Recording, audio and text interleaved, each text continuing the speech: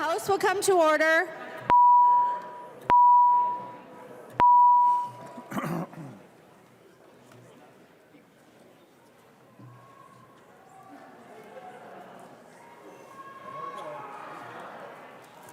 Motions and resolutions. Long moves that Senate File number 2909 as amended be taken from the table. Representative Long. That is my motion, Madam Speaker. All those in favor of taking the file off of the table, please say aye. Those opposed, please say no. The bill is before us. The clerk will report the bill.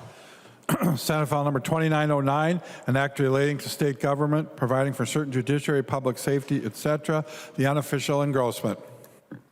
There is an amendment at the desk.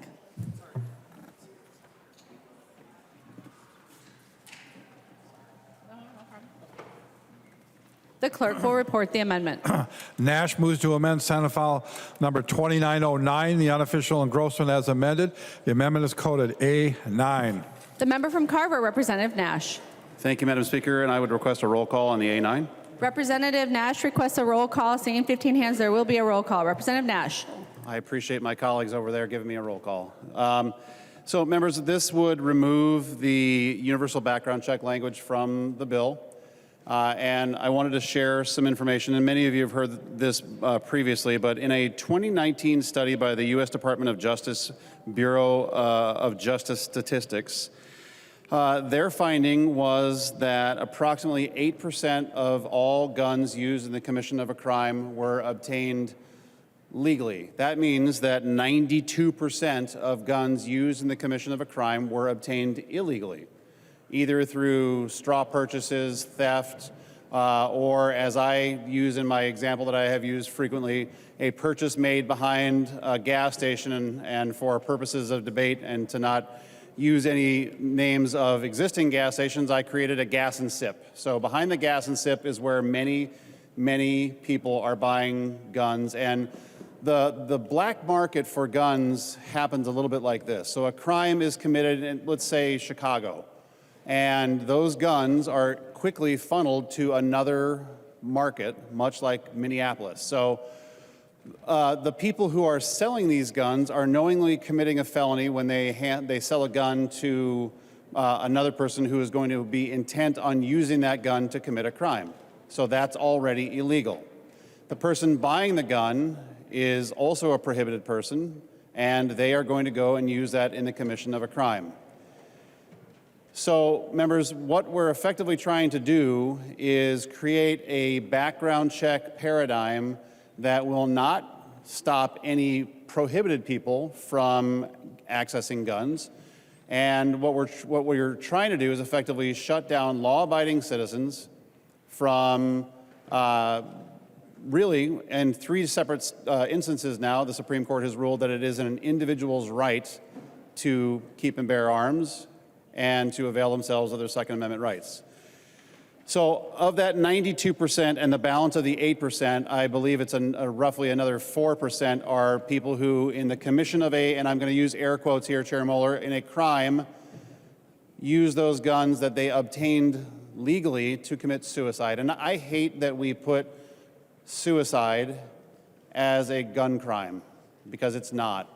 And that should be fixed someday, and I would love to work on that, because I know our friends at NAMI feel passionately about that's just wrong.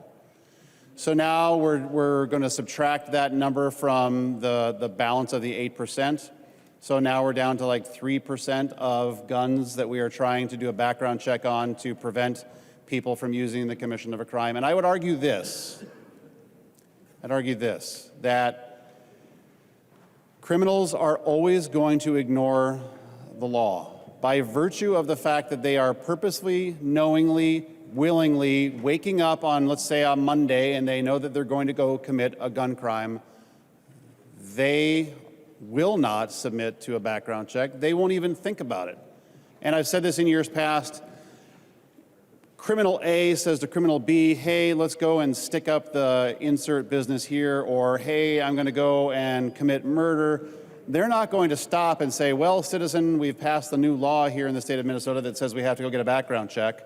Let's go down to the sheriff's office, or let's go find an FFL, or we have to go do the background check before I go commit this heinous crime. They're not doing that.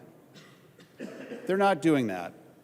And it's been argued, and I was actually on the Public Safety Committee when then County Attorney Freeman said, and we talked about this yesterday very clearly, he was not prosecuting gun crimes. He admitted that he was downward departing, and I see the chair shaking her head. I was in the room, Madam Chair. I was in the room, and it was my question that followed up, and he clarified it and said, yes, that is correct. Wouldn't it be more intriguing if we prosecuted those that were using guns in the commission of a crime and putting them away? And I think that you would see a precipitous drop in future gun crimes. But back to the paradigm that I'm trying to help you understand. So many crimes committed with a gun, and I think a lot of our former police, and I think Representative Whitty could probably, and I've asked him this before, so I feel free I can share this. I asked him one time, of the guns that you had, excuse me, it's allergy season. I said, in the guns that were used in the commission of a crime, how many of them in your career did you see that were obtained legally? And he said, very, very, very few.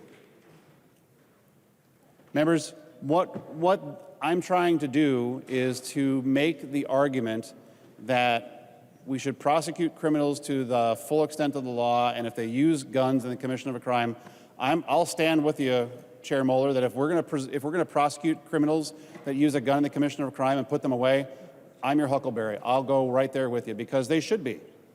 They should be. They should not, however, receive a juice box, a blanket, and a hug and walk out the revolving door of the justice system. They should be put away. So back to my amendment.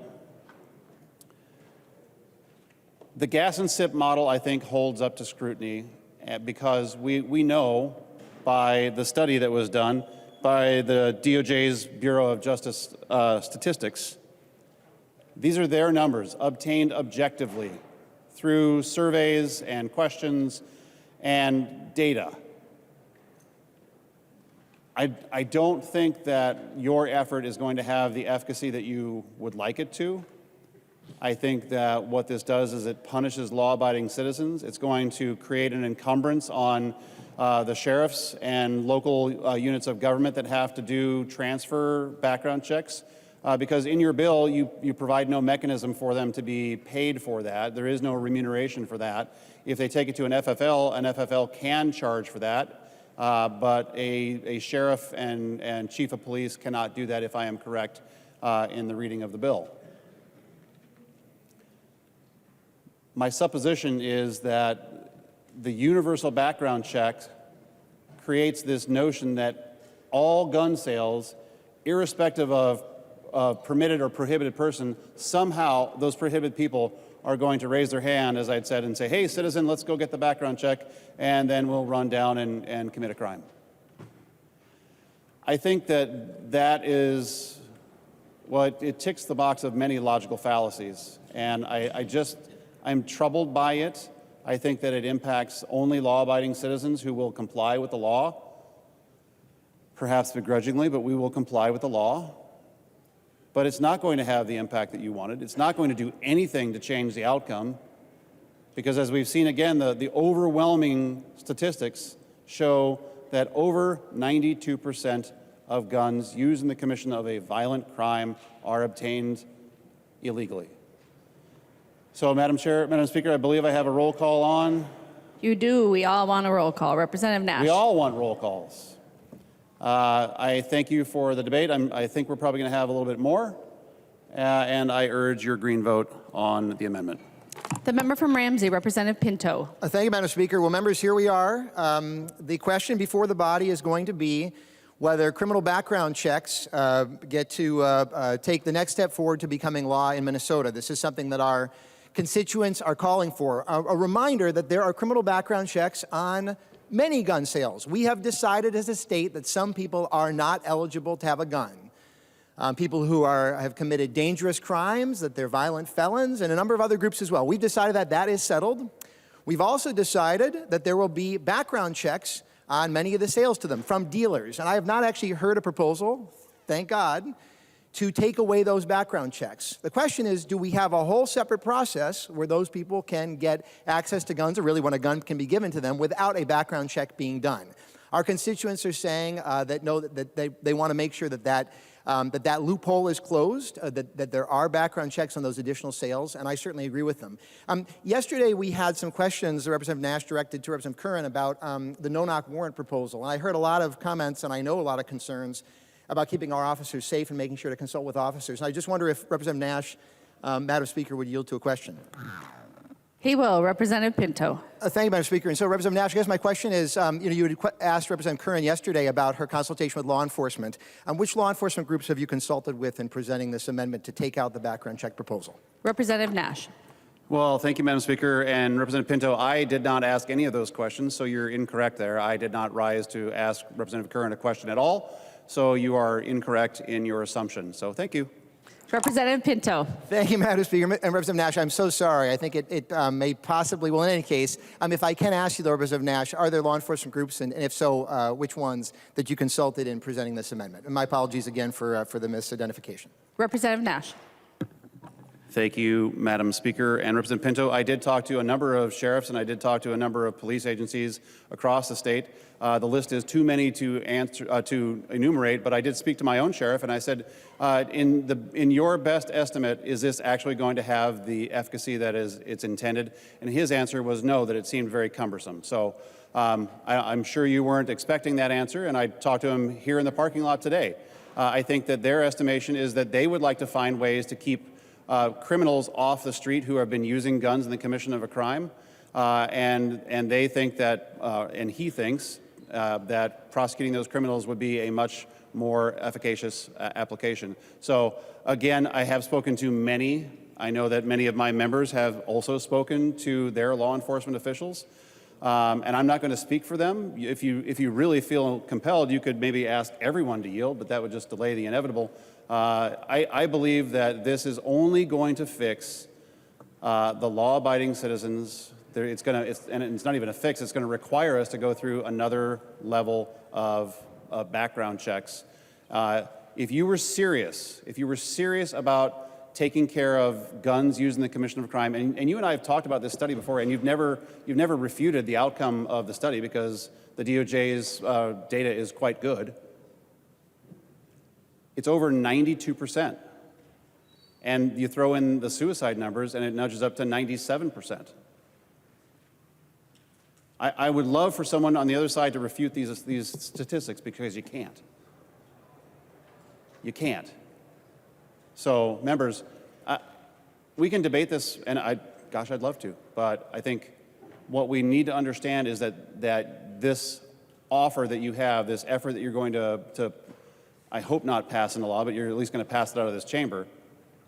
I hope it fails, but what it's going to do is only impact law-abiding citizens that will have nothing. Because I would ask Chair Pinto, are straw purchases illegal? Are purchases made behind the gas and sip also illegal? Are they still illegal? Did they start off as illegal? The answer, inevitably, he will tell us, is yes. Yes, they are. Fix that. Representative Pinto. Thank you, Madam Speaker. Members, first, I think it's important to recognize that there may be an individual sheriff who disagrees, but the Minnesota Sheriff's Association is calling for the passage of criminal background checks. The Minnesota Chiefs of Police Association is calling for criminal background checks. Our county attorneys, state county attorneys, calling for criminal background checks as in this bill. And our Minnesota Police and Peace Officers Association, our frontline police officers, are calling for the criminal background checks in this bill. Now, they recognize that it is the case that if somebody transfers a gun to somebody that they know is a dangerous felon, well, then they've committed a crime, and that's a straw purchase. There is every incentive not to know. There's every incentive to say, hey, I'm going to hand this gun to you. The person says, I want to let you know I actually just got out of, whoa, don't tell me anything further. Don't tell me anything further. Members, criminal background checks we have recognized are needed and are working in so much of our society. Why would we say that we would not want it to cover all gun sales, with the exceptions that are laid out in this bill, as in fact was discussed yesterday in an amendment. Members, the point has been made that criminals, they'll ignore the law anyway. And I guess I don't, as a prosecutor, I really don't understand that argument, because that would say we shouldn't have any criminal laws, right? Criminal laws set an expectation. In this case, the expectation they are setting is on a person who has a gun, let's say entirely legally. I would hope the responsible gun owners in this chamber would not hand their weapon over to somebody if they did not know that person's criminal record. I would hope that you would do that. What this does is to hold all gun owners to that same standard of a reasonable gun owner. To say that we have the expectation of you that you will not hand your weapon over to somebody without knowing what their criminal record is. Again, I would hope that most folks who have guns would follow that expectation, would act in that responsible way. Members, it is critical that we hold all gun owners to that standard. It shocks me that in this time, and really you could say in any time, as our society, as our state, as our country experiences the drumbeat of death by gun. Our country is an outlier in the world, way higher the number of our residents that we are losing to guns. And the people who live in this state know that. They recognize that. Why would we want to be like some states that are at war when it comes to those number of people that we're losing? America should be so much better than that, right? And so many states around our country have taken steps to do that. In many of the states that have criminal background checks on their gun sales, the residents of those states are safer. There is a lower rate of suicide. There are fewer domestic violence deaths. There are better results for the folks in those states. It is absolutely the case that somebody who is a dangerous felon, if they get possession of a gun and they shouldn't have the gun, that is illegal for them to have that. Yeah, are they more likely to use the gun in a crime? They certainly are. That's why we want to make sure they don't get the gun. So we want to make sure that somebody who has a gun has a background check that they have to go through before they hand that gun over. The expectation is on the seller of the gun. If the person who wants the gun goes behind the gas and sip and says, hey, I want to get a gun, well, I hope the person who walks up, and if they in fact legally have a gun, we want an expectation on them that they are going to expect evidence that a background check has been performed before they hand over the gun. Members, it is appalling to me that we would be thinking that we would not want to have background checks on the transfer of guns in the many additional situations where you don't have that. There are common sense exceptions in the bill, and there's an expectation that we should set for folks who have guns in our society. Members, let's listen to our constituents.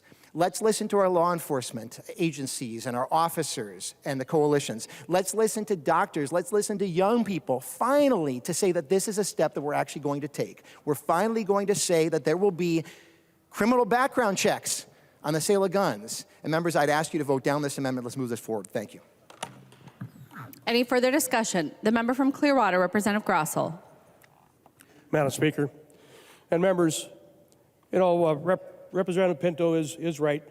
The Sheriff's Association and MPPOA and the Chiefs, those associations do support some of these things.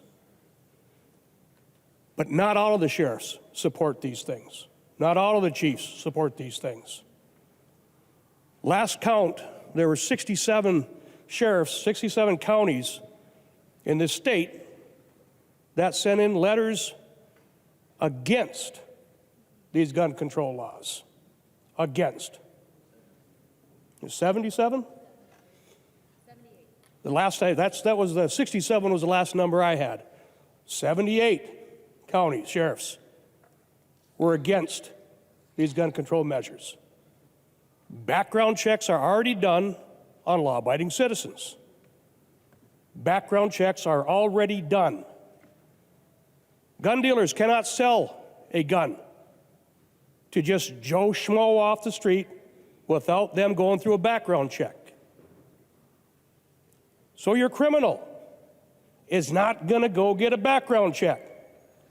They're going to lie, cheat, and steal just like they've always done to get a weapon. They will continue to do that. These bills do nothing but hinder law-abiding citizens. Any weapon that I have, that I loan to somebody, I know that person. I know what they're going to use it for. and it comes back to me. It comes back to me because more than likely they're family or close friends. I don't need the government to tell me who I can loan a weapon to.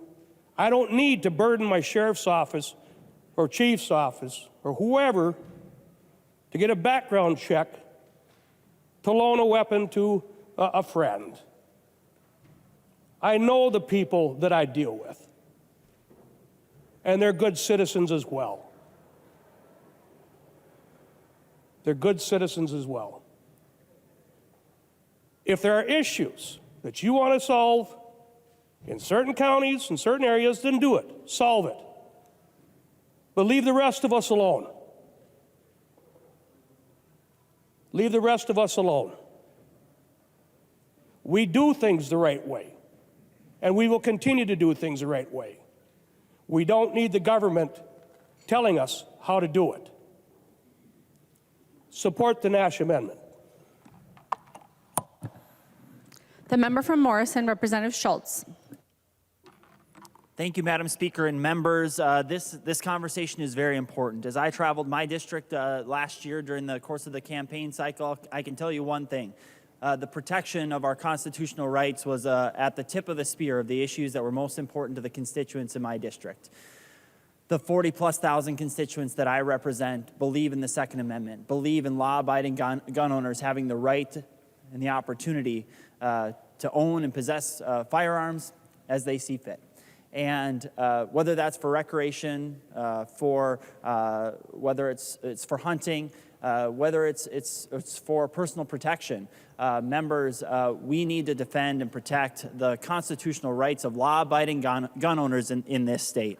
And this amendment is prudent because in this state, this provision that's included currently in this omnibus bill, gosh, it fits with the Democrats' agenda. Go after the law-abiding people of this state. Go after the people who aren't committing crimes in this state. Restrict their rights. Gather their data. And at the same time, make it easier for the criminals of this state to continue to commit crimes here in Minnesota. Law-abiding gun owners should not be the target of this bill, but they are today. When we want to talk about law enforcement professionals, as I've traveled my district, I've made sure to ask every law enforcement official in my district, every single sheriff in my district, 5 different counties, 5 different sheriffs, opposes this. And instead, you know what they ask for? They ask for the laws that are already on the books to be enforced in this state. But are they? Of course not. Of course not. Not with the elected people of this state on a statewide basis who fail to enforce the laws of this state. The streets of our most major cities are more dangerous because the laws on the books aren't enforced in this state. But instead of recognizing that, and instead of taking action to demand that the judicial system in this state actually holds criminals accountable, this measure included in this bill goes after law-abiding gun owners, and it shouldn't be this way. We need to protect the rights of the law-abiding gun owners of this state and support this amendment and strip out this language that doesn't belong in this bill. The member from Beltrami, Representative Bliss. Thank you, Madam Speaker. Representative Pinto, I have spoken to many sheriffs, many sheriffs. Those 78 letters we've gotten, they are very clear they do not support these gun laws. Granted, not all of them mention this one in particular, but every sheriff that I have spoken to has said this law is unreasonable. I've got a letter pulled up in front of me from one of my local county sheriffs, and Representative Schultz, I represent 7 counties, so I topped you up there a little bit. And I have spoken to every one of them, and every one of them oppose these laws. This particular law, or this letter, was written by the county sheriff and county attorney in conjunction with each other. They reference 6 current statutes that prohibit people from purchasing firearms or carrying firearms that are prohibited. Representative Schultz is absolutely 100% correct. We have had example after example on this floor given. Just the other week, we had a huge floor fight about a person that should remain nameless who allowed two people to plead down a gun-related charge to a 2-year sentence. That is unbelievable that we in this state do not prosecute gun charges. They're let out on the street. You want to prevent them from getting a gun, but you're going to let them go to the sip-and shop or whatever the heck the gas station is and buy them. They're going to do it. Why are you doing this? I don't understand it. Yeah, I don't mind getting a background check. Every one of my firearms I have gotten a background check on. If I have sold some of my firearms. I've got friends that have kids that are going through trap. They come to me and say, hey, do you have a shotgun of this caliber, this size? You know, sometimes I do, so I sell it to them. Do I want them guys to get a background check? Do I want them to spend $75, $80, $100 to get a background check? No. And the 20-year requirement to keep this paperwork. Do you have your marriage license still? Do you know where that is? Okay, a couple people. I guarantee you the majority of Minnesotans don't know where that document is, and that's a rather important one if you ask me.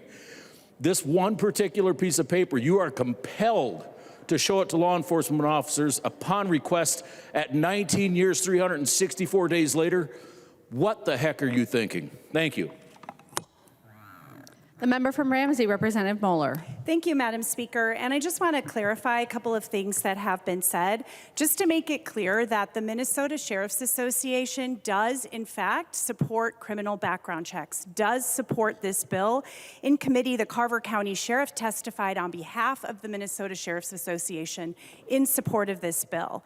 I also want to point out that this reference to Hennepin County prosecutor and Freeman in 2019, this testimony that he gave about prosecution of gun cases had to do with the law that we talked about yesterday that made it only a gross misdemeanor crime, which we increased that to a felony yesterday.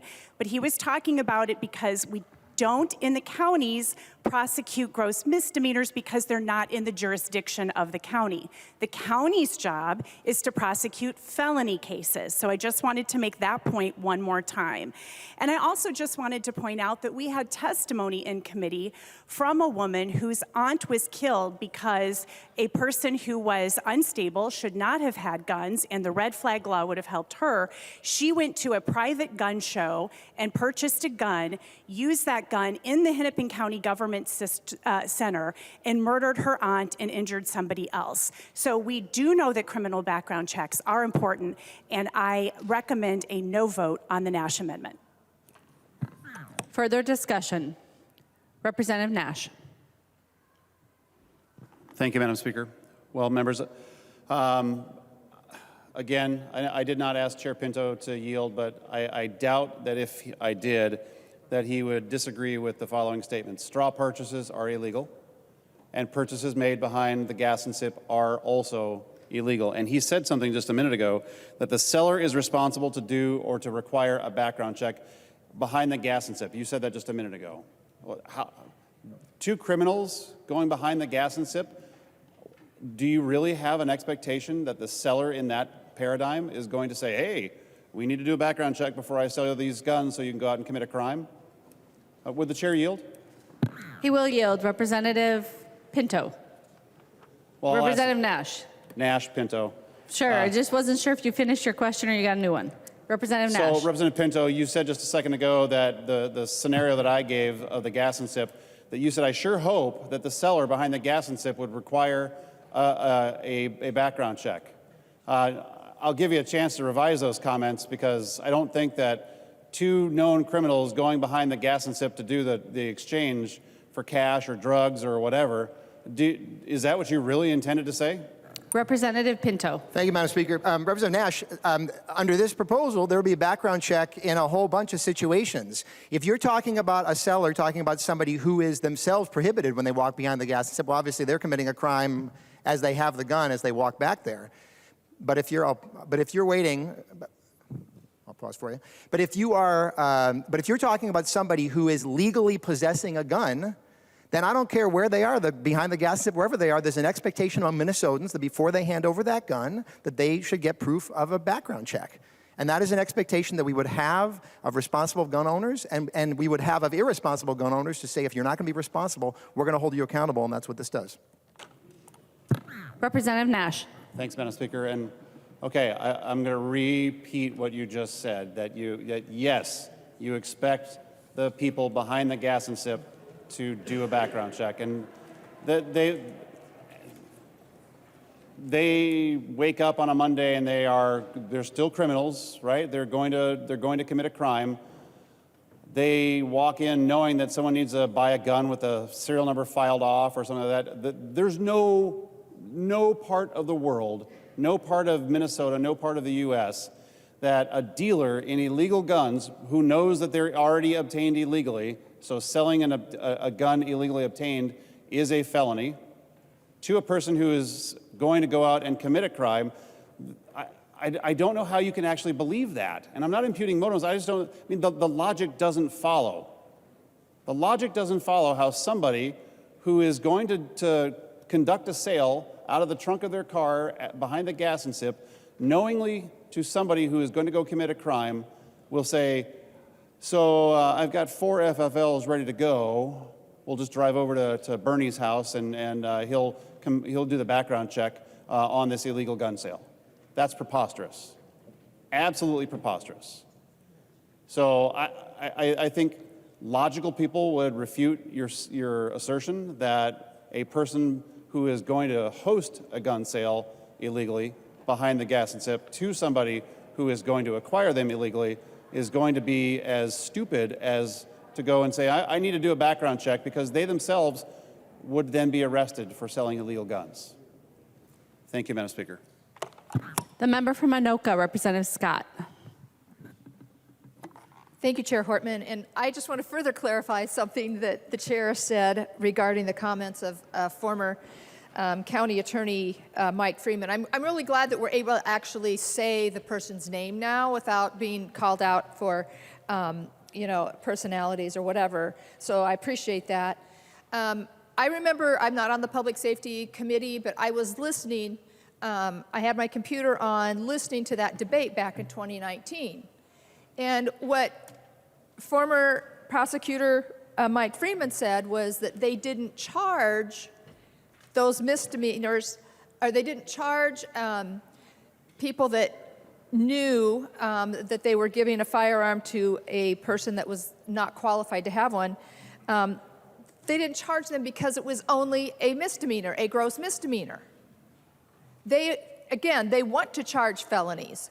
So that, I was on the phone probably within 5 minutes to Mr. Holtquist here, our researcher, and said, what can we do about this? And let's get a bill drafted that will raise that penalty to a felony. Now, I've offered that bill every year since, and finally we had some movement on it. I got called down the first time because it was a felony, and felonies would have put the budget resolution out of whack, even though I had a fiscal note that it cost nothing. Your side of the aisle still would not take that bill. Now, I don't know if it was a difference in chairs or what. Now you finally took it. There's some nuance to the language. So let's get the record straight here. The reason that Freeman said he wouldn't charge those is because it was only a gross misdemeanor. So we tried to fix it. Finally, hopefully, we are. The member from Stearns, Representative Demuth. Thank you, Madam Speaker. And as we debate the Nash amendment, thank you, Representative Nash, for bringing this forward. I just want to make note that the Stearns County Sheriff, who I know Representative O'Driscoll, Representative Perryman, myself, Representative Wolgamont, specifically wrote to us and let us know that agencies in Minnesota are already doing everything that is covered as far as background checks go. We know that this amendment is important to support members, and I would ask for a green vote on the Nash Amendment. Any further discussion to the Nash Amendment? The member from Crow Wing, Representative Heinzman. Thank you, Speaker. And listening to the debate today, just want to thank Representative Nash for his amendment. One of the things that was discussed that I just think we have to highlight again, Representative Pinto, requiring that Minnesotans maintain paperwork on a transfer for 20 years. 20 years under penalty of a gross misdemeanor.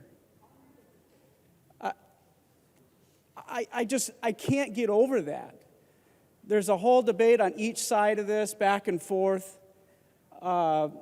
background checks and so on and so forth, and many of the arguments, I think, are incredibly important to the discussion. I'm glad we're having that. But specifically to requiring 20 years that you maintain paperwork. So many things happen in people's lives. That casts such a wide net. People are going to get caught up in something without ever intending, never ever maliciously or intentionally causing the loss of, say, a piece of paperwork. Many things happen in people's lives. People move. People have, sometimes there's a loss due to a fire or flood. So many other examples. I just think that's outrageous that we're talking about requiring people to maintain that paperwork for 20 years on penalty of a gross misdemeanor. I had to rise today to speak to that. I think it just really helps, if anybody's watching the debate today, kind of sets the tone for what we're getting after here.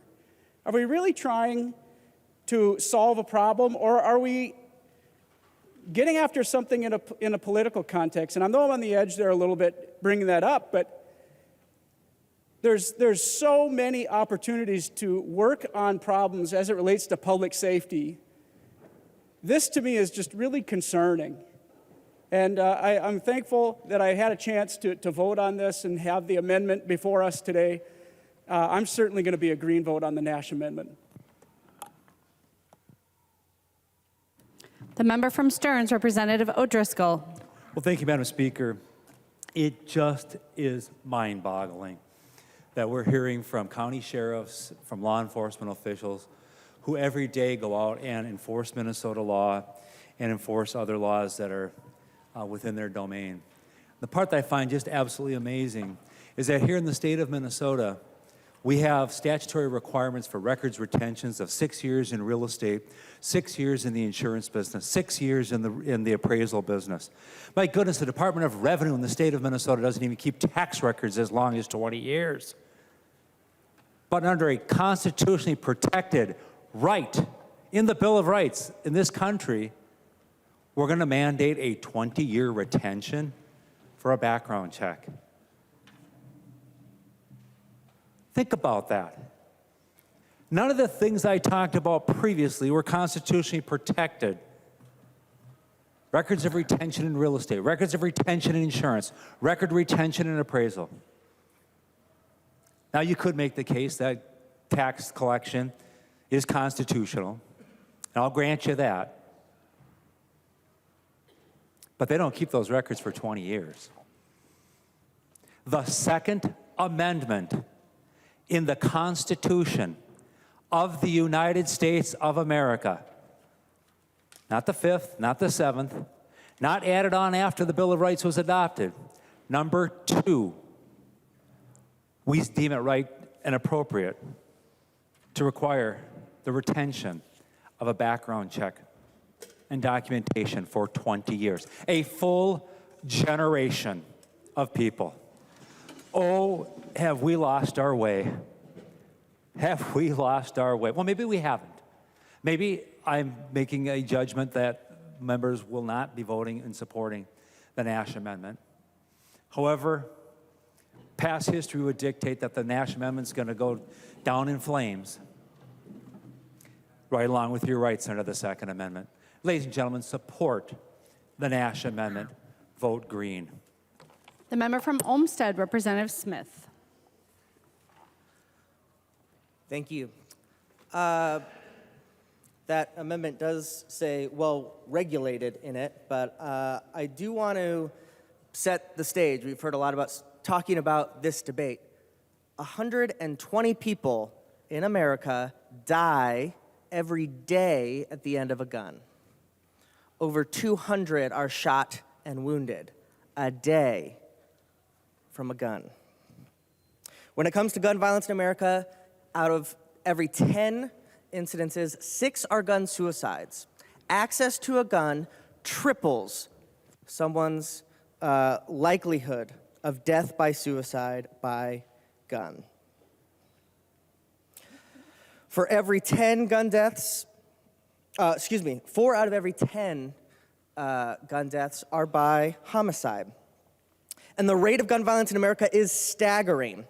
We are 26 times higher in our country to die by a gun homicide than in other high-income nations. 26 times. Are our criminals 26 times worse? Is the security at our gas stations 26 times worse? No. It's the access to guns. We're a country where we have more guns than people. This is not perfect, but background checks is one step into making us a safer state and a safer country. That's what this is about. The member from Crow Wing, Representative Davis. Thank you, Madam Speaker. Members, I'm blown away by what I just heard.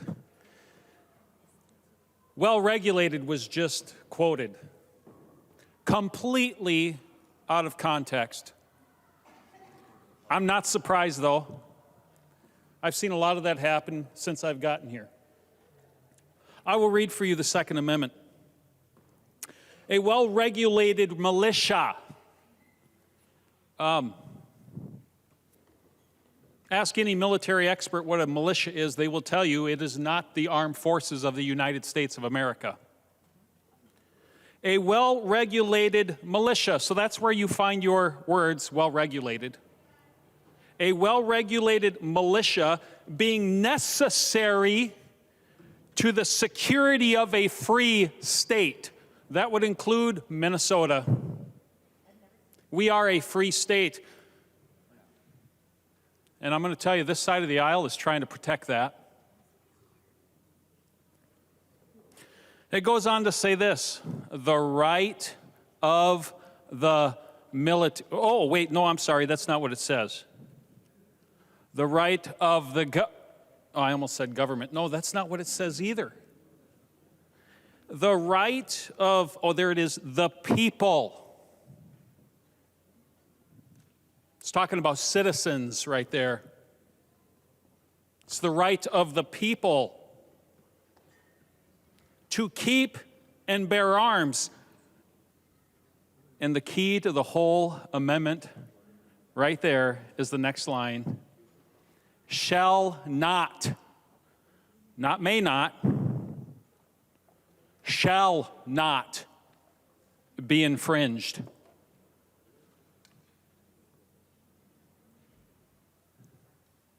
This is a constitutional issue right here.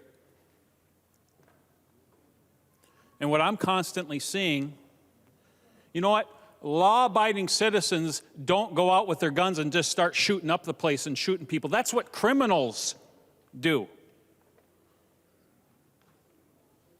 I completely support the Nash Amendment. Let's bring constitutional sanity to this floor today, members. Vote green.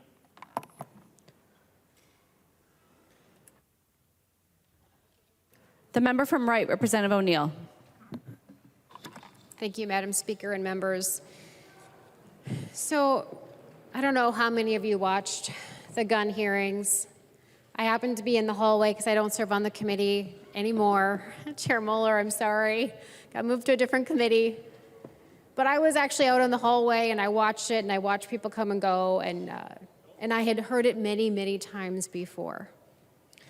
And there was one testimony that really, really stood out to me. And that was a Reverend Tim Christopher from North Minneapolis. And anyone that knows Reverend Christopher, if you watch him on Twitter, if you've had the opportunity to see him face to face, He is quite a dynamic man. He's a passionate man. He's a godly man. He's a charismatic man. And he really, really, really cares a lot about his community in North Minneapolis. He also happens to be an African American man. And the thing that stood out to me the most, because I care a lot about his community, when the riots happened, my community put together an entire U-Haul load of food and brought it down to Reverend Christopher. And then I had a team of people down here that lived near North Minneapolis help me unload it. We brought it into the church. And I'm not alone. There were many, many members of this body that did the same thing. But I got to spend some time with him, and he is quite an impressive person. And so when he speaks, I listen. And this is what he said. This bill, which was House File 14, now it's Article 14 in this bill. This bill will tremendously and negatively affect his community. And let me tell you why. I will just give you one thing in the bill, and if you've got the bill, like Representative Nash and I like to do, and print the whole thing out, if you go to page 232, starting in line 29, so 232.29. For those at home, that's where we're at. And it says this: a person who refuses or is unable to produce a record of transfer for a firearm transferred under this section in response to a request for production made by a peace officer pursuant to, and it goes on, is guilty of a gross misdemeanor. Now that's been highlighted by multiple members on our side. So one could interpret that as if a peace officer approached you because you had a weapon with you that did not require a permit to carry, he could ask you, theoretically, in that moment, to produce this paper. Now, I understand it can be electronic. But think about the implications of that across the state. Now, Reverend Tim Christopher is a very passionate man. And he explained that if you have to do all of what is expected, including holding on to a piece of paper, either electronically or actual paper, for 20 years, and if you lose that in a fire, your data is lost on your phone, things happen. And a peace officer is asking you for that document, and it doesn't say for what reason. It doesn't say that in the bill. You could be guilty of a gross misdemeanor. Now, you've done absolutely nothing wrong. You have broken no law. You are a law-abiding gun owner, but you lost a piece of paper. Imagine the impact on his community. Just let that sink in for a minute.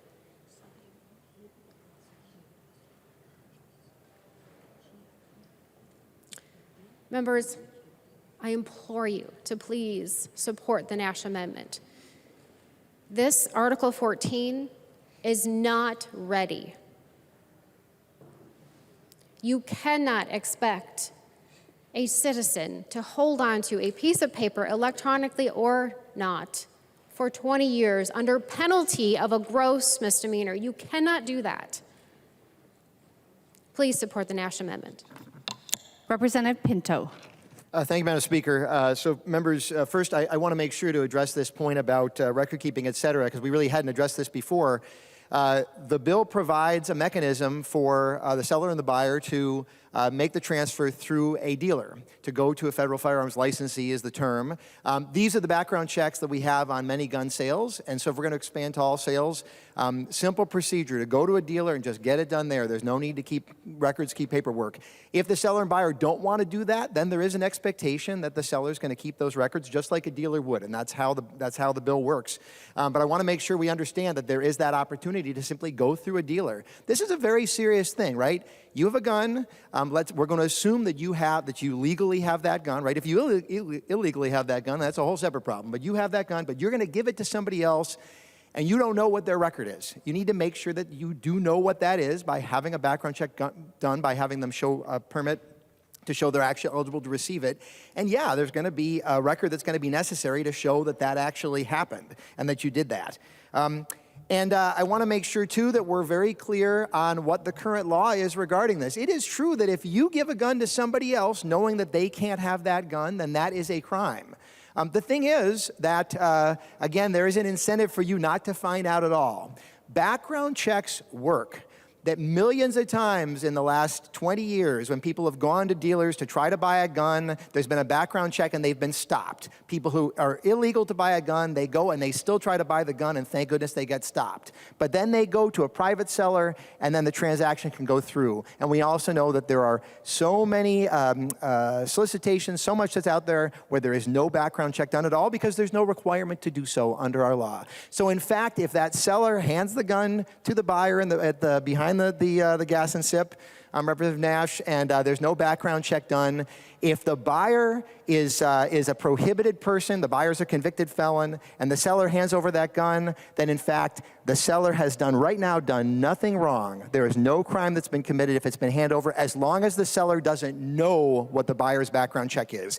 That's what we're trying to fix here, is to make sure that we actually can know what that criminal record is, and we have that expectation of sellers, we have that expectation of gun owners. That is something that responsible gun owners do. That's something Minnesotans are expecting. To say that this is not ready, to my mind, it's absolutely the opposite. Minnesotans have been calling for this for years. It is time that we took this step. It is time that we keep the residents of our state safer as they are in the nearly 20 other states that have criminal background checks on all sales. The civil liberties are fine in those states. They're doing well. The thing is, those people are a lot safer, the residents of our state. Let's make it happen. Let's vote this down. Thank you. Members, we're joined on the floor today by a former state representative Dean Simpson, who served in the Minnesota House of Representatives from 2003 to 2008, representing New York Mills. Please welcome him to the chamber.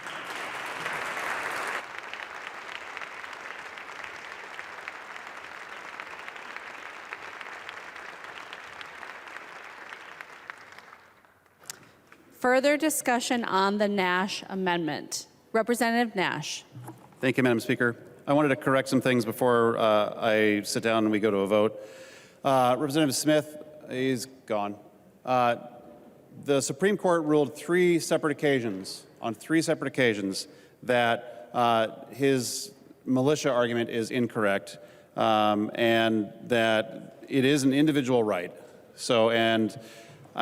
Before you stand up and argue, you should at least know your history from the Supreme Court, because they ruled on three separate occasions that the well-regulated militia is, as was in the majority opinion in the Heller, the adjective well-regulated implies nothing more than the imposition of proper discipline and training, which, in order to get a permit to carry and a permit to purchase, you have to show some of that. So let's move on to, again, the fairly inaccurate and illogical statement, again, that Chair Pinto just made, predicating that a person who is selling guns behind the gas and sip to a person that they know is going to use them in the commission of a crime is themselves committing a crime because they're selling to somebody that they know will go and use it to commit a felony themselves. So, members, this is a good amendment. It is, again, if we could all make the effort that we're going to prosecute criminals that use guns in the commission of a crime, that 92%, that would be great. And I wanted to refute one last point that the suicide, and I forget which one of you said it, that the suicide folks could have been saved if they would have gone through a background check. Well, I know that many of the people who commit suicide were permitted people when they bought their weapon. So how would they undergo a background check for a gun that they already owned and obtained legally? You have no answer for that. Members, vote green. The member from Goodhue, Representative Altendorf, I believe, did you add yourself to the list? Sorry, I went to Representative Nash. I forgot. Representative Altendorf. Thank you, Madam Speaker. I rise. I just wanted to address Representative Smith's comments about 100 gun deaths per day. And we can twist statistics. We can talk about numbers all day long. A quick Google search will also show you that in 2021, we had 106,000 U.S. citizens died from drug overdose. Do the simple math on that. That's almost 300 people per day are dying from a drug overdose. And so how disingenuous to say that 100 gun deaths happen a day and that is somehow reason to pass this amendment or to pass this bill. We can play this game all day long. We can play this game of drug overdoses, of other ways that people commit suicide, of people smoking causes deaths. The scare tactics, the fear mongering. It is not very becoming. The clerk will take the roll on the amendment.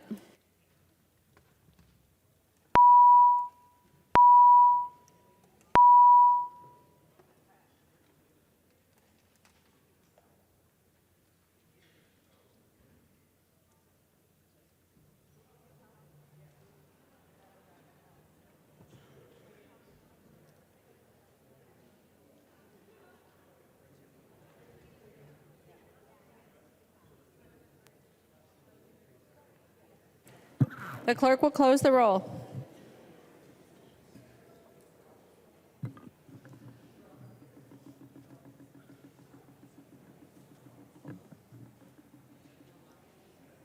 There being 61 ayes and 70 nays, the motion does not prevail. The amendment is not adopted. There is an amendment at the desk. The clerk will report the amendment. Altendorf moves to amend Senate File Number 2909, the unofficial engrossment as amended.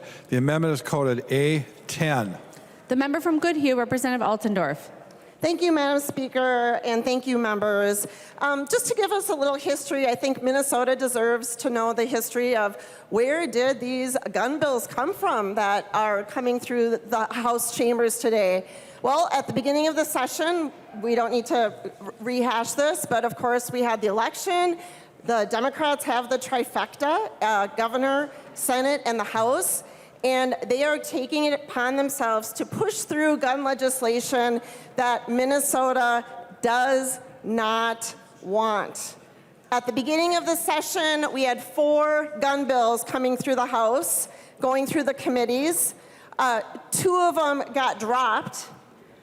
And the other 2 that are now that we're just voting on, HF 14, HF 15, they just kind of work their way into this big, giant public safety omnibus bill. Well, how politically convenient that we are going to put our Second Amendment rights at risk, and we're not even going to do it as a standalone bill. We're not even going to put it out there for, this is how the Minnesotans want us to address an issue, a new law that is as important as infringing on our Second Amendment rights. This absolutely should have came through as a standalone bill. Only the Democrats, Minnesota, no, they did not have the support. They did not have the support in the Senate. They knew this was putting their members at risk. They knew this. So there's reasons why we do things politically, and then there's things that we do for policy. This is bad for both. This is bad for both. Politically, this moved through the Minnesota legislature in a way that we shouldn't. So my amendment, the A10 amendment, is to delete all the extreme risk protection orders in Article 15. to delete it because politically this did not move through the legislative process the way this should go through the process. And policy-wise, this is terrible policy. This violates due process. This violates civil rights. This violates our constitutional rights. And this does not address the actual problem, the person at risk, the individual. This does not address that. We already have laws. We already have laws that can be enforced for mental health care crisis. We already have laws for someone that could harm someone. Yet you're not interested in enforcing those laws. What you are doing with this red flag law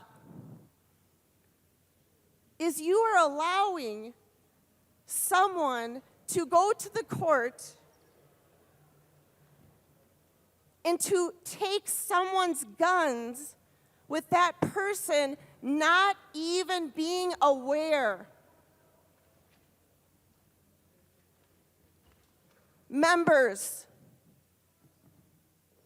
we are here to protect the citizens of Minnesota. We are here for Minnesotans. And before I get asked the question, did I talk to the sheriffs? Did I talk to the police? Absolutely, I did. And by citing one sheriff who is against this law, how disingenuous is that? There is 87 counties, 87 sheriffs.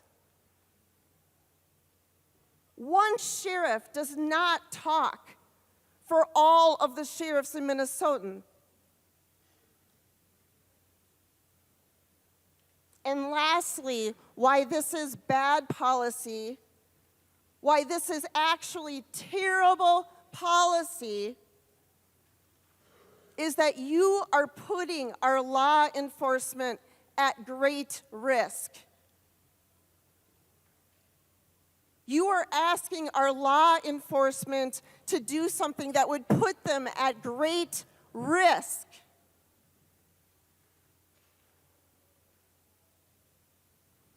Members, this is very serious.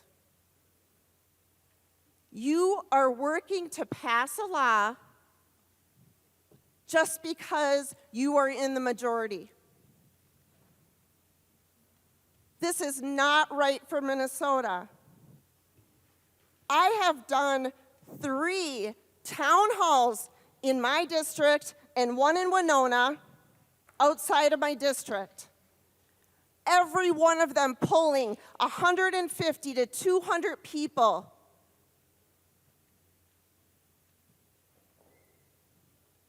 Minnesotans overwhelmingly do not want this law. Please, members, vote for my amendment. The member from Hennepin, Representative Frazier. Thank you, Madam Speaker. Representative Altendorf, I can tell you that one of the things about legislators and governing, typically when you have a majority, you do pass laws, you govern. That's what we do. And I can tell you that I had a chance to travel around the state this past cycle, and what I heard was people do want common sense gun safety laws. People do want safety in their communities. People don't want to have to be concerned about whether or not their child is going to come home at the end of the day. We just had a bunch of young people up in the Raptors that are gone now. And I believe they may have been here to hear this debate and this discussion. But because the last discussion droned on, they had to leave. So it's unfortunate that they're not going to get to hear this. They may have to go back and maybe review it in class with their teachers. But I can tell you, and I didn't rise for a point of order to talk about motives when you raised why we're doing this, because I wanted to address it directly.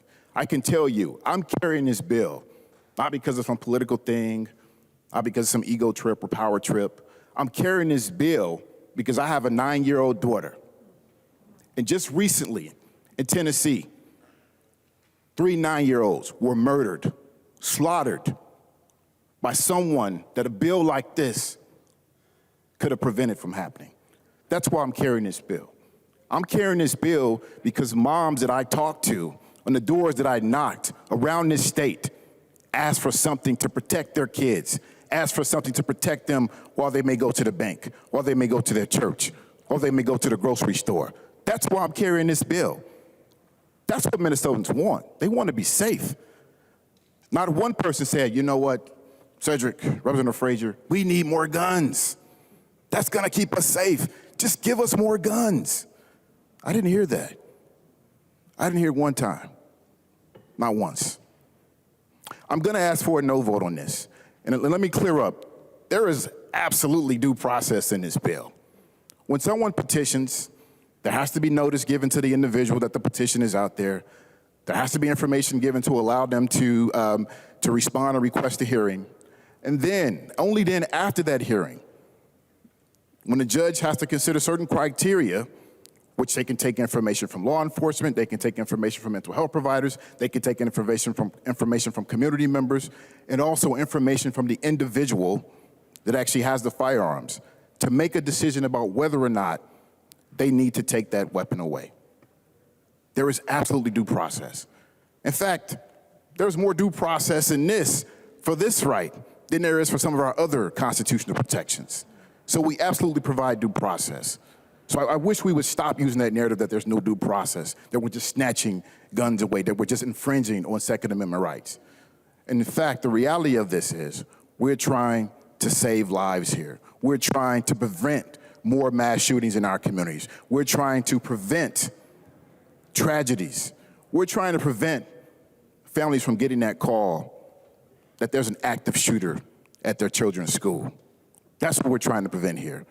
I urge a no vote on this. Oh, sorry, Madam Chair, and I would like a roll call on this. Representative Frazier requests a roll call. Seeing 15 hands, there will be a roll call. Discussion to the Altendorf Amendment. The member from Beltrami, Representative Bliss. Thank you, Madam Speaker. Thank you, Representative Altendorf, for bringing this forward. You know, you look at this bill, and this bill says that if a person poses significant danger of bodily harm to other persons or is at significant risk of suicide by possessing a firearm, they're going to have this order put against them. And Representative Frazier, this is news to me that they're notified before the sheriff shows up at their door. So I'm going to have to look into that a little bit more. But the bill says that they're going to remove the firearms from the place, okay? And then they're going to say, have a nice day, and walk out the door. Now, think about it. Who's going to be the majority of the people that file this order? It's going to be the domestic partner, children, somebody that's very close to that person. They're going to leave that person in the house with this person that they're saying is a danger to themselves or others, with hammers, knives, fists, boots. Why would we do this? We have a bill, we have a current law that allows law enforcement to take people into custody for 72 hours. Now, I know there's issues with that, and I'll get to that in a second.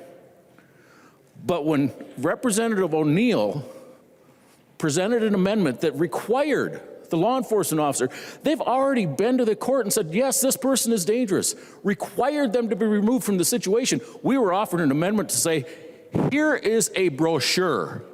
Are you kidding me? This bill is obviously just an anti-gun bill. If you are truly concerned about the person or the people that this person interacts with, you'd be taking that person out and getting him help. Now, what did we do? You know what we did? We talked to sheriffs. And I, like I said before, I represent 7 counties. I talked to every one of them. I have talked to multiple sheriffs outside of my district. Too many to count. And when I said before, Chair Pinto, that some of them didn't, they were kind of squishy on the background checks, not one supported this bill. And Representative Altendorf, I have to correct you a little bit. That outlier sheriff was neutral on this bill. He supported the background check bill, not this one. I have not spoken to a sheriff or law enforcement officer that supports this bill. And why? Because they know the dangers. They know that showing up to an unstable person's house and removing their guns and leaving them there, leaving that person in that situation with the other people that are at risk, they know the dangers of that. So you know what we did? We reached out to the sheriffs and law enforcement officers, and we said, what can we do? What can we do to provide a solution to these issues? And they responded. And it was probably, I'm going to guess, 78 sheriffs responded back that they want increased mental health treatment centers, particularly in the rural areas. Now, members, back in 2018, we funded an emergency mental health crisis center. We funded about 6 of them across the state as a pilot project. These crisis centers actually provide a place to bring, and this is where I said I'd get back to the 72-hour hold.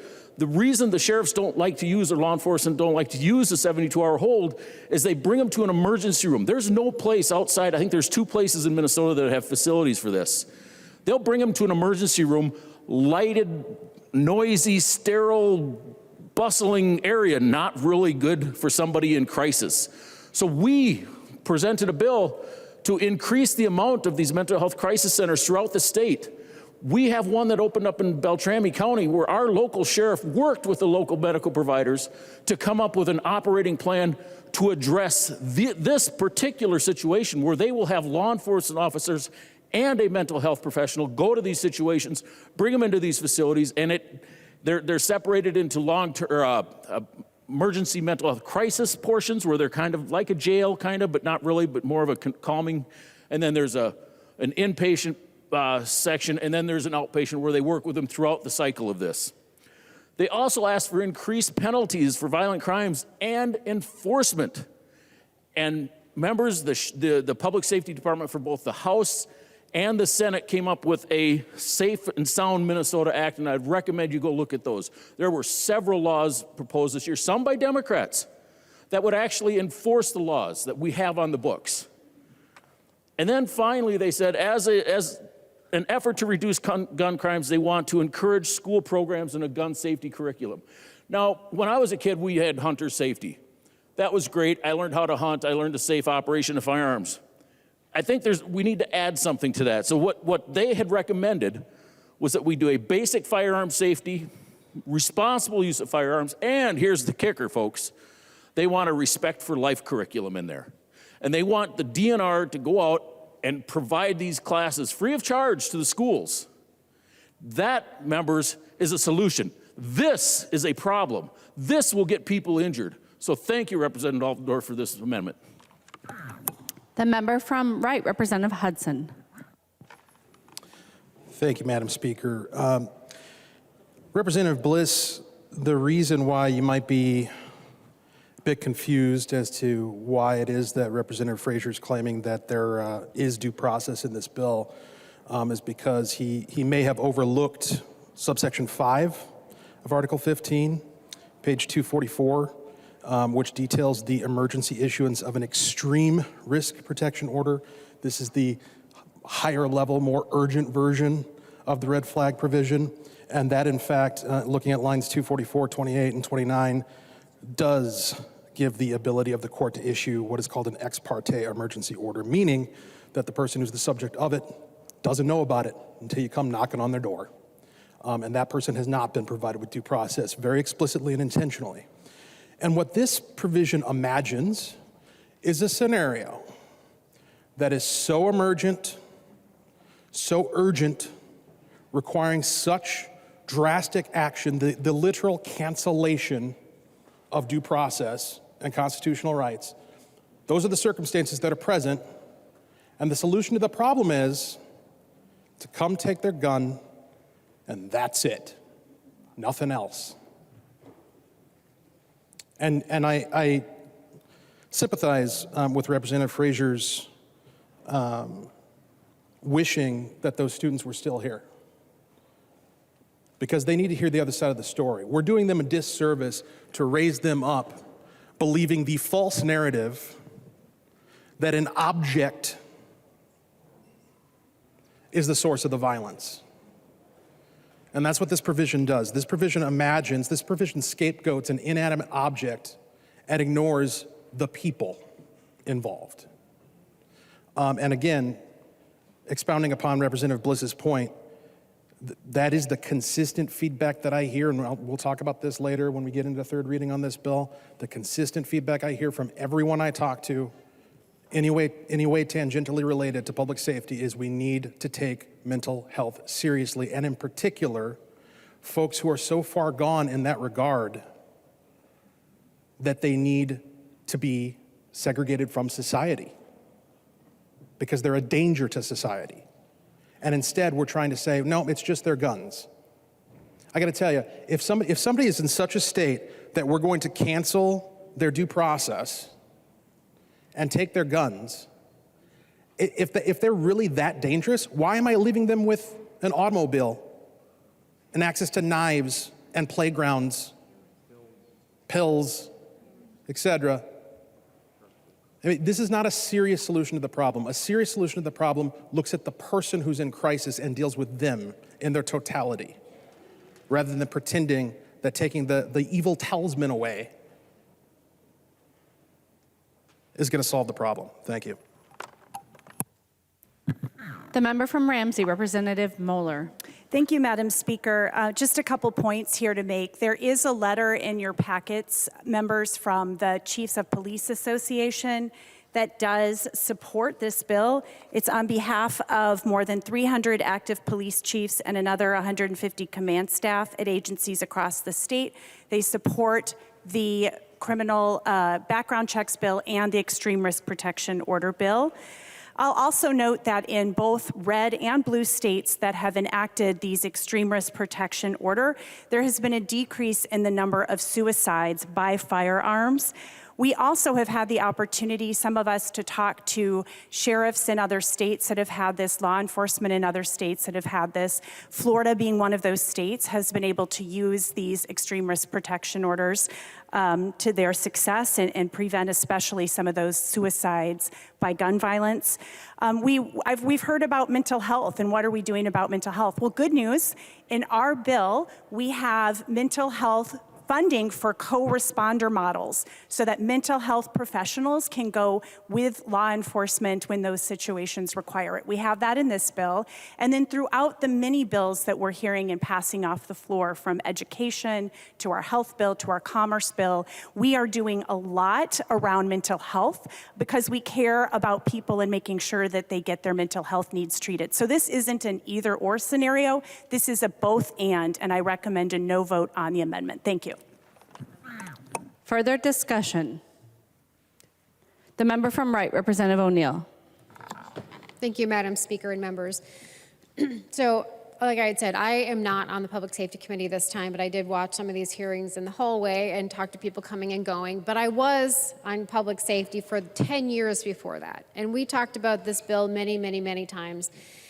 And I remember when an author was up, and we actually had two authors up one year, that I was asking a lot of questions about this bill, and there were a lot of unresolved things. Now, I want to give a shout out to Representative Pinto, because I know he took a lot of notes and he made some changes, but there are some underlying changes that I just want to make sure that we point out. And so I'm wondering if, I believe Representative Frazier now is the author of the underlying bill of this bill, and I'm wondering if he will yield to a question, Madam Speaker. He will yield to a question. Representative O'Neill. Thank you, Madam Speaker. Representative Frazier, so there was one outstanding question that was really a conundrum in our committee last biennium, and that was the issue of what if you have roommates? So if you have one individual in that home that this order has been issued for, and you have 2, 3 other roommates who also have firearms, there was a really big outstanding question of, so then what do you do? Do you come in and only take the firearms of the person that is under the ex parte or emergency order or the underlying red flag order? In the emergency order, of course, it's an ex parte hearing, and so no one in that home may even know that that is actually happening, because that's what ex parte means, is that the person whose guns are going to be taken away, he may not know because it could be that emergent. But what if there are roommates, Representative Frazier, in that dwelling, and what if they have guns as well? What are they supposed to do according to this bill? Representative Frazier. Thank you, Madam Chair. Representative O'Neill, actually, I didn't get a chance, and I meant to do this when I got up the first time, because you shared some stories yesterday that I thought were very, they touched me when you shared the stories about your neighbors that had committed suicide. And I always think those stories are important because we need to humanize what we're talking about here. Representative Hudson talked about an inanimate object, but what we need to humanize is what that object takes away from us. And when those lives are lost, we should make sure that we understand that this is what we're talking about here, is we're talking about saving those lives. So thank you for sharing those stories yesterday. I didn't get a chance to say that, and I meant to. So I'm glad you got up to ask a question so I could do that. In this situation, there has to be specificity within the petition as to who has the guns and where the gun is.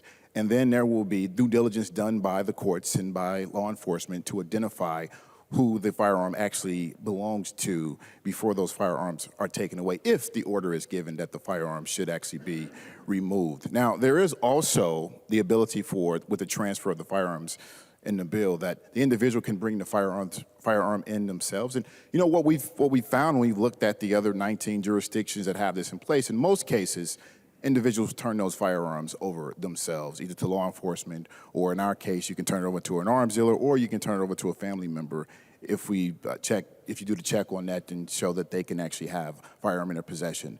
But I don't see that as being the issue based on the due diligence that we provide for in the bill.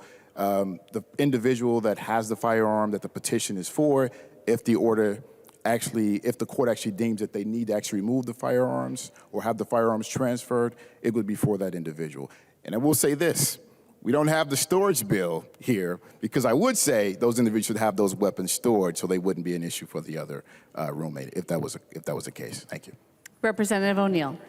Thank you, Madam Speaker. Well, thank you, Representative Frazier, and thank you for acknowledging those 2 lives lost. And yes, that was an incredibly difficult time for their families, for us as neighbors, that, sometimes people keep that so hidden you don't even know that it's about to happen. And had I known, I certainly would have intervened.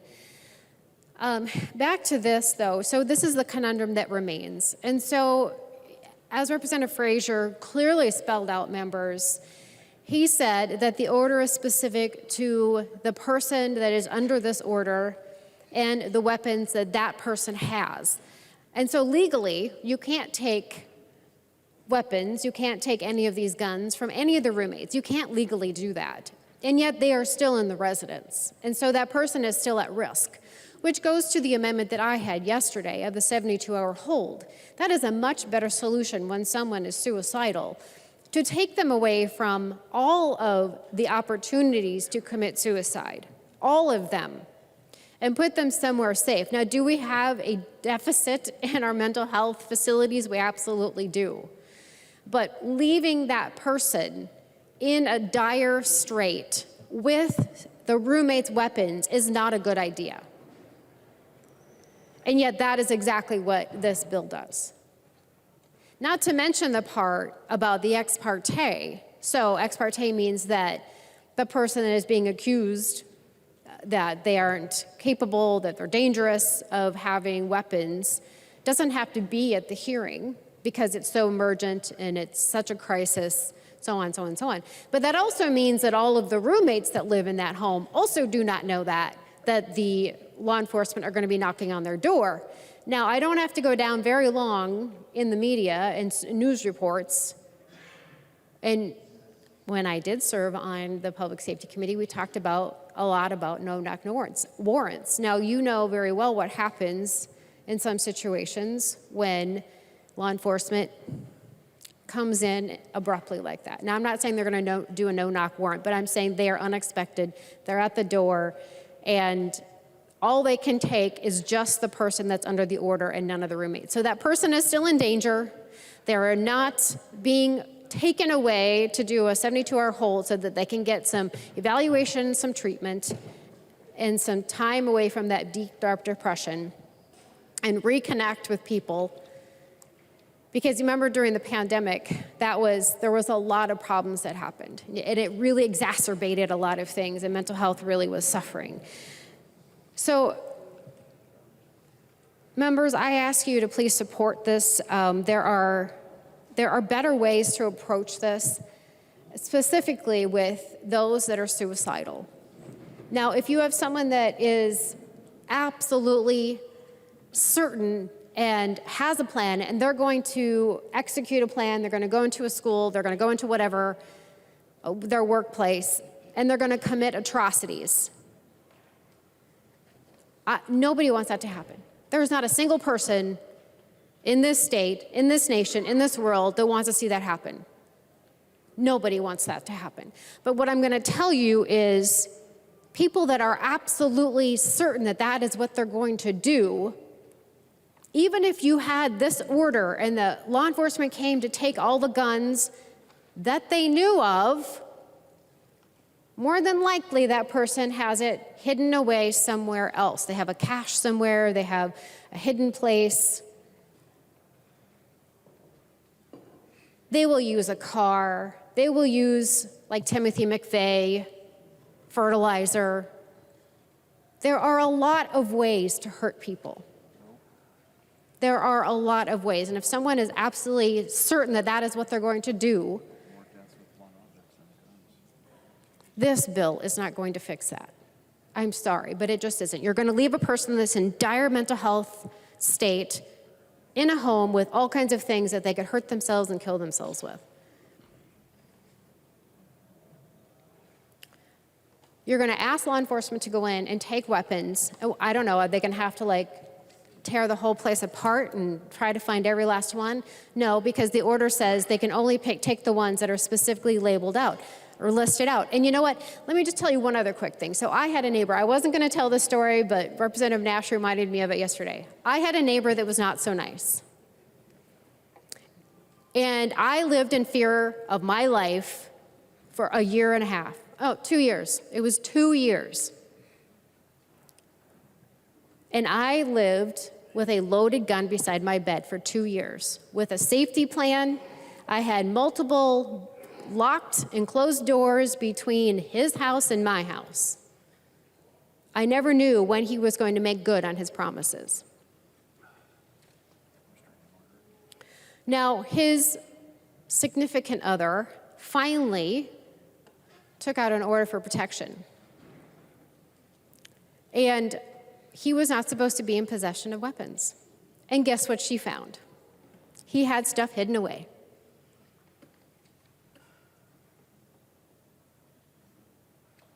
That is what they do. I'm sorry, but this will not fix that. Madam Speaker, thank you.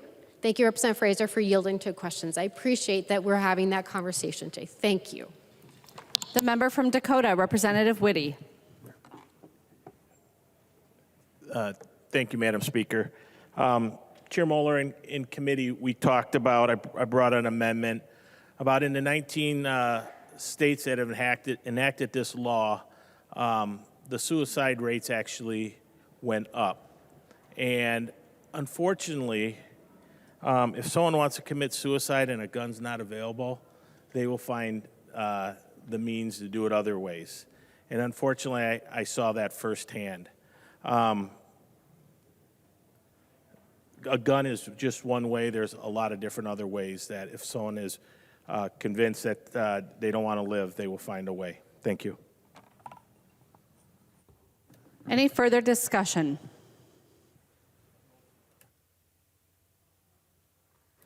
Representative Altendorf.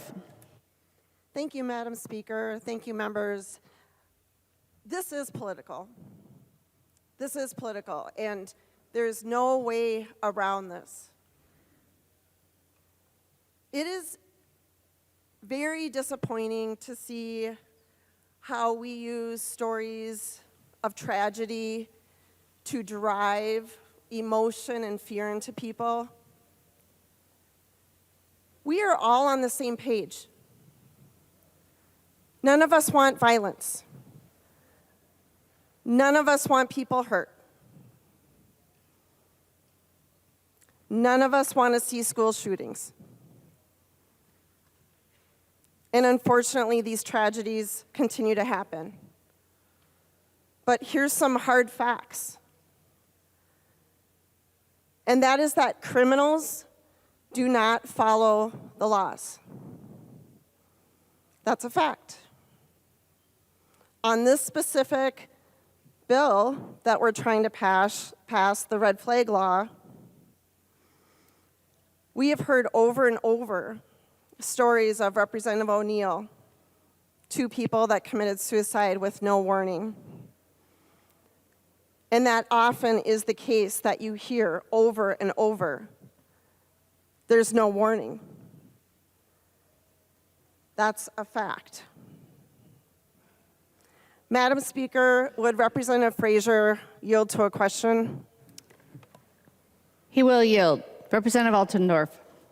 Representative Frazier, my question is, does California have this law on in their state?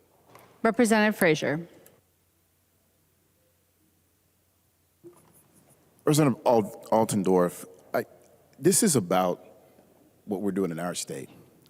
This is about how we're protecting our kids, how we're protecting folks that want to go to their place of worship, how we're protecting people that just want to go out in the evening and go to the grocery store, how we're protecting folks that may want to go to the state fair, want to go to a museum. That's what this is about. I'm not sure where you're going with comparisons to other states. There are 19 jurisdictions that have this law. But what I know today, what I stand for today, and what we on this side stand for today is what can we do best to make sure our communities are safe and we're protecting people in our state. Representative Altendorf. Thank you, Madam Speaker, and thank you, Representative Frazier. What I heard is we went right back to the emotion of it. We went right back to the emotion to drive the fear into the public. Right back to the emotion. The facts are that California does have this law instated. They do have this law. And yet, California, oops, sorry, I lost it. ABC News, anyone can Google this, January 2023. Experts explain why California is still rife with gun violence despite some of the most stringent gun laws in the country. Experts explain why California is still rife with gun violence despite some of the most stringent gun laws in the country.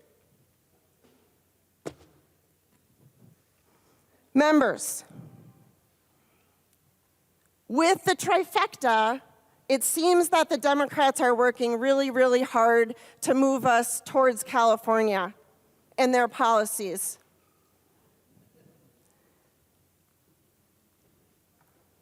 Minnesota objects to this. Minnesota objects to this. It does matter, Representative Frazier. You said it doesn't matter the question that I asked. It does matter because we are voting right now in the state of Minnesota to pass a law that doesn't work, that doesn't stop the crime. It does matter. Facts do matter. We cannot continue to manipulate people on emotion and fear to drive a political agenda.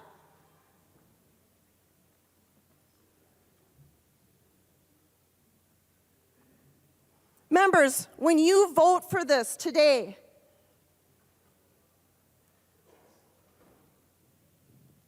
please vote yes.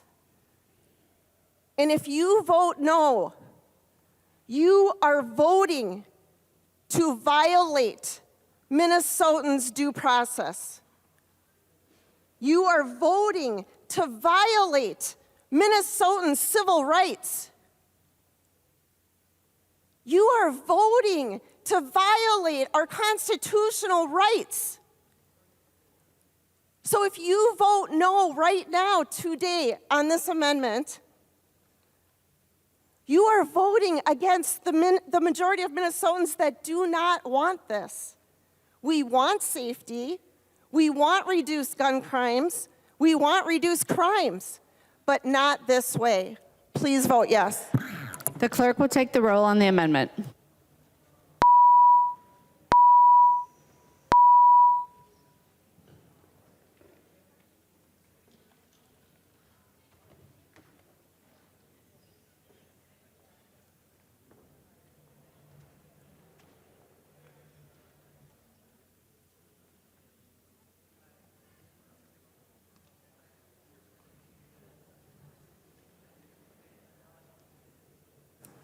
The clerk will close the roll.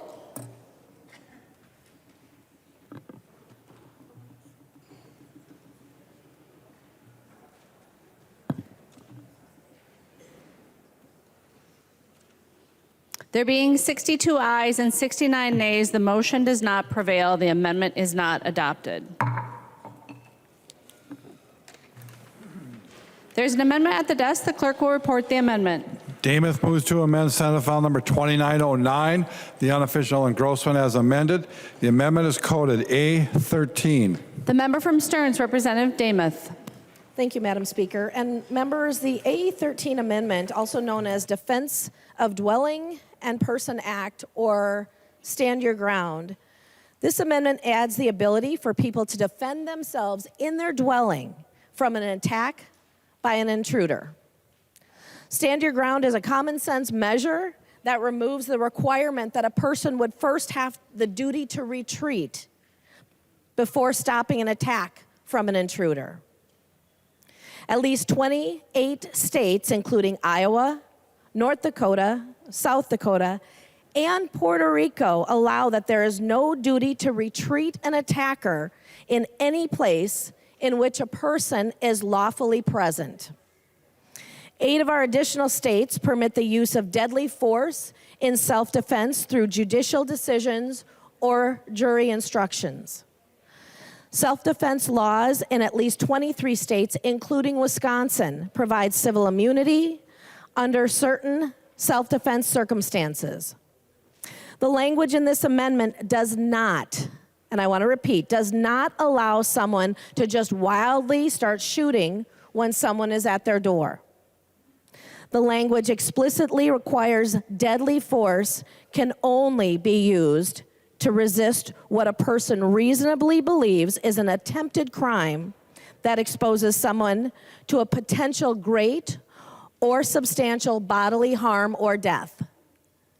The language also specifies that specifically states that deadly force is not authorized against a licensed peace officer. There's been a dramatic increase in violent crimes the past 3 years, including documented home invasions where people were brutally attacked in their home and forever have their sense of security in their home taken from them. We also heard stories of people who have an intruder in their home, but when they call the police, there's a lag of them being able to respond, either due to the shortage of peace officers or the distance that they must travel. No person should be required to sit and wait and hope an attacker doesn't brutally assault them before stopping that attack. So members, I ask for your support on this common sense proposal, and I, Madam Speaker, would request a roll call. Representative Damath requests a roll call. Seeing 15 hands, there will be a roll call. Discussion to the amendment. The member from Ramsey, Representative Moller. Thank you, Madam Speaker and members. This Stand Your Ground Amendment is also known as the Shoot First Amendment. People in Minnesota already have the right to self-defense, but this amendment allows for an encouraging of escalation of violence when that violence is avoidable. The way I looked at this amendment, it really, to me, stands for somebody being able to kill somebody with a gun when there's a shoving match. It is a very extreme amendment. The states that have laws like this have seen increase in homicides, also in racial disparities. And I cannot believe that we're offering this amendment within a week of hearing about situations in other states where someone drives up the wrong driveway and gets shot, where someone accidentally tries to enter a car by mistake and they get shot, where someone rings the doorbell of a house by mistake and they get shot, where a child loses a ball in another yard and they get shot. This is a very extreme amendment, and I'm going to recommend a no vote. The member from Douglas, Representative Franson. Thank you, Madam Speaker. Members, what I just heard, this description of the Stand Your Ground Amendment, I thought that was extremely extreme, actually. It was like, that description of the amendment was, as Representative Agnew would say, bonkers. That was crazy talk, and I would suggest voting for the 813 amendment. Thank you. The member from Wright, Representative Hudson. Thank you, Madam Speaker. Chair Moller, just last night we had a conversation where you, I think correctly, delineated the differences between different levels of harm, great bodily harm, and such. The idea under this bill as presented by Leader Demuth that a shoving match would qualify as a situation where somebody could use lethal force, understand your ground, is categorically absurd, obviously absurd, based upon the plain language of the bill. The idea that you could get away with shooting somebody because they came down your driveway or because they lost a ball in your backyard, none of those things would be covered by this bill.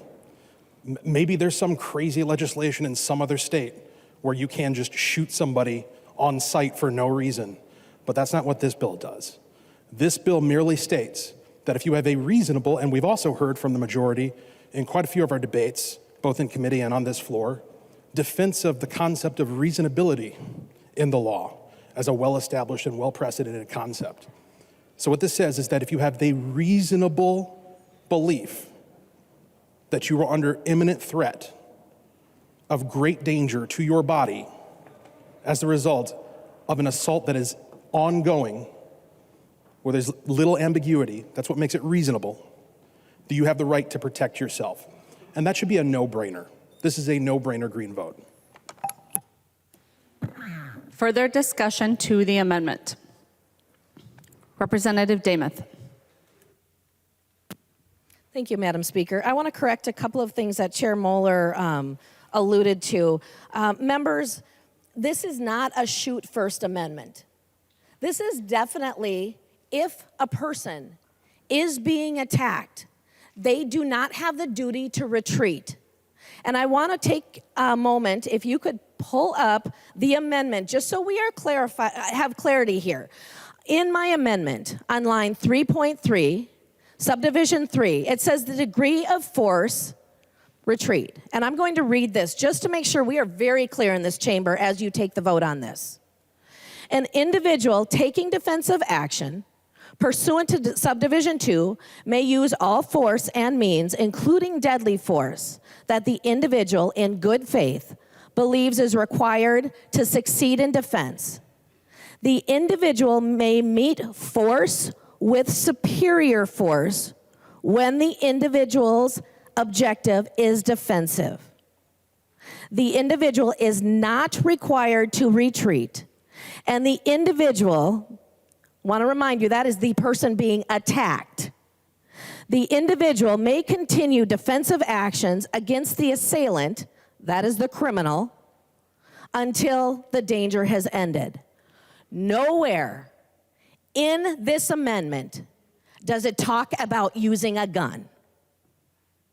This is meeting force with superior force. Nowhere will you find a gun. This is not a shoot first amendment, members. This is reasonable. This is taking responsibility for our own personal safety if a crime is being committed against us. And with that, members, I would expect that a reasonable vote on this amendment to provide our own protection when needed, only when needed. A green vote on my amendment, the A13. Thank you, members. Member from Ramsey, Representative Pinto. Thank you, Madam Speaker. Speaker and members, very briefly, Chair Moller is absolutely correct, and the words that Leader Damath just read out illustrate that. If you look at that line 3.4, as the leader read out, that the person can use, quote, all force and means, including deadly force, that they can meet force with superior force. We know in our society that superior force, what is more superior than a gun that can kill somebody? And what are the circumstances under which that can be used?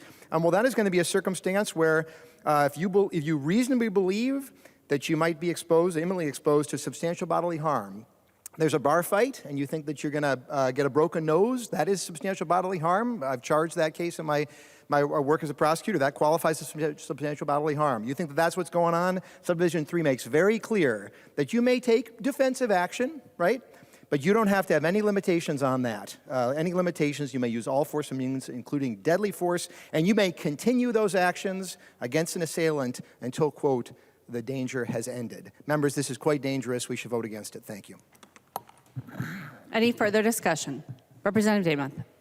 Thank you, Madam Speaker. Before we go to that vote, I want to point out a couple of things. It has to be a defensive action. This is actual defensive action. As we heard, if you're in a bar, let me just point out in this amendment, if I can direct you to dwelling. This is what we're talking about in this amendment. Dwelling starts on line 1.23. And that means a building defined, and it gives a section, as an overnight stopping accommodation of any kind or a place of abode that an individual temporarily or permanently is occupying or intending to occupy as a habitation or home. A dwelling includes but not limited to a building or conveyance, and that building or conveyance, an adjacent deck, a porch, some type of a structure, also is mobile or immobile to include a motor vehicle, watercraft, motorhome, tent, or the equivalent. Members, we are talking about when someone is attacking us. I'm not talking about a bar fight. I am talking when someone is attacking us in our dwelling.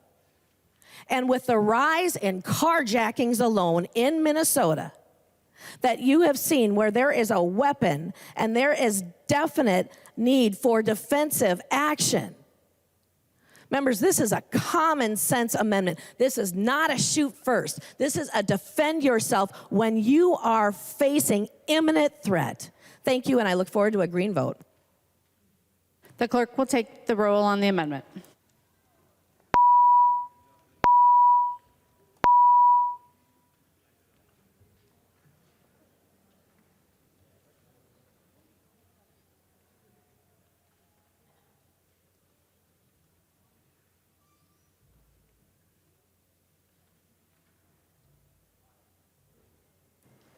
The clerk will close the roll.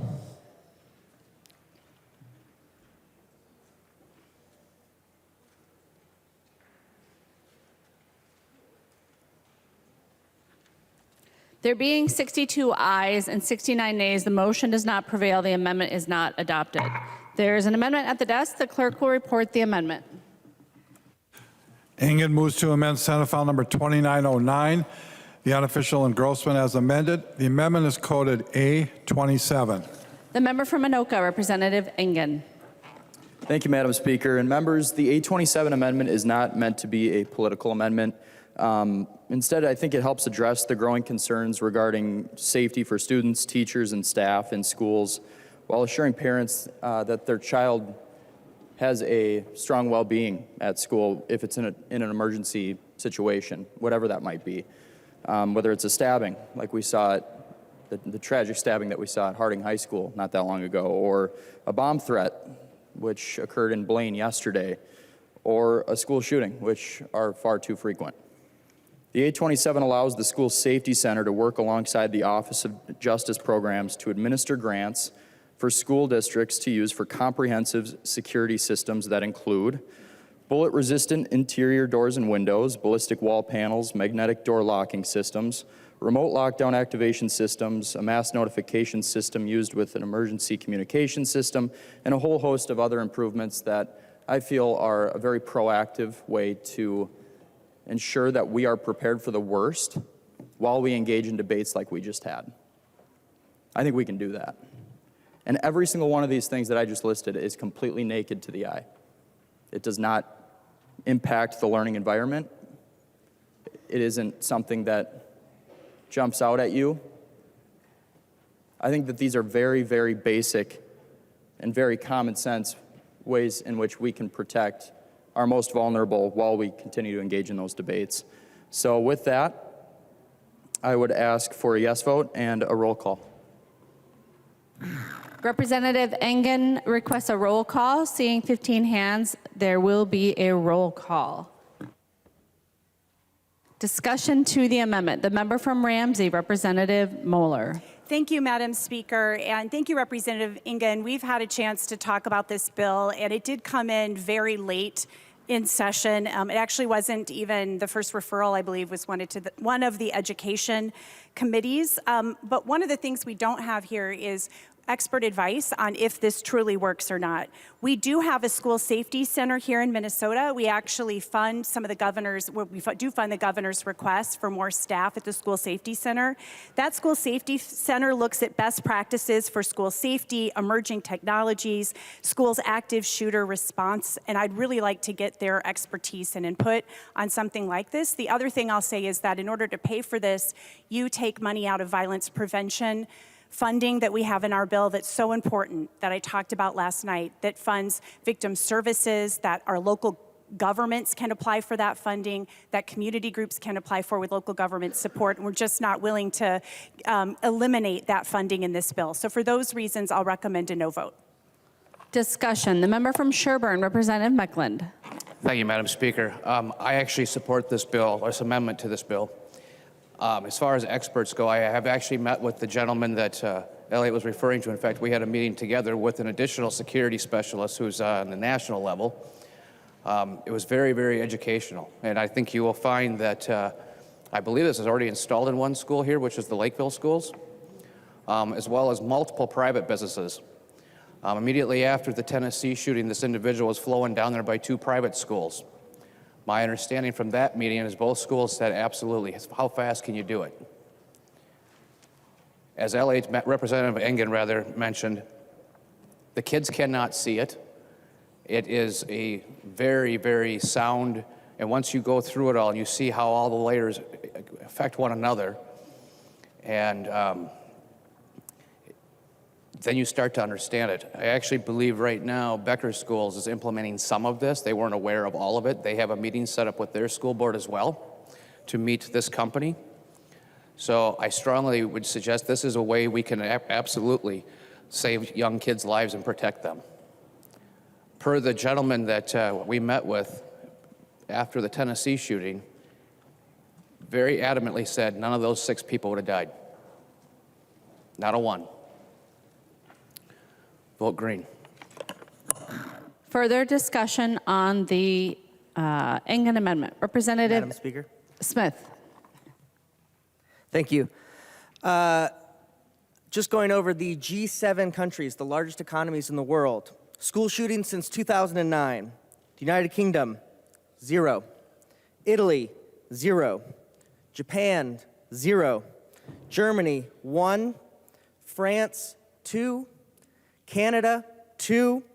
The United States, 288.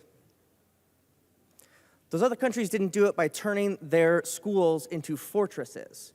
They did it through common sense gun laws. Thank you, Madam Speaker. Representative Engen.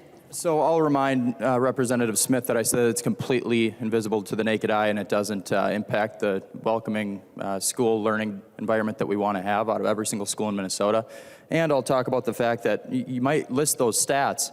Nothing that you once said addresses it. You recognize that it's not happening elsewhere. I would agree with you. But what are we doing to address it here? This gets to that. We talked with experts. We spoke about this at length 4 days prior to session starting. I went and I toured Lakeville schools. I didn't know if there was even a solution to this. 450 million guns in the United States of America, and we're talking about how we're going to be predicting the future. I can list off some of the instances of shootings that have occurred with the exact same gun legislation provisions that we're going to be, or that we have debated and might get passed after this bill. Buffalo, New York, May 14th, 10 dead. It was purchased legally and they had red flag laws and universal background checks in statute. San Jose, California, May 26, 2021, 4 dead, red flag laws are in statute. Following the shooting, authorities said we would have sought red flag intervention after the fact. Boulder, Colorado, 10 dead in a grocery store, has universal background check in statutes, as well as the shooter had previous crimes, but they still obtained the firearms legally. These are all tragic situations. I don't want them to happen. Nobody on this side wants them to happen. And I know nobody on your side wants them to happen either. But in the worst case situation, that nightmare that we see grace the headlines from Columbine to Covenant, we can do something to say we don't have to wonder what else we could have done. That's why I'm doing this. And to Representative Moller, I understand that those violence prevention grants, I'm not trying to disparage them. I know that work needs to be done with that as well, and I don't want that to come off as disrespectful. But I would say that it is completely, it's on the face of it, it's not a good faith argument to say that this is defunding public safety. In fact, I would assert that this amendment actually creates some transparency about how we're going to be funding some public safety provisions. And to quote the governor, public safety or freedom means the ability to go to school without being shot dead. We heard that 2 weeks ago, right up there. We have something right now that can be bipartisan to get this done. I don't see why we can't light up that board green. And we can say that this was the most comprehensive and largest school safety package in the nation. We can be a national leader on school safety with this vote. Please vote green. The clerk will take the roll on the amendment.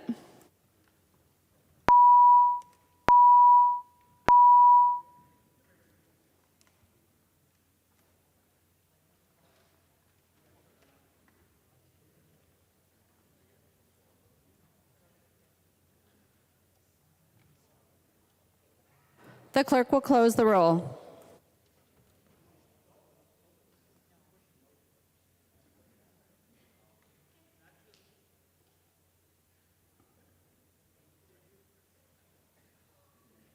There being 61 ayes and 70 nays, the motion does not prevail. The amendment is not adopted. There's an amendment at the desk. The clerk will report the amendment. New Brindley moves to amend Senate File number 2909, the unofficial engrossment as amended. The amendment is coded A29.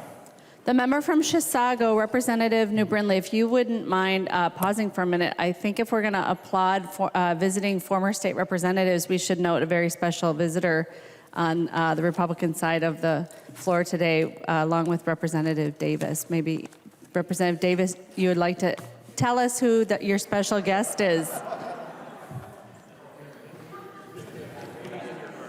Representative Doubt kidnapped him. There. This is my youngest son, Seth Allen Davis. So.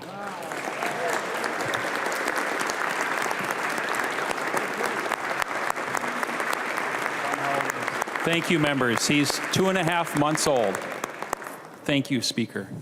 Yeah, no offense to former State Representative Dean Simpson, but I think yours is cuter. So, Representative New Brindley.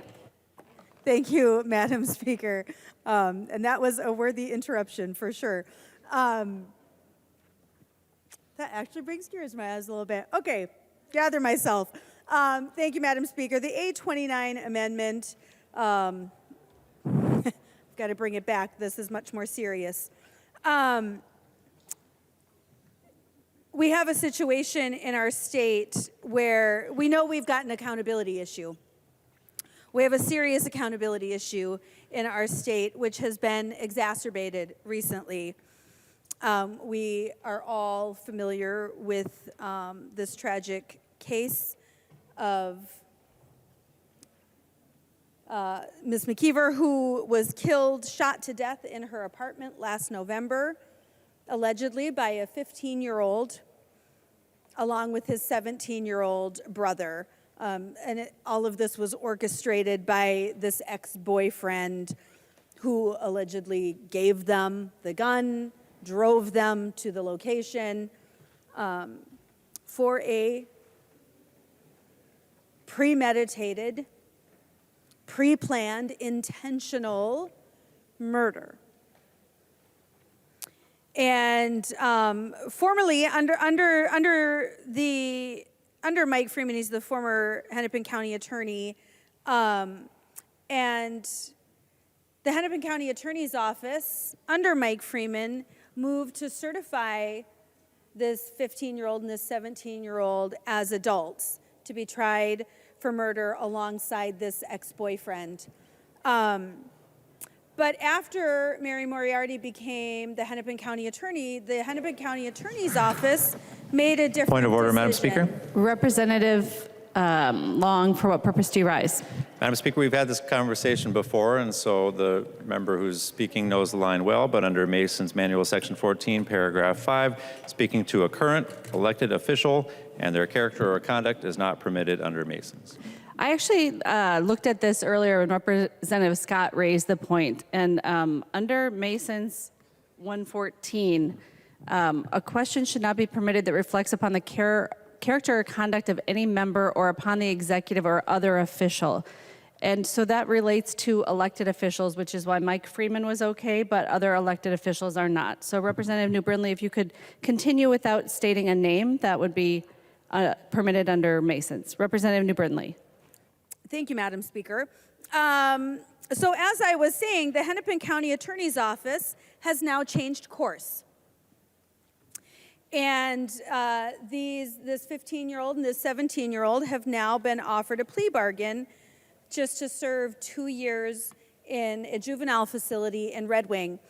And this isn't unique to this case now. This is now the policy of the Hennepin County Attorney's Office. This is the policy put forward in a memo publicly. Everyone knows that this is now the policy. Now, fortunately, in this case, our Attorney General requested that that case be turned over to him, and the governor went through with that and assigned this case to the Attorney General for prosecution rather than keeping this in Hennepin County. I certainly think that that was the right thing to do.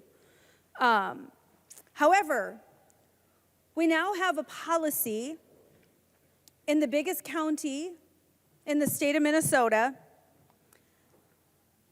that we are not going to hold juveniles accountable for the most heinous crimes. Crimes with intent, crimes with planning, crimes with purpose, taking someone's life. Now, I have restricted my amendment to those very most heinous crimes of taking life. Perhaps this should be expanded and be more broad because there are other pretty horrific crimes, adult actions taken by these juveniles that should be treated as adults. And frankly, we can have a conversation about why we have young people committing murder in this state. That's a worthy conversation because we have systems that are failing these, frankly, primarily young men, primarily. But that doesn't change where we are now, and it doesn't change the fact that when you have a 15-year-old and a 17-year-old young man who have made very adult decisions to take the life of someone else, that we should hold them accountable. And frankly, 2 years in a juvenile facility doesn't cut it. Doesn't cut it. When people have lost their lives, it is reasonable to say that in these most extreme circumstances, that these juveniles should at least be tried as adults. Obviously, this is not determinant. This doesn't determine the outcomes of those trials. It doesn't determine sentencing in those trials. Those things are still managed through the courts. But it says that they should at least have to face that trial, have to face that jury, and accept the punishment that comes with that. For their very adult actions, they should be tried as adults. And I would ask for a yes vote on the amendment. Madam Speaker, point of order. Representative Agbaje, for what purpose do you rise? Madam Speaker, I rise to a point of order under House Rules 3.21. State your point of order. Under House Rules 3.21, motions and propositions must be germane. A motion or proposition on a subject different from that under consideration must not be admitted under guise of it being an amendment. Motion, amendment, or other proposition offered to the House is out of order if it is not germane to the matter under consideration. The amendment proposes adding a new definition to section 260B.007, which is not referenced in the bill. And Speaker, I find that you take this point of order well taken. Advice, Representative New Brindley. Thank you, Madam Speaker. I've just checked with our staff to make sure because I don't have the full bill in front of me. But chapter 260B is indeed in the bill. It is in the underlying language. And which line can I direct folks to? On line 1.24, you can see that chapter 260B is indeed in the underlying language of the bill. And as we know, we just determined last night that since that chapter is in the bill, this does not make a substantial change. And so this amendment certainly is in order under the rules of germaneness. I find the point of order well taken. Representative New Brindley. Thank you, Madam Speaker. I would move to overturn the ruling of the Speaker and would request a roll call vote. Representative New Brindley moves to overturn the ruling of the Speaker and requests a roll call. Seeing 15 hands, there will be a roll call. Discussion on the appeal. Representative New Brindley. Thank you, Madam Speaker. My advice to the body, we just made this decision last night, so let's be consistent. This body literally voted unanimously last night. It was a unanimous decision that when we include the chapter of law, if the amendment, the chapter of law that the amendment applies to is in the underlying bill, then we decided unanimously that that is germane. And so I sure hope that my Democrat colleagues are going to be consistent today, and that this is not a situation of rules for thee, but not for me. Let's be consistent. We have rules for a reason, and we've got lots of them. In this body, we have Mason's Manual, we have rules of the House, we have custom and usage. We rely on rules to maintain order and to maintain fairness, to ensure that the voice of the people, not my voice, the voice of my constituents and the voice of Minnesotans gets to be heard in this chamber. That's why we have rules. And so I know I can count on my colleagues to be consistent and to treat everyone in this chamber fairly and to overturn the ruling of the Speaker in this case, to vote no, and to find that her motion was incorrect. The member from Hennepin, Representative Agbaje. Thank you, Madam Speaker. To the body, my advice is, under germaneness, we can only amend the bill as it relates to the subjects that are in the bill, and right now in this bill we have subjects that relate to restorative justice for juvenile justice. If we were to overrule the ruling of the Speaker, this would have significant ramifications throughout the rest of the bill. And so this particular amendment is not relevant to the subject matter encompassed in the bill. The juvenile policy is solely focused on restorative justice, and when we are looking at germaneness, we have to look at what is exactly in the bill and not continue to add pieces that are not there. Thank you, Madam Speaker. The member from Carver, Representative Nash. Thanks, Madam Speaker. Well, here's a question for you baseball fans. Who enjoys a game when Angel Hernandez is the umpire? Anybody? Anybody? Raise your hand. Anybody? So Angel Hernandez is universally regarded as the worst umpire in baseball.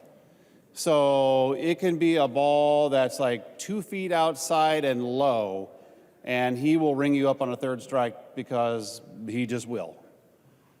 I would hate for our chamber to become umpired by an Angel Hernandez, because last night, we had an appeal that the body decided, and Representative New Brindley just referenced this, that allowed for the amendment to be offered, even though it was initially challenged to be not germane, and there were some chapters of law challenges. And I would direct you, Madam Speaker and members, to line 1.24, 260B.176 is in this bill. Now, it was last night, so I already forget who I think it was Representative New Brindley's amendment, if I'm correct, last night. Thank you, it's coming back. Coffee's helping. That was ruled as germane, and the umpire got it right according to the body. But now we are going to stand up and we're going to Angel Hernandez this situation. And I think that this creates a very difficult situation for us.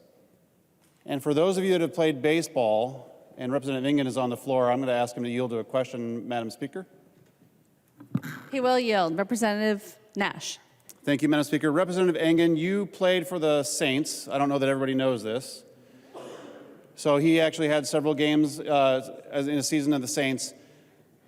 I would ask Representative Engen what the most difficult thing when you are unable to predict the strike zone with an umpire is as a hitter. So as a pitch is coming in and you don't know the way the umpire is going to rule, what does that mean to a hitter? Representative Engen. In my brief stint with the Saints, with more strikeouts than hits to show for it, it means that you really don't have much certainty. Representative Nash. Uncertainty is not a good thing. Madam Speaker, the freshman got it spot on. He hit that one out of the park. They grooved him, and he hit it right on the screws. So here's the thing. For those watching at home, I have always been a proud member of this chamber because we call balls and strikes, I think, pretty well. Last night, I think it was Representative Dowd that mentioned it last night, that the strike zone has now expanded, but now it's being contracted on an amendment by the same member as it was expanded for last night. I think one of the things that we should effectively hold our head on as we walk about our district is that irrespective of the ideological issues that we are discussing here, that we should always be proud of the fact that if a ruling happened one way, that one of the very next rulings will consider what happened the time before and rule in a similar manner. And what I'm saying, Madam Speaker, to you is that the strike zone should be consistent. And over the last number of years with you as Speaker, I have felt that, for the most part, the strike zone has been consistent. And I, as also a baseball player, if it was me chasing a ball that was down and away and I swung on it, that was on me. But this feels like an Angel Hernandez moment. And that, I think, should be distressing for our body. That should be distressing for the people who are watching at home. That should be distressing for the future legislators, the next Representative Davis will come. That should be distressing for them, because the best thing as a hitter, and for those of us that have played baseball, the best thing as a hitter is knowing what that umpire is going to do. And we do background research on when you say, oh, we got umpire blah, blah, blah. And either it's great because you know that the strike zone is going to be upheld consistently, or you go, oh, crap, I have Angel Hernandez. That means I have to swing at everything so that I don't get rung up standing there flat-footed. Madam Speaker, I'm appealing to you as somebody who I have complimented you on your fair treatment of the minority. I have complimented you on getting things right. You have ruled against some of your own members on a number of occasions. Please, please, members, overturn the ruling of the Speaker, because I think, Madam Speaker, that you've made the wrong call here. Last night, you created a precedent that you opened up the chapter of law.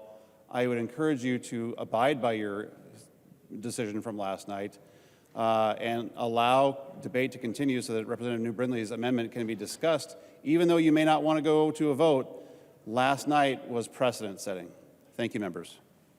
I don't get to argue my case from up here, but my lawyer from Ramsey County does. Representative Pinto. Thank you, Madam Speaker. And I guess the first one I'll make on the Speaker's behalf was that the Speaker did not rule last night. That was us deciding as a body. And we made the right decision last night, and we'll make the right decision to uphold the Speaker's ruling today. Members, the test is not the particular section or chapter. It's not quite that simple. In this case, it's true there's this one section from Chapter 260B that is in the underlying bill. It's something that adds an office within the Department of Public Safety. This amendment is something that would make a change to the definition of a delinquent child in the Child Protection Statute. It's a completely different issue, and that's really the test. Is the subject matter in the underlying bill? Is the amendment germane to the subject matter of the underlying bill, of which the question of chapter or section is only one test? Now, what happened yesterday was that the amendment related to nursing facility rates and nursing facility funding, and that was in fact in the underlying bill. Chairman Knorr made the point that there was nursing facility funding in the underlying bill, and actually there were repeated references to nursing facility rates in the underlying bill, the very same topic as the amendment. That's why the body ruled as it did, that in fact that point of order in that case was not well taken, that the amendment was germane to the underlying bill. In this case, this particular amendment does not pass that test. There's absolute consistency between those two things, and I'd urge members to support the ruling of the Speaker. Thank you. The member from Olmsted, Representative Quam. Thank you, Madam Speaker and members. Our nation and government were designed to protect the minority. We pass laws and have policies and rules to be consistent so that we don't have systemic discrimination against the minority, that the actual decision is determined by the details and not who is the one bringing forth a point or action. I believe that the appropriate thing we should do is not continue to say, well, it's okay because we're interpreting it right, but it's not okay because you're not interpreting right. I think the people that are watching are seeing, it looks different in that not the circumstances, but the decisions are different, and that's a dangerous place to go. So please do not support the determination of the Speaker. Further discussion. Representative New Brindley. Thank you, Madam Speaker. I'm afraid that my colleagues here are getting more and more and more creative in how we're going to govern this body. And, I've been here a little over 6 years, and I have never seen the kind of evolution I am seeing right now. Never. And I suspect there are people who have been here a lot longer than me who are a little shocked by what's happening in this body right now. This revisionist history of how we determine whether or not something is germane. And this is revisionist. We, in real time, are determining new custom and usage for the House. The problem is we're making it very unclear And of course, what that means is it is very unclear to the minority voice, because the majority just gets to decide. But it's like a bunch of 5-year-olds playing a board game, changing the rules halfway through the game. You've always got that one kid who's like, wait, this is how it goes. Well, that's what we're doing in the House right now. That's how we're legislating. Guys, we're not a bunch of 5-year-olds playing Candyland. We are making laws in this chamber. We are actually doing serious things. And if you're just going to change the rules as we go, so that the minority voice is stifled, guys, you have the votes. You get whatever you want. You get to pass whatever you want out of this chamber. You've got a $17.5 billion surplus. You've got all the money you could ever want. Well, strangely, you don't somehow. You've got loads of money. You've got all the votes. Well, guess what? All we have is, as the minority, all we have is our voices. That's the only thing we've got. We've got our voices to represent our constituents. And we've got the rules that govern how we get to use our voices. And everyone in this chamber knows those rules. And we work very hard to make sure we abide by those rules. But when the rules change mid-game, then what? What do? Last night, we were told that the chapter is sufficient. That's the strike zone. In fact, it's not even last night. The very last amendment. Representative Demuth had an amendment 5 minutes ago. The chapter is in the underlying bill, but the section is not. And we just voted on that amendment. So why is this amendment not germane? In Mason's, I'm in section 402, paragraph 2, it says, to determine whether an amendment is germane, the question to be answered is whether the amendment is relevant. The underlying bill is talking about juvenile justice. My amendment is talking about juvenile justice. It is 100% relevant. If it is appropriate, it's the public safety bill. It's the public safety and judiciary bill. It could not be more appropriate. This is the only appropriate place for this amendment, and it is certainly appropriate to the underlying bill. And if it is in a natural and logical sequence to the subject matter of the original proposal. We are talking about juvenile justice. And as we talk about juvenile justice, it is logical to suggest that there are situations in which juveniles then should be tried as adults. It is logical. My amendment meets every requirement under every rule this body has set. My amendment follows Mason's, my amendment follows the rules of the House, and my amendment follows our new custom and usage. If you rule with the Speaker, if you find that you agree with the ruling of the Speaker, you are saying that like a bunch of 5-year-olds, we don't care about rules. We're just going to change them when we want to be what we want so that we can win our game in the way that we want to win our game.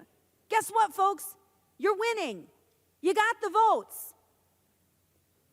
We just think there are real serious issues in this state that should still be addressed.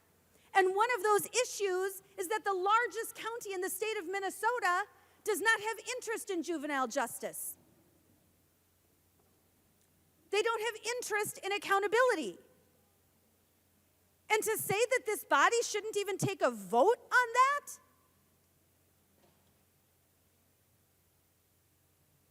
It is a 5-year-old move, so I guess vote how you want. The member from Isanti, Representative Dowd. Thank you, Madam Speaker and members. I just stumbled back into the chamber here, and apparently we're talking about germaneness again, so I thought I'd chime in. Yesterday we had this conversation, and I thought we were pretty clear.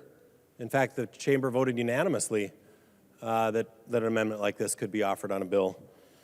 But what some of you didn't notice was the speaker was actually reading from a little script up there. She has notes and kind of little tests of language here that can test whether something is germane or not. So I really had faith in you. I didn't think this was going to come. But just in case, I wandered up to the front and I got a copy of that script in case, just in the off chance that I might ever need it here on the House floor, and that there was some off chance that you weren't 100% consistent. I always think the best way to impugn someone is to read their own words back to them. The speaker read from this script last night. Will the amendment, this is one of the questions that it asks when you're deciding germaneness. Will the amendment require a major change in the title of the bill? Is the amendment being made to the same chapter or section of law? Not and section of law, it's chapter or section. And then it says, if the bill's title may show existing statutory language which shown in the bill, but may not be affected by the bill. Amendments offered to amend such language may not be in order. The next part is the part that's important. Conversely, this is in the script that she was reading from last night, the notes that the speaker keeps up there when they're deciding whether something's germane or not. And this is the important part. Conversely, an amendment that inserts new language or sections into a bill isn't necessarily non-germane if the new language or sections are within the scope of the bill. Has there been some misunderstanding here? Or do you just intend to be that inconsistent? Representative New Brindley was right. You have the votes. You can vote up whatever you want, and you can vote down whatever you want. But ruling something out of order because it's not germane simply because you don't want to take a vote on it is pretty lame.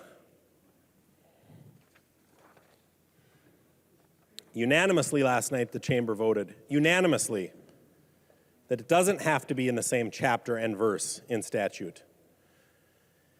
And these are omnibus bills. Everything that's in the jurisdiction of this committee is actually germane to this bill. That's actually true. Everything that's in jurisdiction of this committee is actually germane to this bill. Now, this chamber has decided that we want to narrow that down, and maybe we won't let everything that's within jurisdiction. But that's not actually correct. Everything that's within jurisdiction of this particular omnibus bill is germane when the omnibus bill is on the House floor. You can argue that all you want. That's actually a fact. And I'm going to tell you from the perspective of the minority, we have introduced, 2,000 bills maybe this session, I'm guessing. Well north of 1,000, but I bet it's probably 2,000 bills. My guess is 1,900 of those 2,000 bills didn't even get a hearing. And every member of this chamber that sits on this side of the aisle represents the same number of constituents that everybody that sits on that side of the aisle. And you know what?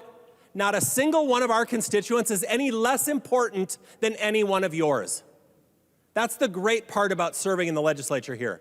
I am the voice for the people in my district.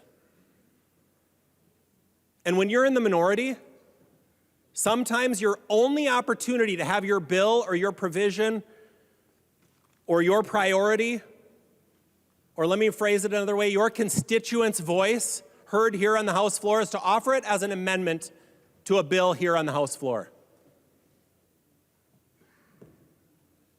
But in effect, what's happening is that the constituents that you represent are more important right now because their voice here at the Capitol is voting to tell the constituents of that member up there that she's not important and that the voices of her constituents don't matter. So rather than let her have her day in court where she can stand up and speak on the importance of an issue to her constituents, you silence her. You muzzle her and the voices of her constituents that voted for her. Her election certificate is no less important than yours. And every single one of her constituents is no less important than any one of yours. And I want you to know that that's what it feels like when you tell us that we can't even talk about something that's important to our constituents here. Because this is the only opportunity we have in many instances to make sure that our constituents' voices are heard. This is the only way that we can do it. Because 1,900 and some odd number of our bills didn't even get a committee hearing.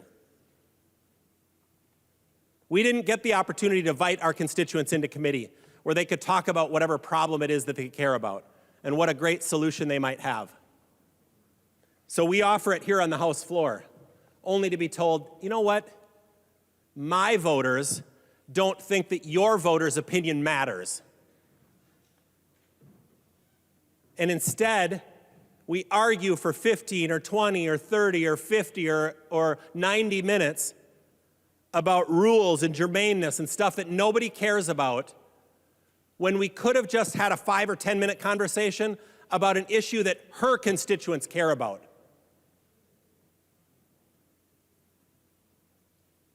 Don't you think it would just be a lot easier to let her talk about that issue, have a little debate, have a little back and forth? You can say, you know what? I don't think that's the best idea, and here's why. And everybody watching at home can listen. And they'll know how she feels, and they'll know how you feel. But instead, you're creating this environment where it looks like, I'm not going to suggest you're doing that because that's against our rules. But it may look to them at home like you're trying to hide behind the rules, like you don't want to have a debate about that issue that's important to her constituents. And I, for one, would never want anyone to think that you'd want to hide behind the rules and not take a vote. So we end up talking about the rules for 45 minutes instead of talking about the issues that are actually important to Minnesotans.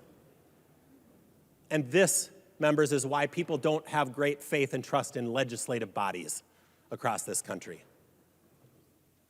Because we can't have honest debates and conversations about issues that matter on something that's very obviously germane, right out of the script that was read by our speaker from the rostrum last night. After which, we took a unanimous vote to say that something was germane that wasn't in the same chapter and section of law. And it didn't take us long to be inconsistent, did it? Here we are, 15 hours later, saying something's out of order and your constituents' opinion doesn't matter in this chamber. We can do better. And you know what, members? We need to be the example. Every week I spend time talking to the high school pages. And every week I talk to them about how disappointed I am in the polarization of our country. And that for some reason, our families can't sit around a Thanksgiving table with relatives, blood relatives, or friends who maybe have a different political perspective and discuss and debate the issues that are important to our society right now. And we can't do that in a civil way. We've got families torn apart because they don't want to even bring up political issues. Do you know why? This is why. Because if we can't show the better example here in this place, in the people's house, then how are they going to do it at their Thanksgiving table? We have to do better. And for every time that you spent talking to a constituent for the last year saying, you know what, this place doesn't function as well as it can or it should, and we could do something a little better. This is your opportunity where you could do something better. Let her have a quick little debate on her issue. Let her talk about why it's so important to her constituents. And then if you don't agree with her, once you've listened to her, and you've maybe gone back and forth a little bit and had a little debate, then vote it down.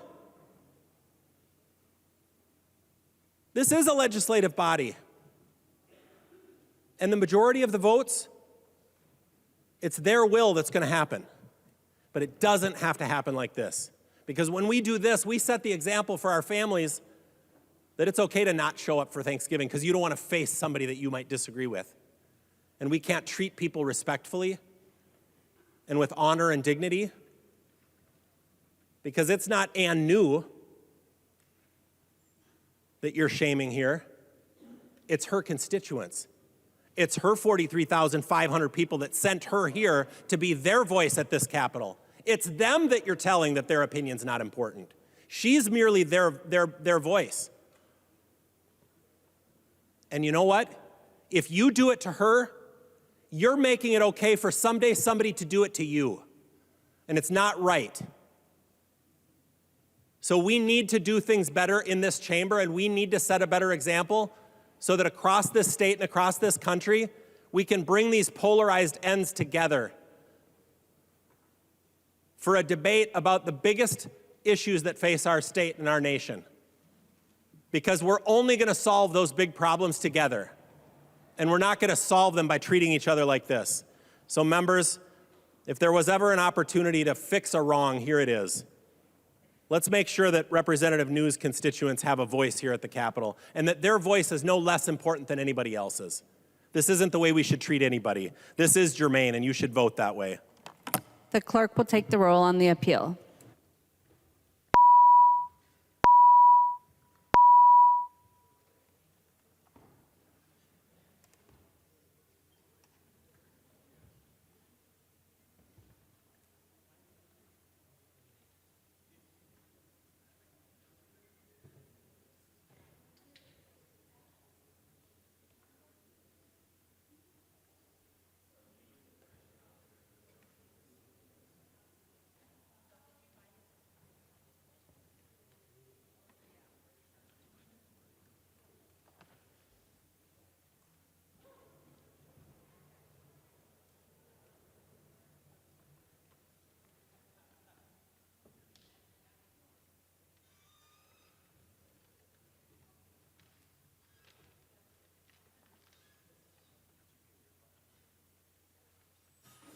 The clerk will close the roll.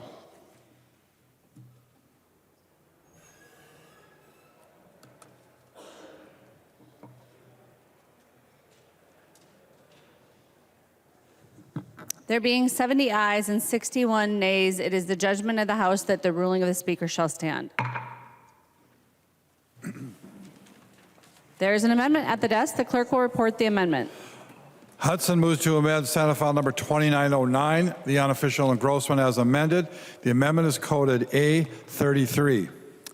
And members, we have an amendment to the Hudson A33 amendment at the House desk. This amendment to the amendment has not been pre-filed, but pursuant to Rule 3.33E, I have determined this is a technical amendment to the Hudson A33 amendment.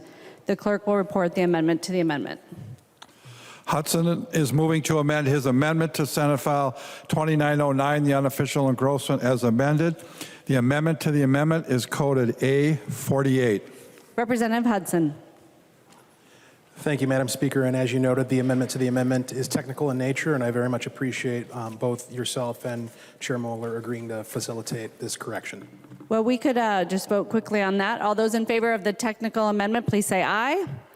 Those opposed, say no. The motion prevails. The amendment is now in the shape that the author would like. Representative Hudson. Thank you, Madam Speaker. So this is, I believe, the final amendment on this bill, so we made it. I'll try not to belabor my point so we can move along with our business. The A33 amendment, as amended, requires the courts to impose an increased sentence on violent offenders who have 2 or more previous convictions for a violent crime. And specifically, I believe we're talking about felony convictions. So this takes the word may and changes it to must. Judges must impose an aggravated durational departure. The offender must serve the entire sentence in prison with no early release. And if the offender has multiple convictions, the sentences must be served consecutively.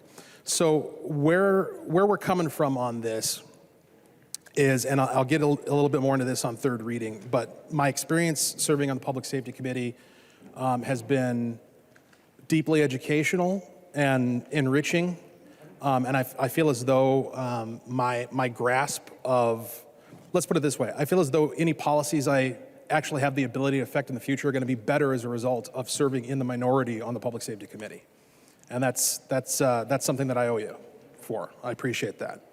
But what I do think is missing from the majority's view on public safety is recognition of the fact that no matter how much we wish everyone could be redeemed, no matter how much we wish everyone could be restored and brought to a place where they could be a productive, contributing member to society, there is a certain segment of the population, for whatever reason, that has chosen to opt out.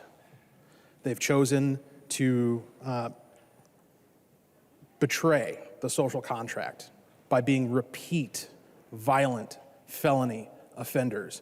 And if we can't, through our interventions, through our many interventions, of which you are increasing in this bill, if we can't convince them that there's a path to being a decent person who doesn't violate the rights of others, after 2 felony convictions, then by the time they get to that third one, for the sake of everyone else, for the sake of the safety of the public at large, it's time to make sure that they go away for a good long time, and that's what this amendment would affect. And in order to pay for this, we're going to take, there's obviously going to be additional prison beds as a result of increasing sentences, and so those funds, similar to my amendment from last night, would be taken from the appropriation for inmate communication with the outside world. I would ask for a green vote. Discussion on the amendment. The member from Ramsey, Representative Lee. Madam Speaker, I rise to a point of order. State your point of order. Under House Rule 3.21, motions and propositions must be germane. A motion or proposition on a subject different from that under consideration must not be admitted under guise of its being an amendment. A motion, amendment, or other proposition offered to the House is out of order if it is not germane to the matter under consideration.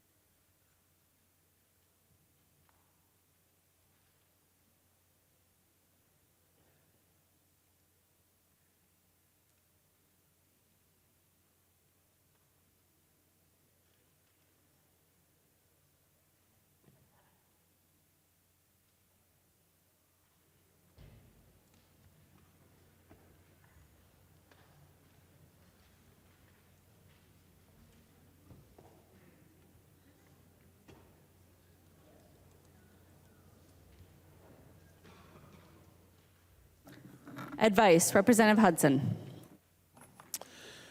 Thank you, Madam Speaker. Advice. Look, I'm not even going to get into, we've spent a lot of time, both today and last night and throughout the session, arguing about the nuances of germaneness. I'm not going to get into arguing about the technical aspects of chapter and verse, section and subsection. None of that matters. This is a public safety bill. And my amendment deals with sentencing. which is a public safety matter. You don't get more germane than that. And while we were waiting for the adjudication of this point of order, I got members around me who are asking the question, what are we even doing here? What's the point? Why do we spend so many hours in this chamber if we're not going to do it in good faith? And this is very clearly, obviously, in bad faith. To call this... Point of order, Madam Speaker. Representative Long, state your point of order. Masons 124 motives. Representative Hudson, if you could argue the germaneness without going to motives, that'd be great. Representative Hudson. Yeah, I mean, sure. I've made my point. I'm not going to. I don't think. And members, please, we don't need to have another 45-minute debate over this point. It's really obvious what the majority is doing here. So please, Madam Speaker, find the point of order not well taken. Representative Moller, advice. Thank you, Madam Speaker. So this particular provision is making amendments to 609.1095. That is a very specific statute related to sentencing. We don't touch this statute in our bill, and so I would recommend that you find the point of order well taken. Members, I've had the opportunity to review the amendment and to listen to the advice of Representative Lee, Representative Moller, Representative Hudson. I find the point of order well taken. Representative New Brindley. Representative Hudson. Thank you, Madam Speaker. I'd like to appeal the ruling of the chair, and I ask for a roll call vote. Representative Hudson appeals the ruling of the Speaker and requests a roll call. Representative Hudson. Seeing 15 hands, there will be a roll call. Representative Hudson. So the point's already been made. I'm not going to belabor it. If sentencing has nothing to do with a bill about public safety, then what amendment could possibly have anything to do with this bill? It's amazing to me. The broader the scope of our bills get, to Representative Doubt's point regarding the jurisdiction of committees, the broader the scope gets, somehow the narrower the strike zone of germaneness gets. It's absurd. It's obviously absurd, and you're making fools of yourself right now. The member from Chisago, Representative New Brindley. Madam Speaker, members, I think we may have just heard the most absurd argument to find something not germane that we could ever possibly hear. This section of law is a very specific section of law. Yes, every section of law is very specific. It governs very specific areas of law. Again, guys, there is nothing more to say. This is games, it's silliness, and call me out of order if you want. It's BS because you don't want to take votes. The member from Morrison, Representative Schultz. Thank you, Madam Speaker and members. I shouldn't be as shocked as I am that right now the majority party in Minnesota and in this House is so afraid to take a vote on... Point of order, Madam Speaker. Representative Long, what's your point of order? Masons 124 motives. Representative Schultz, please discuss the germaneness issue without going to motives. Representative Schultz. Thank you, Madam Speaker. To the Minnesotans watching at home, this is for you. The majority party in this body will not take a vote. Point of order, Madam Speaker. Representative Long, Madam Speaker, the test is not, the debate is not about whether or not we want to take a vote. The debate should be about what the substance of the vote is. Representative Schultz, you have the floor. The voice of the minority party does not matter in this state anymore. The member from Olmsted, Representative Quam. Members, what is germane is actually doing the people's business, debating the issues, and trying to make a difference and have the best policy come out. The continual repetitive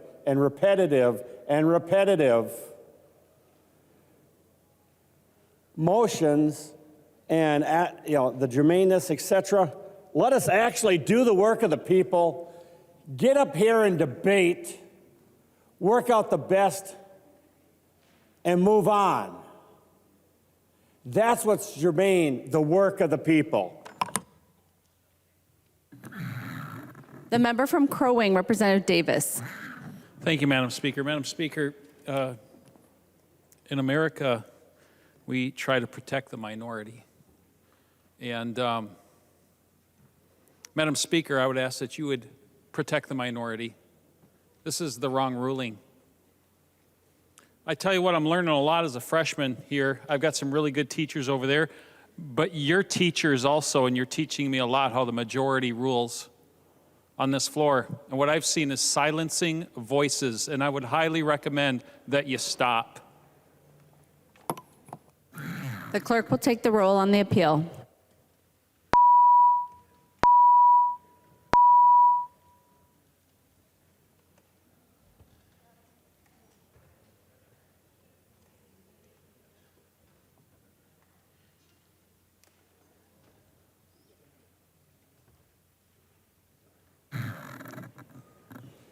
The clerk will close the roll.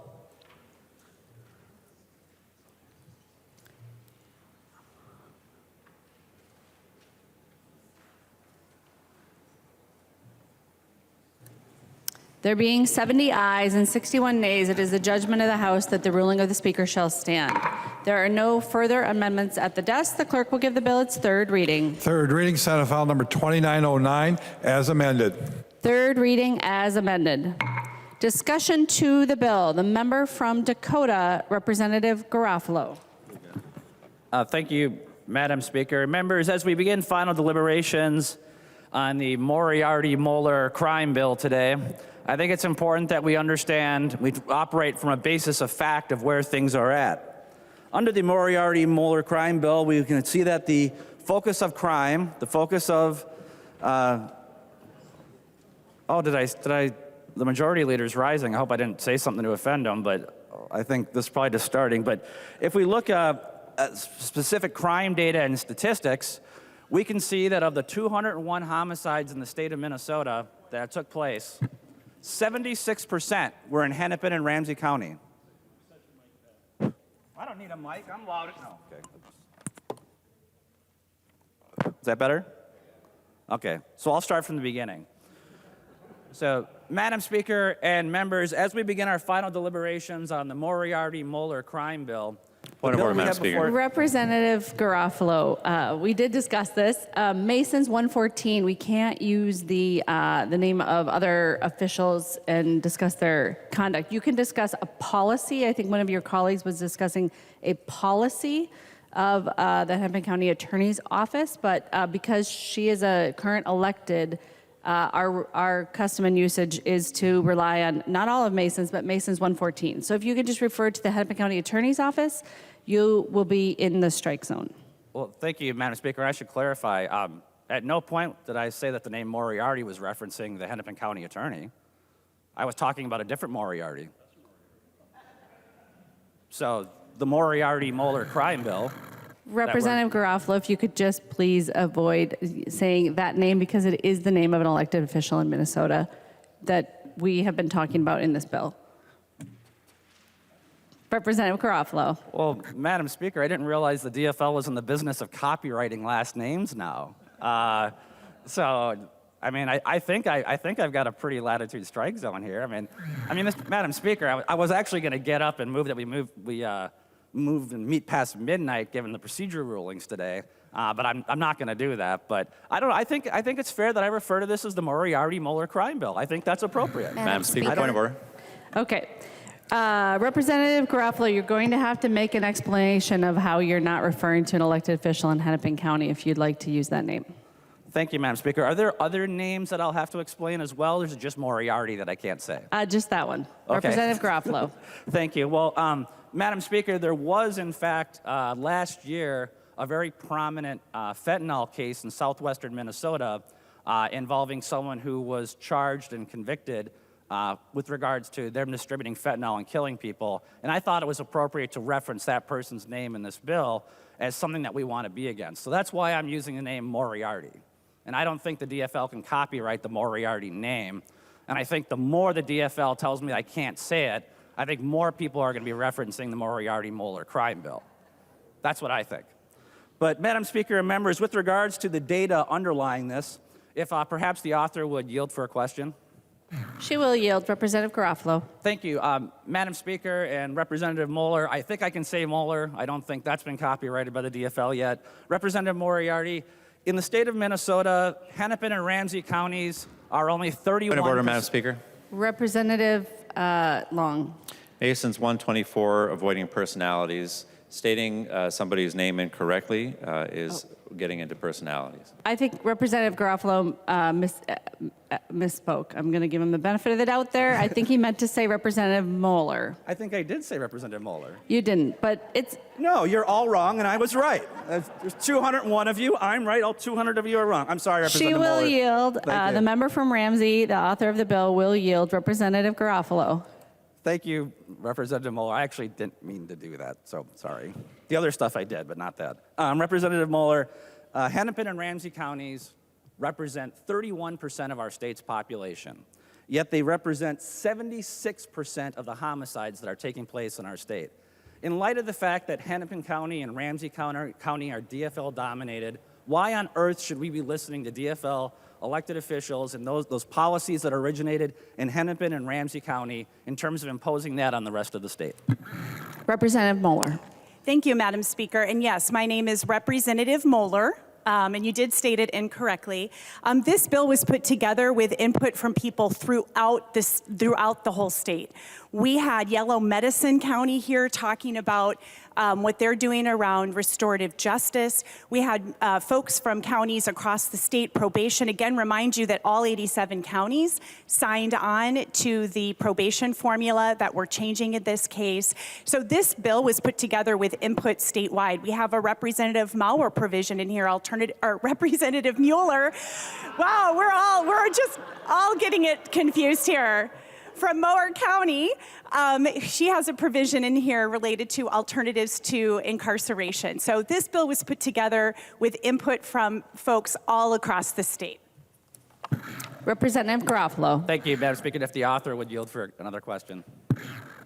She will yield. Representative Garofalo. Thank you. Madam Speaker, and to the author of the bill, is it fair to say that with this DFL-dominated bill, that we're looking to take the public safety concerns of Hennepin and Ramsey County and export those to the other 85 counties in our state? Representative Moller.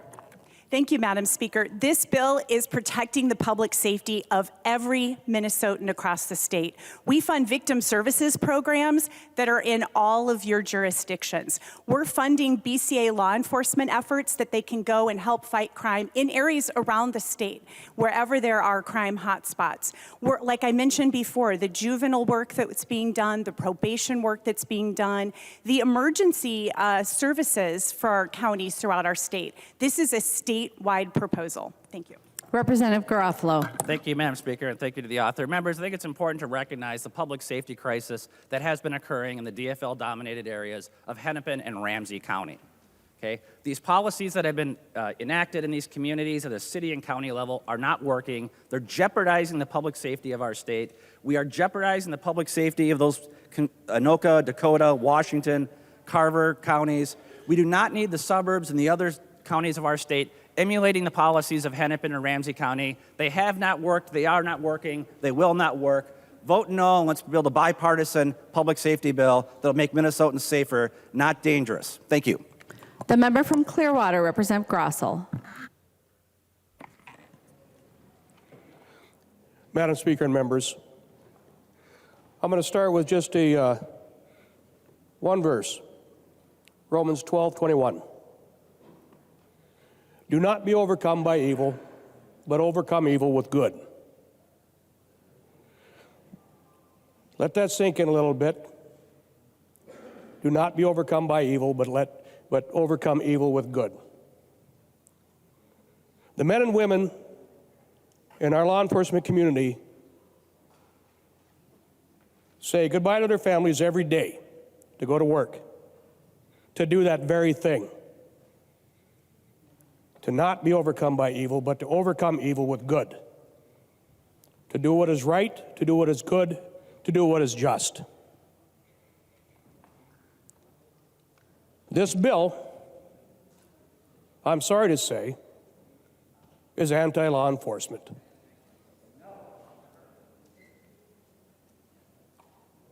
Now I'm going to talk about the elephant in the room for a little bit. You've changed from your defund police program to let's just not fund the police at all. Let's not fund law enforcement at all. Instead, let's fund nonprofits, untested, untried, instead of putting the money where you should be into your law enforcement community so they can do the job that we have asked them to do, to stop evil, to do good, to protect our communities. Violent crime runs rampant. Citizens are dying needlessly. And yet still you put forth legislation that doesn't fund the police adequately, if at all. Those are the ones that are still holding that line to protect their communities, families, friends, and neighbors. And again, I say, you're giving the money to nonprofits. It makes no sense at all. You do give some to the Minnesota BCA. Some. Those state agencies, the DNR, the state troopers, the Minnesota BCA, they're specialized units. They are not the boots on the ground in communities and counties that do the lion's share of that work of protecting communities and counties. It are your police officers, your police departments, your deputies, and the sheriffs.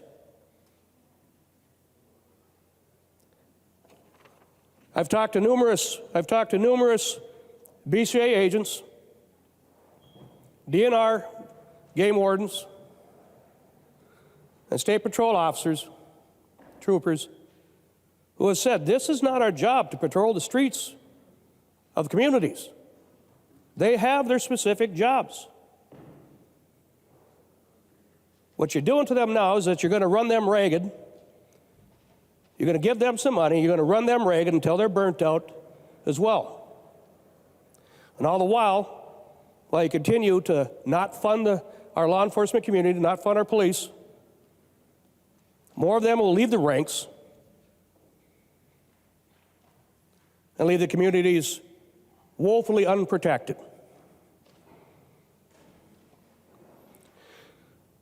Now, with that being said, I'm not going to go into what you did last night to the no-knock search warrants. Something that did not need to be fixed. You took and you messed up. You've messed up a tool, a seldom used tool, by the way, that you've pretty much rendered useless to law enforcement to protect the officers and the communities.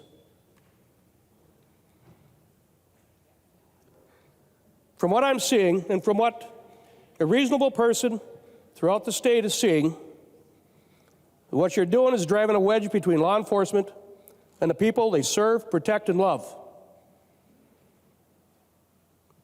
Not only that, but you're undermining the confidence of the citizens with their law enforcement community.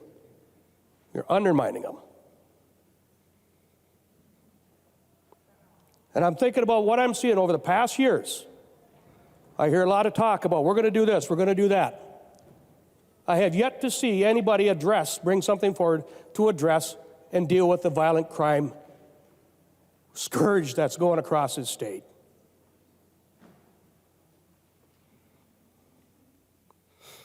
And looking over the overall landscape of what I've seen done so far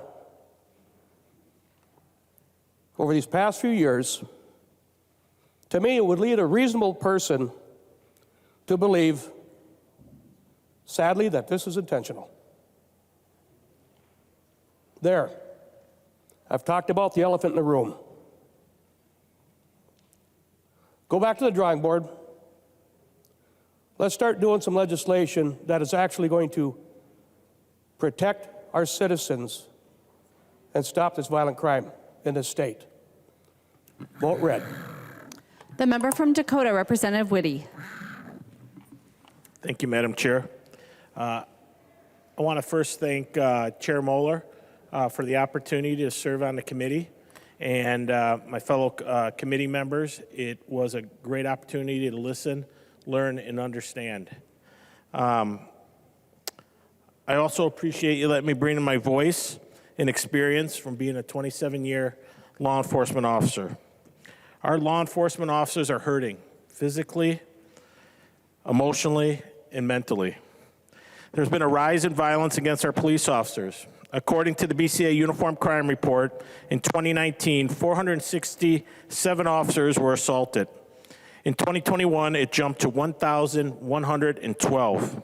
This is a 140% increase over a 3-year time frame.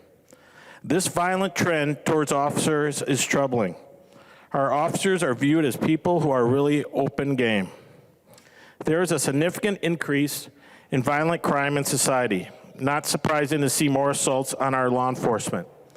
Last week, we learned in 2023, 7 officers have been shot with 1 being murdered. 7 officers in 2023 have been shot and 1 murdered. Currently, there are 10,600 in active police officer license in the state of Minnesota, 1,000 fewer than 4 years ago. There are 308 municipal police departments, 20 fewer than 4 years ago. 791 people took the peace officer's licensing exam in 2022, compared to 1,261 in 2015, a 470 reduction. An even more alarming number because there are currently over 1,000 open positions in the state of Minnesota. The pipeline of candidates entering law enforcement profession is not keeping up with the numbers of people leaving the profession. I appreciate Representative Hewitt trying to help with this and taking my amendment yesterday to hopefully bring more people into law enforcement. I believe we can do better. And I believe it begins with respect and support. Last Saturday, I had the honor to attend the funeral of Deputy Josh Owens. He was a K-9 officer, and I got to see it from a different perspective. I've been the one on law enforcement side where I needed our community to support, and this was my opportunity to pay my respects to Deputy Owen, who gave the ultimate sacrifice, but also to his wife and young son, the Pope County Sheriff's Office, but also the Glenwood community. When we were driving out, this 300-person community stood there on the side of the road and supported all of our local law enforcement as they went back, as they're hurting, to lift us up and to realize that there is a silent majority out there that do support us. And that was a very powerful moment. We, in this House, can be a beacon of hope. We can be a shining light. We can show our respect and support for the state troopers that protect us while we're in here, to our sergeants at arms who are retired law enforcement that make sure that we do not have to worry about something happening when we're on this House floor. Law enforcement is a noble profession which we all have in our community. My hope is one day we'll have safe communities for all. Thank you.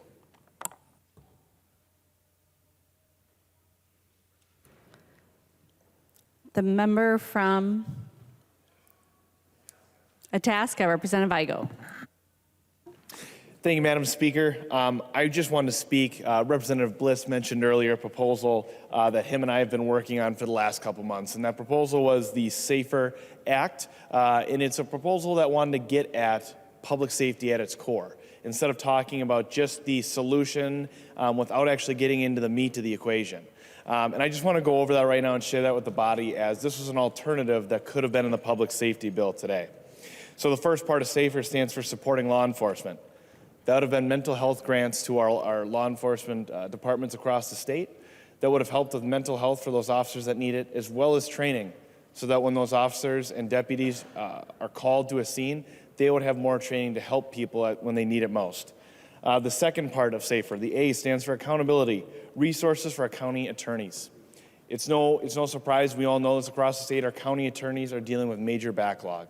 This would be a way to give them the resources they need to get through that backlog and prosecute crimes in our communities. The F stands for facilities for mental health care. Representative Bliss did a great job talking about the crisis behavioral health centers. We need more of them. We cannot continue to have people being placed on 72-hour holds in our ERs. It's not the right way to take care of people, and it's not Minnesotan. The E stands for education for responsible gun ownership. It wasn't that long ago where, basic firearms education was taught in our schools. The proposal that we were doing here would have the DNR work on a pilot program that individual school districts that have the ability to look into for curricula for their students. It would be no mandate, but the option would be out there. And the R stands for respect for life. One of the key tenets of our Constitution and what we stand for and what we believe in this room. And all of these things are respecting life and taking care of people in a public safety bill.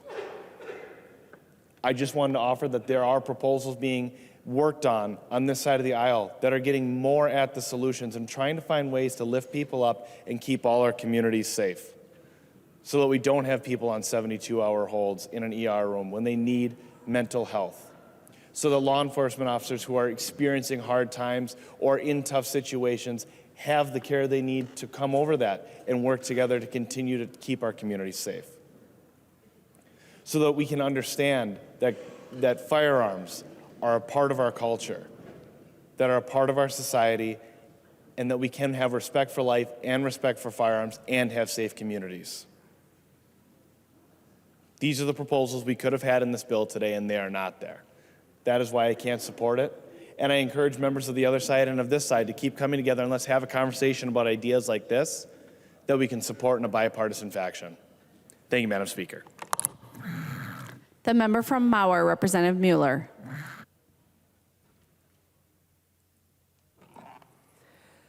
Thank you, Madam Speaker, and thank you, members.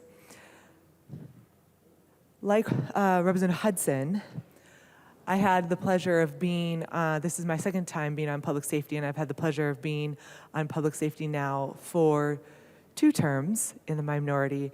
And I've told people the reason why I wanted to be there is because of I have no experience in law enforcement whatsoever, but I have experience in the classroom. And watching my students go through things that have affected them has given me a passion for juvenile justice and has given me a passion for making sure that our communities are able to find innovative ways to come together and work with the people who need help the most. My husband and I are very active in our community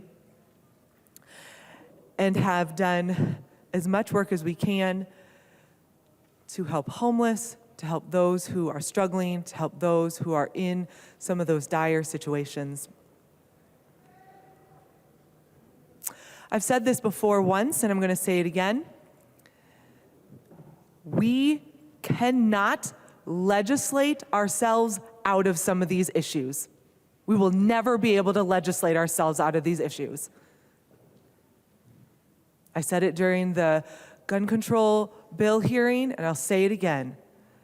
There are cultural things that are happening that when we have decided to step away as community, to step away as faith groups, to step away as active, caring citizens, and have allowed the government to come in to somehow control all this, we will never be able to legislate ourselves out of it. However, public safety is a core function of the government. You should expect that when someone violates your rights, that you get earthly justice on this side of heaven. You get justice as much as we are able to give it on this side of heaven. And that is our responsibility as legislators here to look at how people's rights are violated and how we are able to hold people accountable so that they can find that path to redemption. And as we have talked, as Representative Hudson has talked and we have talked about, we want to see redemption. We want to see renewal. You have heard me say it in committee. But we have to do the first part first by holding people accountable first. We have to do the first part first. One of the reasons why I'm frustrated with this bill is because though public safety is a core function of government, over half of this money is going to the Department of Corrections, and of that, 82 million is going to OJP. We have seen in this bill a misplaced priority of where our funding should be. In the past several years, we have seen that OJP has received anywhere between $30 and $40 million. This bill absolutely makes a huge increase to $86 million. Some of it is going to really noble causes. Federal crimes victim funding gap, domestic and sexual violence housing, murdered and missing African American women and girls, first responder therapy, the paid sexual assault exams that we heard from Representative Edelson. Some of these are incredibly important things that we see in our community that are necessary. And then there's others that are questionable not because of their passion, but because of their effectiveness and because of the ability to show that they are necessary in the community. And what I mean by that, members, is when a community is able to respond to a problem, they are much more reaction. They have much better reaction and much more nimble, much more, they have a better way of being able to respond to what they see in the community right there, locally. And when a community wants to do that and they actually have a vested interest in seeing that happen, they support that. And when they support that, they are able to address that the best. And instead, we have millions of dollars going to nonprofits that say that they have established records of providing direct services and that it's included but not limited to, and there's just a litany of things that are here. I asked, like the YIP grants, do any of these organizations or nonprofits have to have a matching grant dollar amount? And I was told no. I was told the reason why they don't have it is because this is in a community that is often low income and that their matching is time and their matching is volunteering. Okay. However, I guarantee there are entities that have vested interest in keeping their community safe. And if this is an organization, if this is a nonprofit that's actually doing good work, the community will rally around it and participate in it and actually give towards that cause. Because when you rely solely on the state gets to decide the winners and losers. That's not okay. And the state gets to decide what is worthy of what is worthy of having money put at it. We heard testimony from an organization that talked about the amazing work they were doing, but as soon as they lost state funding, they disappeared. And they're like, oh, we have all these people who want us to come back. Why don't you give us more funding? Again, members, when you are effective in your local community will invest in you, and that's where the priority should be. Our priority should be making sure that we are keeping our constituents safe, making sure that we have a funded law enforcement, making sure that our communities are being able to innovate and be able to have abilities to invest in their communities. We need to make sure that our priorities are straight with this bill, and it is not. There are several other issues, but we've heard all of them over the last 2 days, and so I will not belabor all of that. It's important for us to remember that public safety is a core function of government. When we fail to prioritize our funding appropriately, when we fail to keep criminals accountable with the possibility of a redemption after being held accountable, this affects every person in our community. And Mr. Speaker, I would ask that you would vote red on this bill. Thank you. That's how it works. The member from St. Louis, Representative Zalesnikar.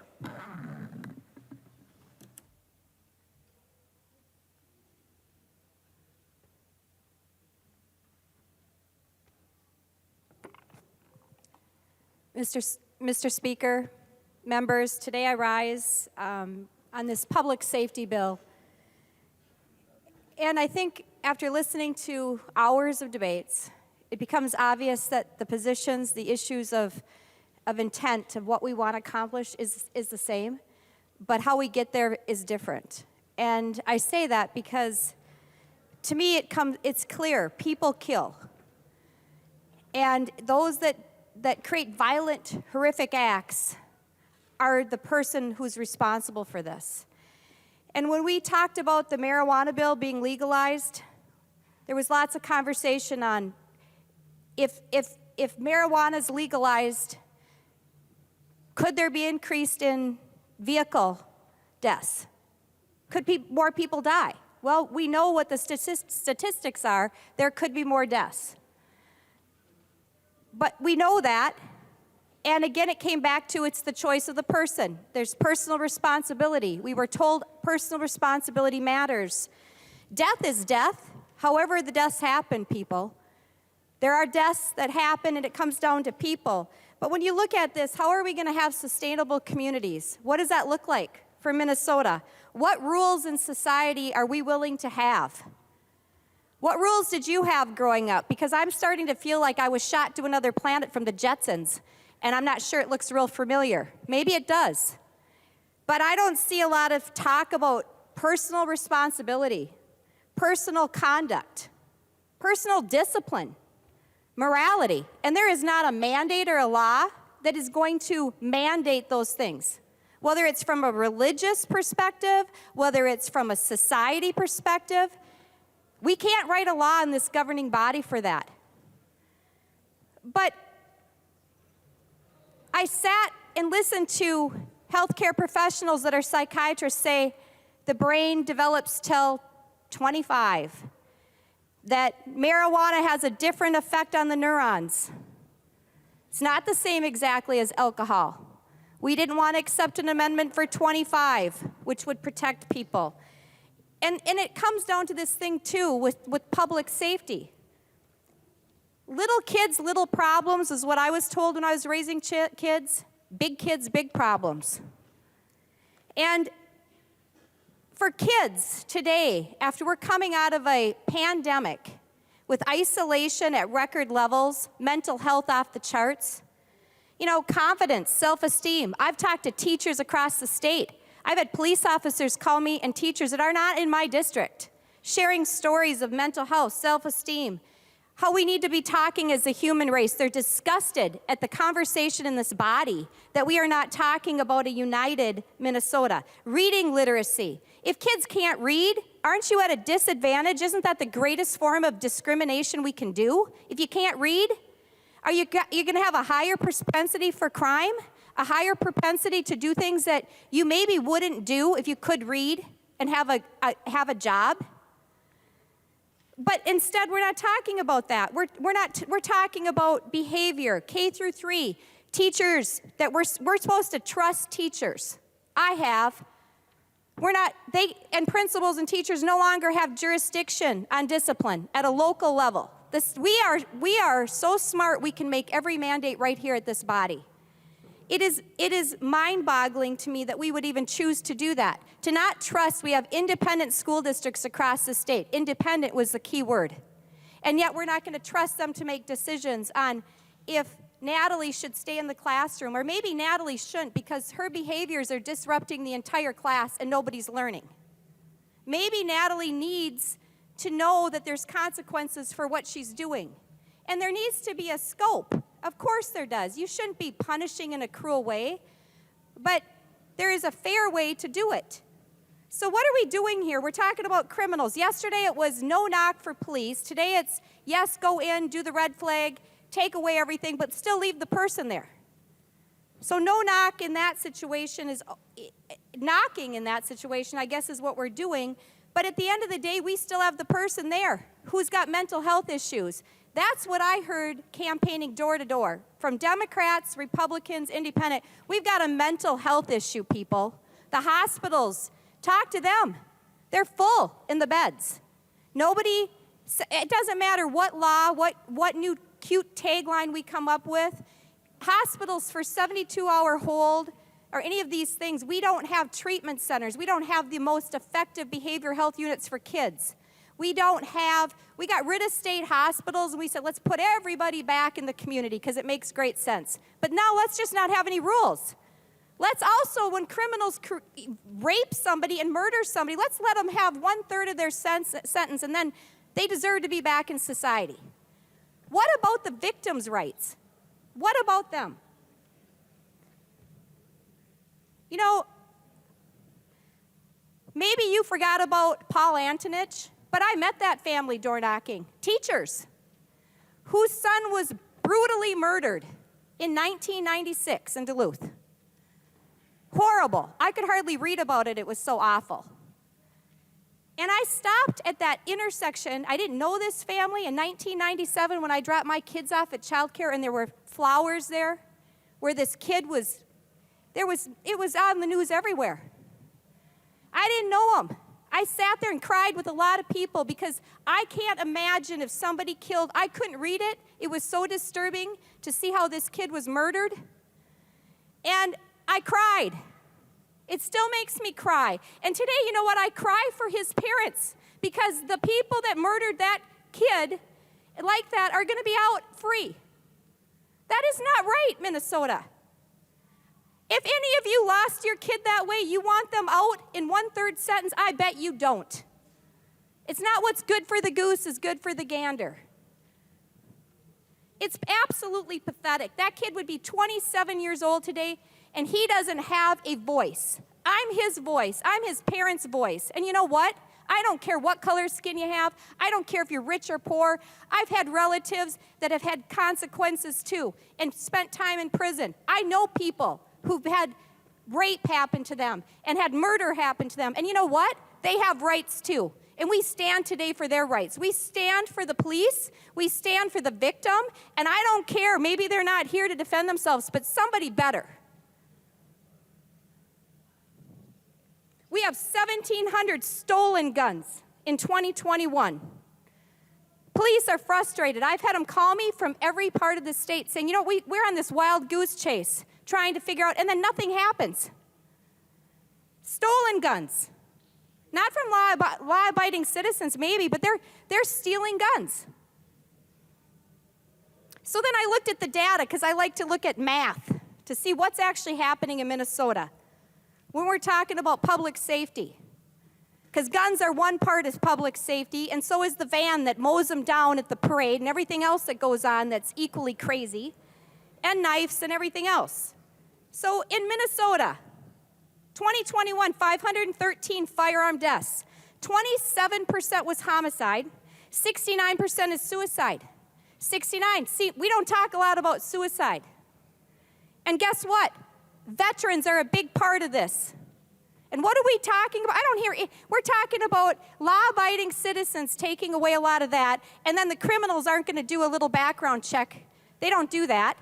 And we're letting them all out of jail. If they have three repeat offenses, no, that's not good enough to get more time either, because they have rights.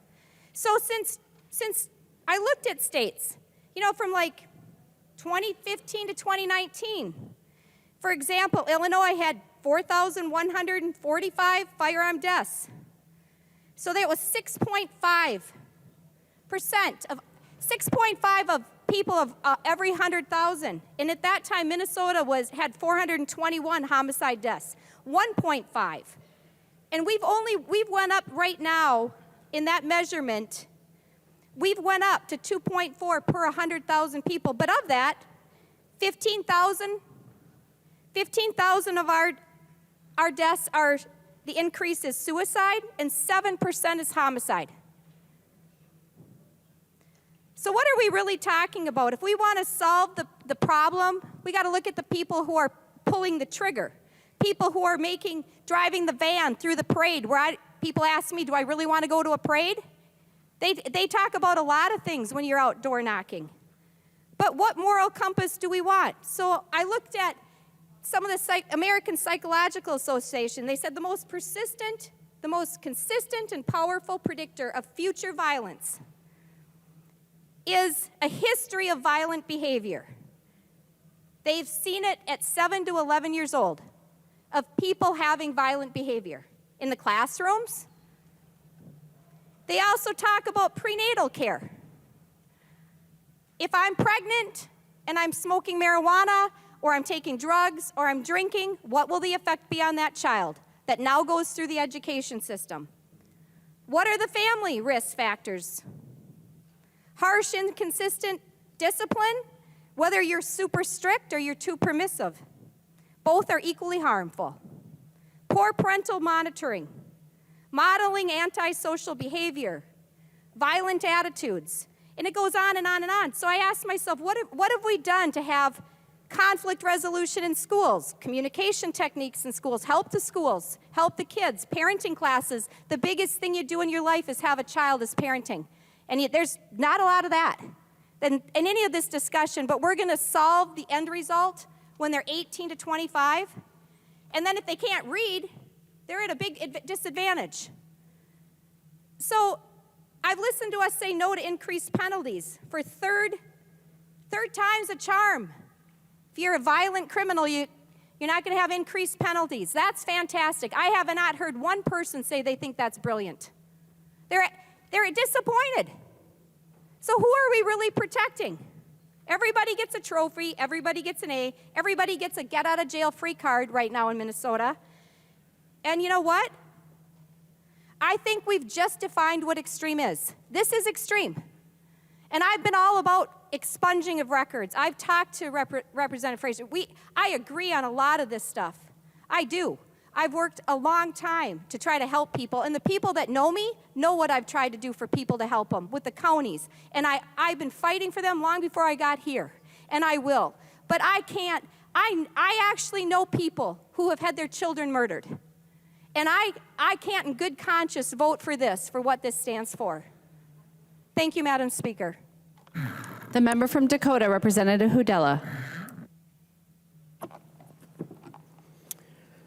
24 years.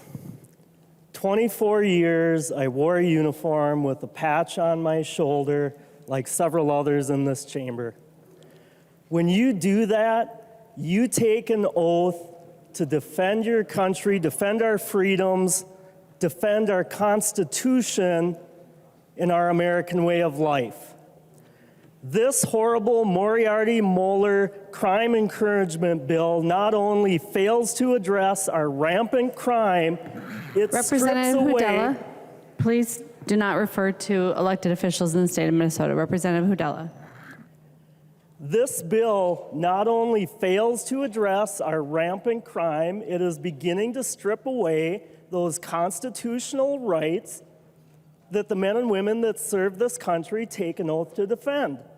The unconstitutional gun provisions in this bill are exactly that, unconstitutional.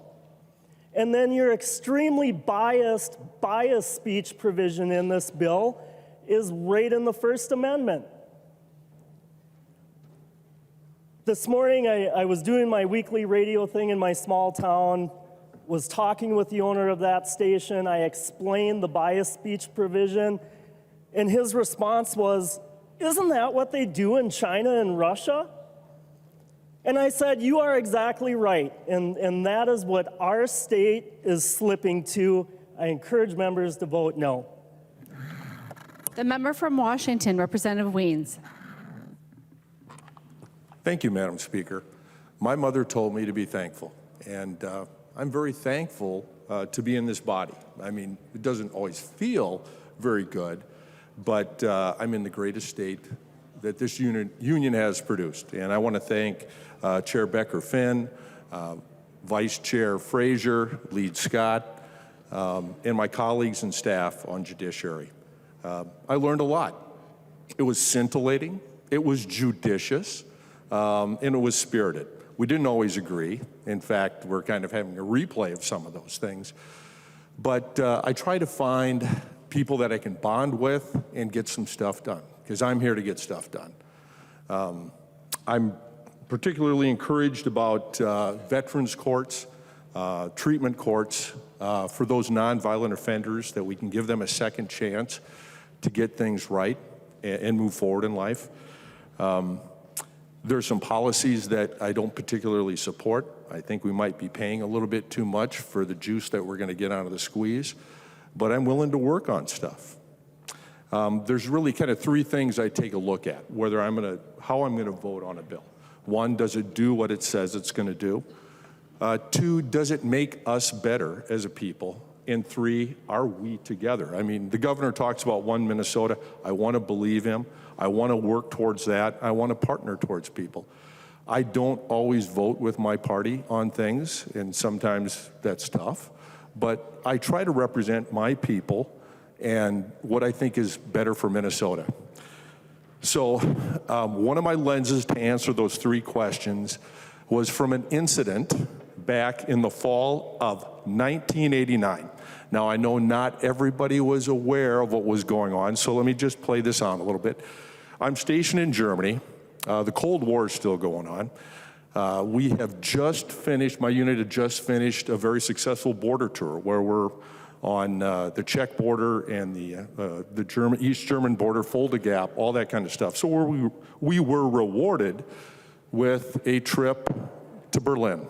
Now, I had been to Berlin a couple of times on my own, but this was, I'm going with all my guys, which now there's a risk factor in that, of course.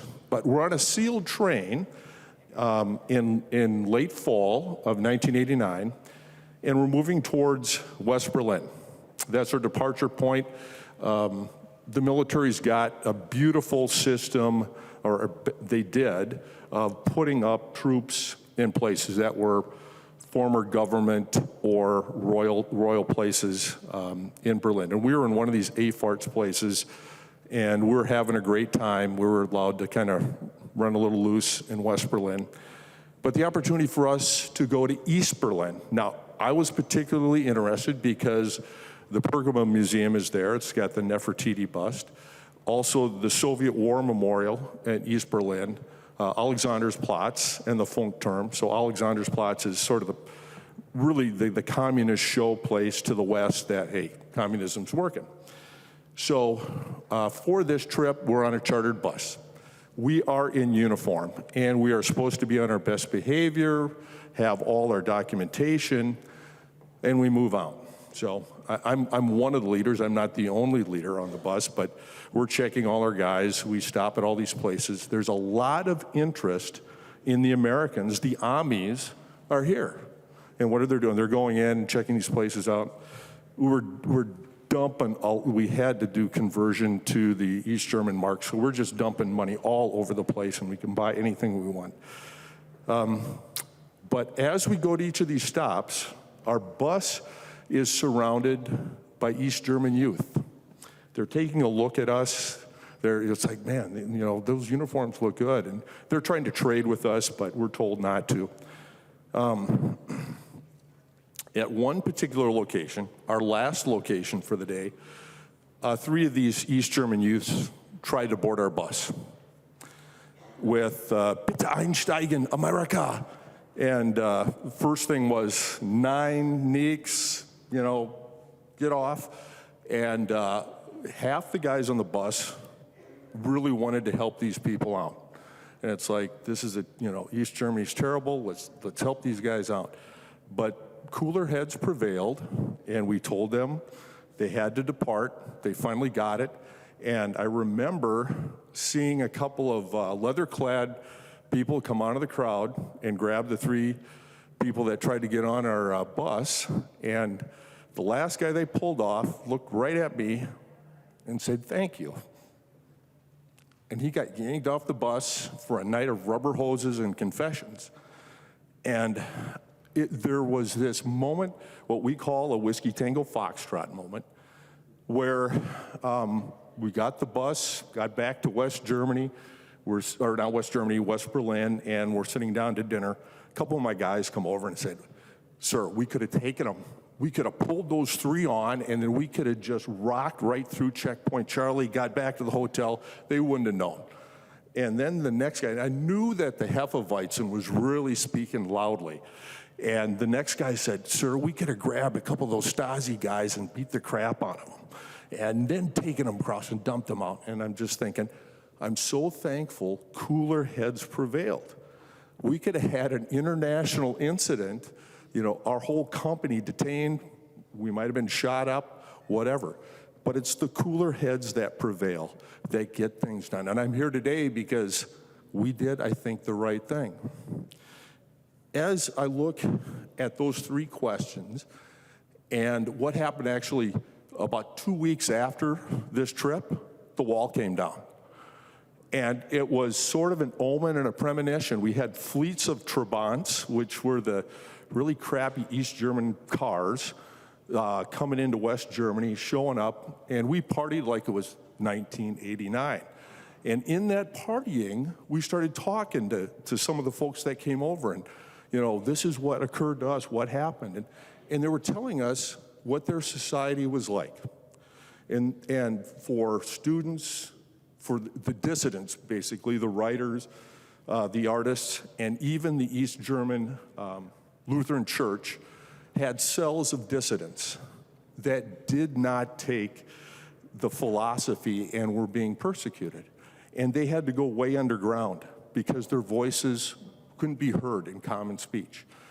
And they were able to organize the change that occurred in East Germany. And I think that's very similar to probably what happened in Poland, Czechoslovakia, Hungary, and the rest of that time. So when I look back at that, I am so thankful that cooler heads prevailed. And I look at these policies and it's like, I want to win. I want to win with everybody here. But I am very concerned that we're going to push voices out by some of the policies. And that if those voices are not heard, they're going to go underground.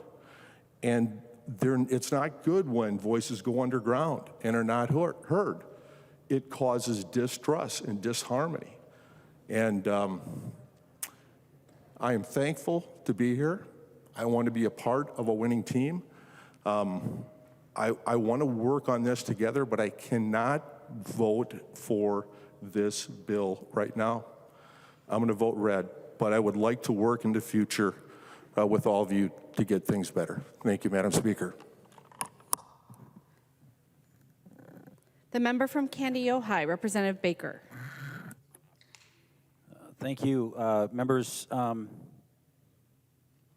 got a couple things to hit on. I'm not going to go real long, but I did have a couple components about the bill that I did want to address. I'm wondering if Representative Feist would yield to a question. She will yield. Representative Baker. Representative Feist, I want to say thank you for carrying the House File 1838, which is the reform bill that really wanted to work with the probation reform. I know it's part of this bill, and I know that it's something that I had been working and listening to my county a lot about how important that was. Representative Feist, recently this changed a lot from the initial work that had been agreed to. And I'm asking because I want to better understand this. I really do want to understand what changed over the last couple of weeks and why are all of a sudden my county folks not happy with the current language that you had been working so hard on? Representative Feist. Thank you, Madam Speaker, and thank you, Representative Baker, for the question. I happen to have on my desk, actually, resolutions of support for this bill from all 87 counties in Minnesota. I was going to show these on third reading, but I can do it in answer to your question. This is an incredibly important bill, and it has been worked on for the last 2 years from all of the community supervision delivery systems in the Department of Corrections. And we have a limited budget that we're trying to cover all of the important things that are priorities for public safety. And unfortunately, the amount that we have right now in the budget is not the full amount in House File 1838. But those conversations are ongoing. It is important as we make these decisions that we don't just try to back into a number, but rather that we really do stick with the essence of the formula that was included in House File 1838. And so those conversations are incredibly important. This funding formula is going to more generously, adequately, and equitably distribute our probation funding across Minnesota, and I'm so excited about it, and really appreciate the work that the counties have done and the Department of Corrections to make sure that we get this right. Thank you for the question. Representative Baker. And thank you for your excitement for this. I think that what I'm hearing is they're not as excited as you are anymore about what was started with, but you championed something that was the right thing to do from the front end. But what I understand happened recently is that part of this bill is removing the county fees that they're wanting to charge in the past. That county probationary folks said if you're in probation, you got to pay a fee. Apparently, this bill is removing that. And if I'm wrong, you can correct me later. I'm not going to ever yield to a question. But if I'm wrong, that's what appears to be in the final version of this bill. The funding is not adequate, as you just pointed out. It changed. And what apparently, you can have the letters and all that support. AMC, I know, is a big part of this. But they are not as giddy about this as you are right now because of that recent change. Now, we're going to work on this. We're not done. I appreciate that energy. But what I think happened here was, I think the Commissioner of Corrections came in and wanted to make some changes. I think that's been a big wedge between the folks in that probationary world is who's getting the money and who's getting it fairly. And our counties are not thinking that they're getting it fairly when 80% of the probationary work is done on county level, right? And this whole session, having you be the chair, or the author of this, working with my friend, Chair Moller, working on this thing, and hearing from my folks back in Kaneohe County and other rural counties, this is the year we're going to get it done. But they're not feeling good about it right now. So I want to make sure that we address this because this bill has work to do on this part of it. They need more help.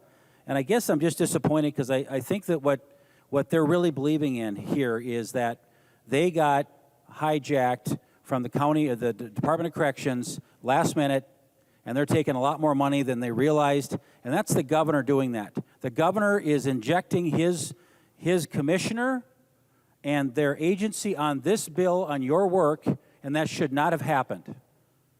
So, I'm glad you're sort of acknowledging my frustration, because Representative Fisher and I were dealing with the same kind of issue the other day with the Department of DHS. They like to interject members more than they should when we're trying to work the final versions out of bills. Agencies should not be doing that. The governor's offices and his agencies should not be involved as much as they have been over the last 4 to 6 years that I've seen here. They don't belong in us and what we're doing here. And this is a disappointment. This is another example of why the legislators have to focus on writing the legislation, not the governor. They have the veto pen. That's what their role is. And that's what his ability is to say, I like it or I don't like it. Unfortunately, I think we should have fought harder, is my point, Representative Feist. And I hope when Chair Moller and the team brings this to conference, I hope that we fight harder for the counties. So I just want to take that moment and say again, thank you for that. We missed it. We could do better. And I think we need to make sure that we listen to our counties and not the executive office down the road. I also just want to say thank you, though, to Chair Moller. I went to Representative Moller earlier on this year and said, again, after listening to a number of my law enforcement agents, the drug task force in my area, my county, on my ride-alongs, I knew how frustrated they were and the inability that Minnesota had when we wanted to prosecute our fentanyl drug dealers. The folks that knowingly are out there with thousands of pills, selling them, distributing them, knowing that 6 out of 10 of these pills could kill somebody. And I went to Chair Moller and I said, boy, I sure hope that I could work with you on this. And you said, no, Dave, you're going to carry the bill. And I appreciated you doing that because that's what I wanted. Because I wanted you to trust me on this. I wanted you to be able to know that we could work together on this. And we had many morning meetings. We had prosecutors, county attorneys, law enforcement. We had the right people in the room that could support a good balance that would keep our people that don't need to be in jail out of jail, but the folks that needed to be in jail, by God, I want them in jail. Because what everybody talks around here is the deadliness of the guns. My guns are the pills. I want them off the streets, and I want to put the people away that are harming people, that are distributing deadly pills. That's where they belong, is in prison. And the levels of prosecution, the first and second degree possession, first and second degree sale, we did it right, and we listened. And when I heard they were going to go away for jail for, say, 15 years to prison, if you get caught with so many pills on you and you're actively selling, that's the kind of stuff I'm looking for, because we are recognizing dosages this year, members, not just grams. And so that was an important part of our legislation to change it. But what bothers me now is I'm hearing through the discussion, because I didn't get a chance to sit on public safety, is the changes in the rules where we're softening how long they're going to stay there. The changes to the MRRA and the commissioner and how they're going to be able to soften this a bit. So these folks that were caught, and I thought we gave our law enforcement agents and folks kind of a win today and this year. They're going to see we did some good things. I'm just super concerned that what you're doing on the backside is weakening what we were working on. So I'm concerned about that part of this bill a lot. Because I can't tell you how important it is for me to put people away for as long as they should be away when they knowingly are trying to kill people, our children, with pills that look innocent. They don't look dangerous like needles. They don't look scary like a bunch of powder you have to sniff up your nose. You pop a pill in your mouth and it goes away and you're dead. That's how tricky and slippery this is. But to the folks that go out every single day and try to keep our streets safe, our kids alive, our families from experiencing the worst nightmares when an officer comes and knocks on your door and says, I got some really bad news. That's the kind of thing you don't want to do. And the officers that are doing that are heroes to me. They're heroes that are in the field, that are in dangerous situations. They're trying to get the drugs off the street. I was also one of the lucky ones that was able to attend Officer Owen's funeral last Saturday, and I have to tell you, it's the first time I've ever seen anything like this. To the officers that have served in this room, to our retired officers that are serving us today, and to the officers out there that are listening to us around the state of Minnesota, watching how we do this bill today. I cannot thank you enough for sacrificing so much of what you do and what you're willing to do every single day. But a moment that was important to me on Saturday was after the funeral inside the high school in beautiful Glenwood. We were outside and we had the 21-gun salute. We had taps, you know, those moments that just chill you. We had a flyover with a little plane that kind of like, it was loud and you could tell it was a loud plane. Did a circle and all of a sudden a blue stripe of fog came out and did a lap around the school, and it was moving to me. And it was windy that day too. It was windy. And what I caught though was all of a sudden there was a period of silence. It got real quiet. The wind died down for a second. And there was no outdoor speakers or anything. It wasn't like this was well thought through with an audio part of this. But there was a speaker there or a intercom of some sort that you hear when you hear of a police radio on the police officer. And all of a sudden what came over the air just struck me as, oh my goodness. The dispatch got on and was looking for Officer 603. Dispatch, Officer 603, badge number 603. Please report. There's nothing. They did it again. Officer 603, badge number 603. And what came on was just, God bless you, Josh Owen, end of watch, April 15th, 2023. And then just the place, there was not a dry eye in the place. It got quiet. It was meant to be that moment, that special moment. And when you don't hear an officer reply, I can't imagine what that's like. And again, I want to thank the men and women that are out there every single day keeping us safe. The community of Glenwood, the county of Pope, how amazing they were to support their community. And officers around the state of Minnesota. Do you know what they also did? I didn't realize this until I talked to my sheriff a few days later. They actually went up and relieved the officers in Pope County for that week so they wouldn't have to work. They came in from all over the state of Minnesota. I didn't realize that. This camaraderie and this family is mind-blowing. Members, we need to do better on this bill. Thank you, Representative Moller, for offering my assistance and my help. I will continue to work with you. We can do better. God bless our officers in uniform and everybody that helps keep us safe. Thank you. The member from Chisago, Representative New Brindley.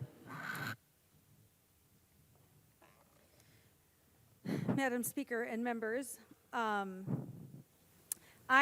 want to offer a few comments about something that we debated pretty thoroughly last night, and that's this bias incident database. And I know that it's really easy to drown me out because I talk a lot. I get it.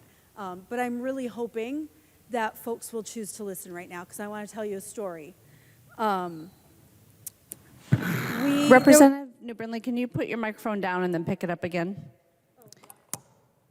Is that better? Is it better? Maybe? Getting mixed reports, so just speak up a little. Well, we'll try. Maybe I'm talking too softly, which, as it turns out, no one ever says that to me. But we'll try it. But, you know, there was a lot of talk about last night about some really horrific things. It was a hard conversation, right? And Representative Hassan talked about 2 mosques burning, which is a real atrocity. It's horrific. Representative Herr told a story about people throwing garbage at her. Horrible, horrible things. Representative Hornstein talked about the Holocaust. And I want to dig into that just a little bit deeper. So my father-in-law, Robert New, was born a Jew in Paris in 1939. As you can imagine, this was not a good time to be a Jew in Paris.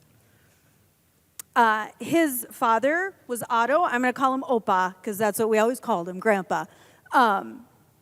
And I want to tell you a little bit about Robert and Opa. So Robert was a little boy. Opa was actually born in Germany. He was a Hungarian Jew born in Germany. And when the war began, when World War II began, the French actually interred the Germans in German internment camps. And my grandfather-in-law, Opa, was placed in one of these German internment camps. The irony, of course, is that then when Germany invaded France, Germany released Opa from these internment camps, from the internment camp that he was in. They did not know that he was a Jew at the time. And so what they did is he was subject to conscription, and the Germans forced him to go back to Germany and work in the factories. He was working, and in fact, I'm so bummed that I forgot to bring it this morning. I was going to grab it, but we've got his life story written in a book. He wrote his entire life story. He wrote it in 5 different languages. It was written in English, Hungarian, French, German, and I don't remember the last one. I should. That's pretty sad. But he wrote it in all these different languages. So after he passed away, Robert, my father-in-law, translated it into English so that our entire family would have access to it. But he wrote his life story, so we know some of these stories. And as Opa worked in these factories, he and one other gentleman actually spent their time sabotaging the parts that they were sending to gas chambers. That is how he spent his time during the war. Now, at the same time, of course, my father-in-law, Robert, was a young boy, and he and his mother were still living in Paris, and at this point, it is occupied. They're living in occupied Paris. And Opa would occasionally be given leave, and he'd be able to leave and go back to France to spend time with his family. And on one of these, during one of these visits back to his family, the Nazis knocked on his door. And fortunately, Opa is the one who answered the door. And when he did, the Nazis said to him, "We understand that there is a German woman and her son living here." Now, fortunately, Opa was there, and he just told them, "I'm sorry, you're mistaken." And miraculously, they left. But the point of this story, as it relates to what we're voting on today, and what I hope, I pray we will take into conference committee and consider, is that it wasn't neighbors yelling epithets at Opa that were the problem. It wasn't even violence towards them that was the problem. The problem was that citizens, neighbors, were reporting to the government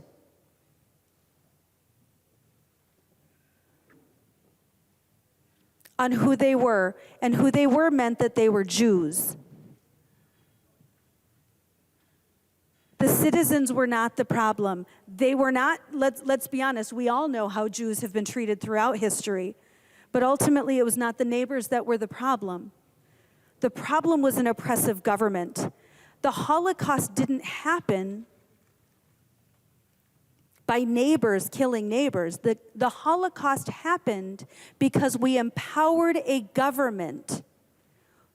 A government was empowered with information, with databases, with neighbors snitching on neighbors. That is how the Holocaust happened.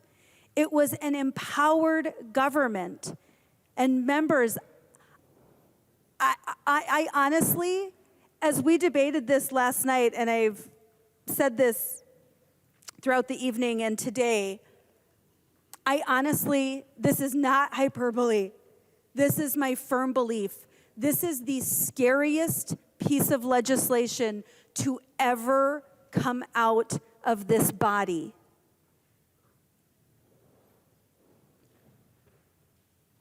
We do not want to empower our government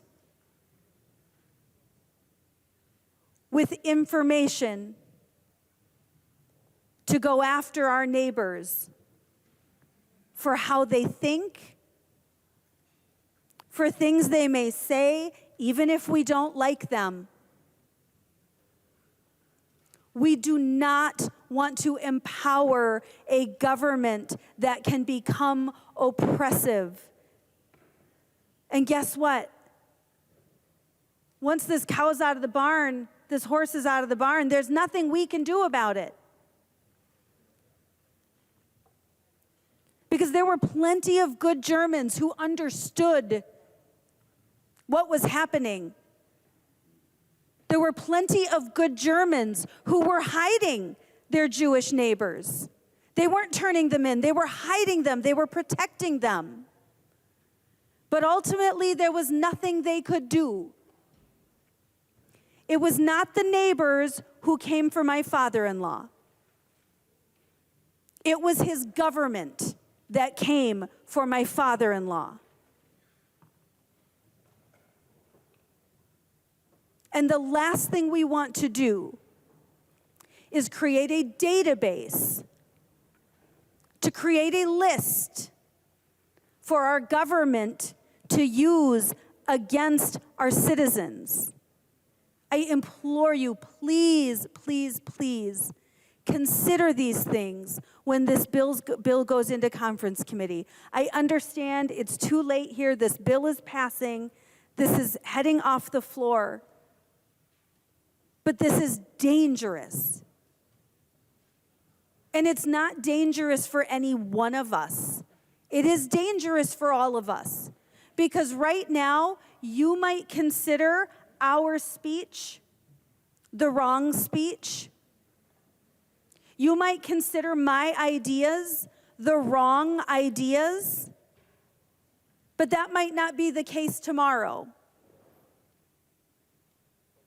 Tomorrow it might be your ideas that are considered the wrong ideas, or your speech that is considered the wrong speech, or your religion that is considered the wrong religion. But whatever the case, whatever we do, please do not give our government the power to moderate that.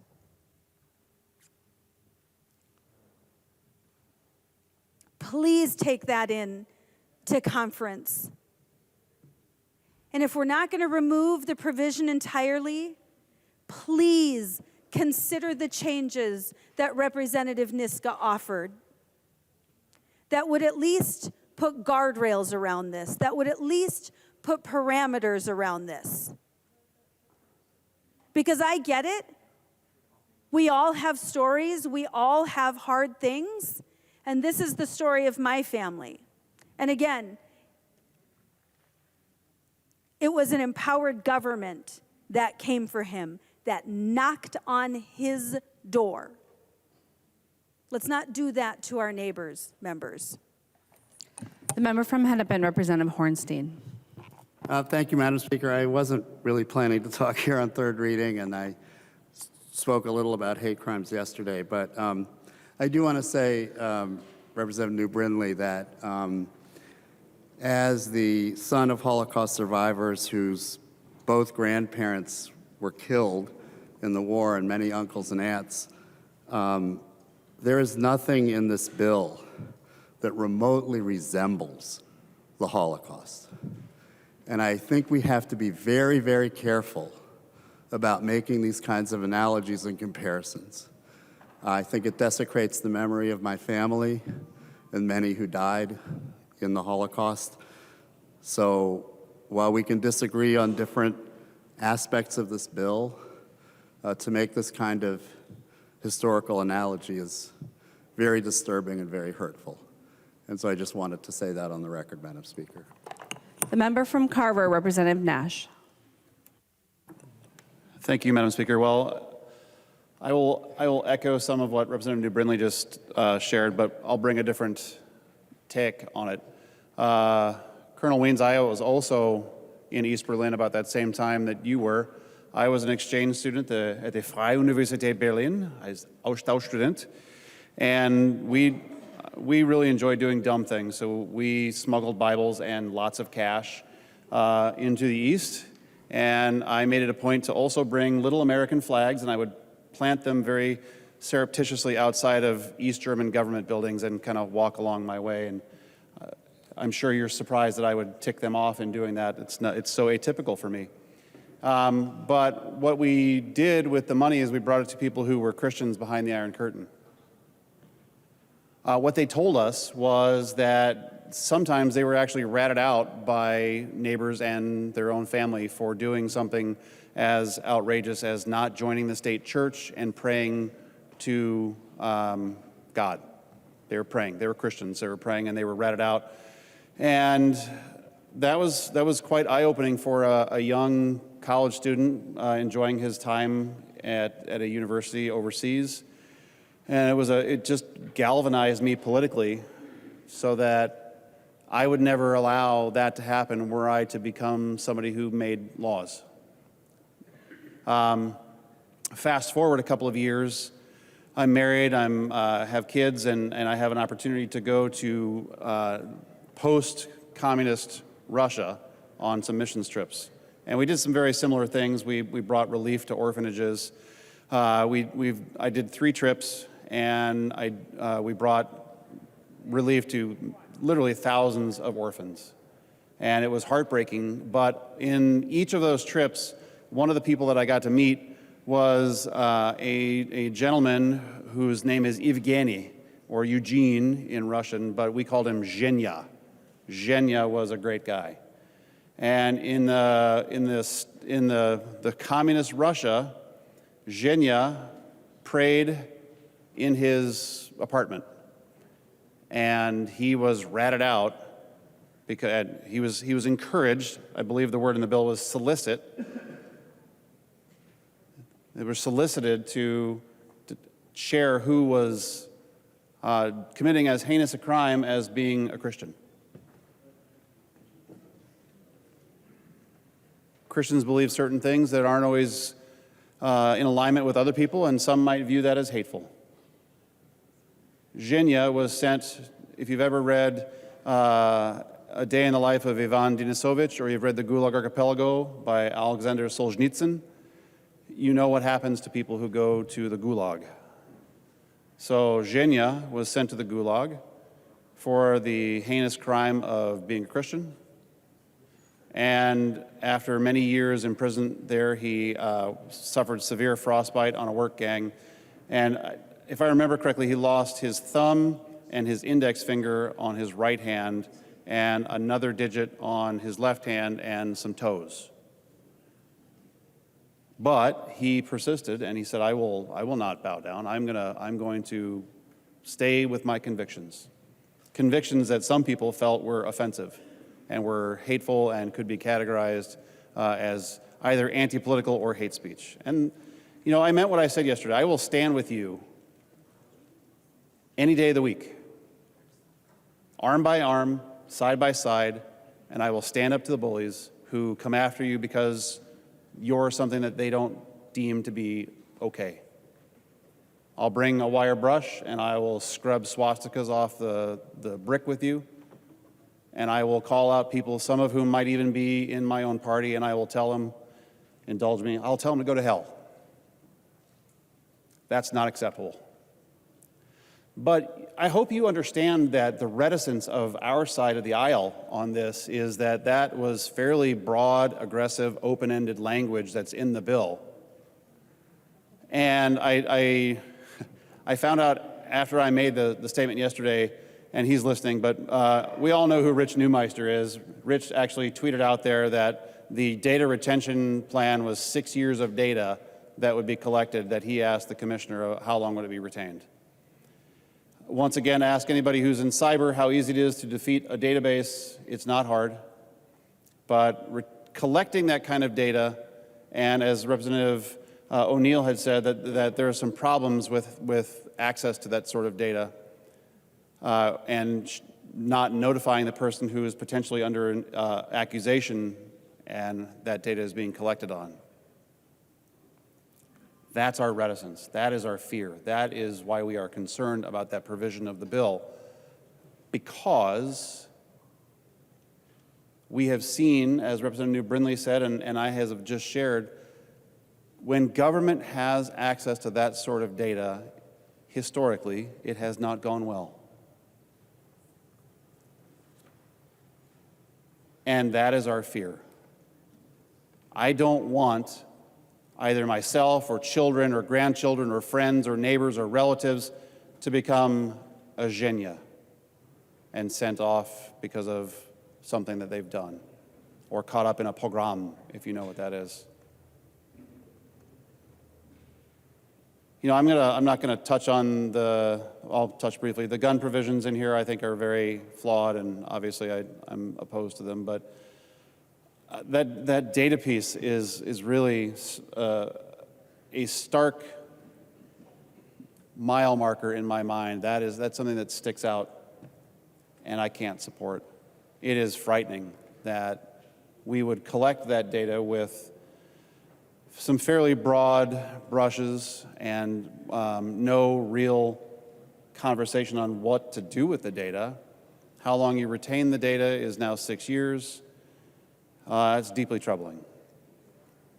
So as I think back on my time, and Colonel Wiens, it's Alexanderplatz, and we went through Friedrichstraße, Checkpoint Charlie is, I remember those things. I remember proudly doing dumb things to talk about the fact that I live in a country that's free, and I watched what people who live in a country that was not free had to suffer through. And the people who were in East Germany when I saw them, they were denied better food for their children, better jobs. They couldn't get they would have loved a Trabant or a Skoda. They couldn't have access to those things simply because they had the temerity to be Christian. That's why we're concerned, members. That's deeply concerning to us. So as it heads into conference, I hope that you will consider revisiting that language, because as a couple of us have pointed out, who have either, as Representative Brindley said, familially experienced that, or the Colonel saw it, or I saw it firsthand in both Russia and in East Germany, it should be concerning and not dealt with casually as you go into conference committee. Members, I'm voting no, and there's no surprise in that, but I think that as you head to committee, as you conferees are named, you should take a moment and gather your thoughts as to what is the value of that provision in the bill. Evaluate what you intend to do with it. Ask yourself, is this something that I can proudly talk about? And hopefully strip it out. Thank you, Madam Speaker. The member from Wright, Representative Hudson. Thank you, Madam Speaker. I just want to spend a little bit of time as a member of the Public Safety Committee offering a few thank yous. First of all, thank you, Chair Moller, for your very balanced and at times patient leadership. We didn't always make it easy for you, but appreciate your consideration. Lead Novotny, thank you very much for being our lead in that committee. The researchers and staff, fantastic. Made it a breeze. All we had to do was show up and say what we think, which is the way it ought to be. And especially, I want to thank the other members of the committee, especially those of you from the majority, because I learned the most from you. I think it's when our ideas are challenged, when they're pushed back upon, when our premise is turned upside down and inside out, and we have to put it back together again. That's the opportunity to grow. And I feel as though I've had that opportunity this session working in the Public Safety Committee. I've learned a lot through our work. Been introduced to a number of organizations that I was not previously aware of. And this whole concept of restorative justice is something that I think that there is a nugget in there, a nut at the center that has tremendous value and that needs to be explored and embraced and fleshed out. And I think that the majority is ahead of the curve on that. And I'm eager to catch up. Specifically, noting, and this has been said many times both in committee and on the floor, the notion that I believe Commissioner Schnell from DOC has said this a number of times, the notion that 95% of incarcerated folks are going to find themselves back out on the street, back out in the community at some point. That's a sobering statistic. And if we care about the safety of the public, the safety of the community, what are we doing to ensure that those reentries are successful? That's a legitimate concern. But I've also learned a lot by getting outside of this building, by getting out into the real world out there, and speaking with different folks from a wide variety of perspectives who have something to say on public safety. I did a ride along, as I mentioned yesterday, with Minneapolis Police Department 4th Precinct a couple of weeks back. That afforded me the opportunity to later attend a multi-agency briefing with a street racing task force. That was fascinating to learn about that, the takeovers of intersections and the difficulties that they've had in trying to rein that in. And I got out into the community. I got out into North Minneapolis. Representative Moller and I, or Mueller, I did it. I did the Moller-Mueller thing. It's a curse. Representative Mueller and I, I'm sure Moller would have came if we invited her, went to a church in North Minneapolis that's pastored by one of the folks who came and testified in our committee on behalf of these community groups that are receiving state funds. And it was fascinating and humbling and educational and not at all alien, right? Like felt very much at home in terms of the values that were being expressed and the aspirations that were being projected there. I had the opportunity to sit down with one of the community groups that's serving in North Minneapolis and have a very robust conversation with a group of mothers and grandmothers who work as these, I forget the exact terminology that we're utilizing here, but the co-responders, that would be the word, right? So the police have an issue and they need somebody who's not a cop to show up and try to de-escalate it. These are the folks who do that work. And curiously enough, I found out as I was talking to them, so as soon as I walked in the door of their office, I recognized, or I thought I recognized, one of the women, one of the mothers. And through the course of our conversation, and she kind of gave me that same look of like, I've seen you somewhere before. Through the course of the conversation, I realized extremely coincidentally that we were both at the same scene when I was doing my ride along. They had called her to come out to de-escalate a situation. I won't go to the details of what the situation was, but I got to see them do their work. And that was extraordinary. The value of it was manifest in the real world, right? I also had the opportunity to tour the Anoka County Jail.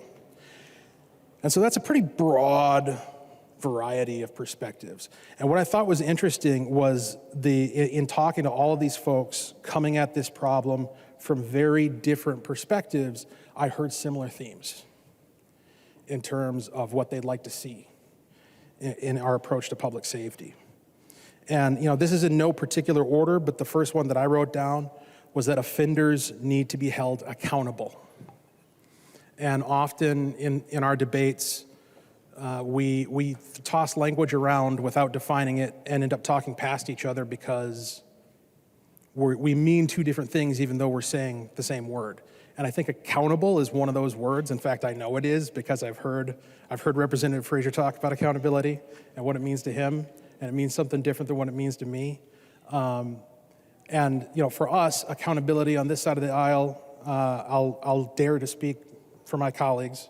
On this side of the aisle, when we talk about being held accountable, we mean paying a just price for the offense you have committed.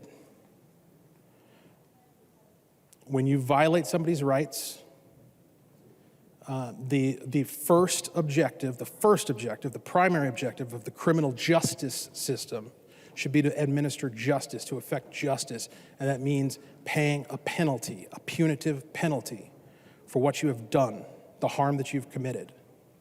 And look, again, recognizing that should the objective be ultimately to rehabilitate? Yes. But that needs to be a secondary objective to ensuring that justice has been served, and certainly a secondary objective to ensuring the safety of the public and the safety of innocents out there on the street. And we heard that from everyone we talked to, including your own testifiers. They want people who, you know, as I spoke to when I offered my amendment that was ruled out of order earlier, folks who have demonstrated through repeated violations and repeated disregard for the sanctity of human life and the integrity of their neighbors' rights. They've just demonstrated that they've opted out, that they don't care, that it doesn't matter to them. Well, it matters to us, and it matters to our neighbors. And at that point, it becomes more important to protect the people to whom it matters than to worry about how we're going to rehabilitate the person to whom it doesn't. That's what I heard time and time again. Secondarily, and I think on this point we'll find more agreement between the two sides, is I heard from everyone that I talked to, including my own sheriff, this desperate need to address mental health in a comprehensive manner. And earlier, Chair Moller spoke to the fact that there's money in this bill in order to provide for co-responders. I get that. I appreciate that. I don't think it's enough. This might be the one scenario where you're going to hear a Republican talk about how you should be spending more money on something. I think mistakes were made in the past that when we started to break down our mental health supports and our institutions that were made available for people whose mental health capacity has eroded to the point where they've become a danger to themselves and others, and we need to build that back up. But the answer, just like with criminal justice, the answer isn't always to just throw people into a building somewhere and let them languish. There needs to be this kind of spectrum of supports and interventions that we can make with the goal of getting as many people to be productive and self-reliant as possible, but recognizing that we're not going to save everyone, and that those who can't be saved need to be safely housed. That's just the way it is. And there's clearly this gap, and again, this is the common feedback I heard from everyone, whether they were a cop or a community member out on the street. There's this gap between, for lack of a better term, law-abiding society and the criminal justice apparatus, where people just kind of get flung from one to the other. And you guys have recognized that problem. That's part of what you're trying to solve with this restorative justice concept.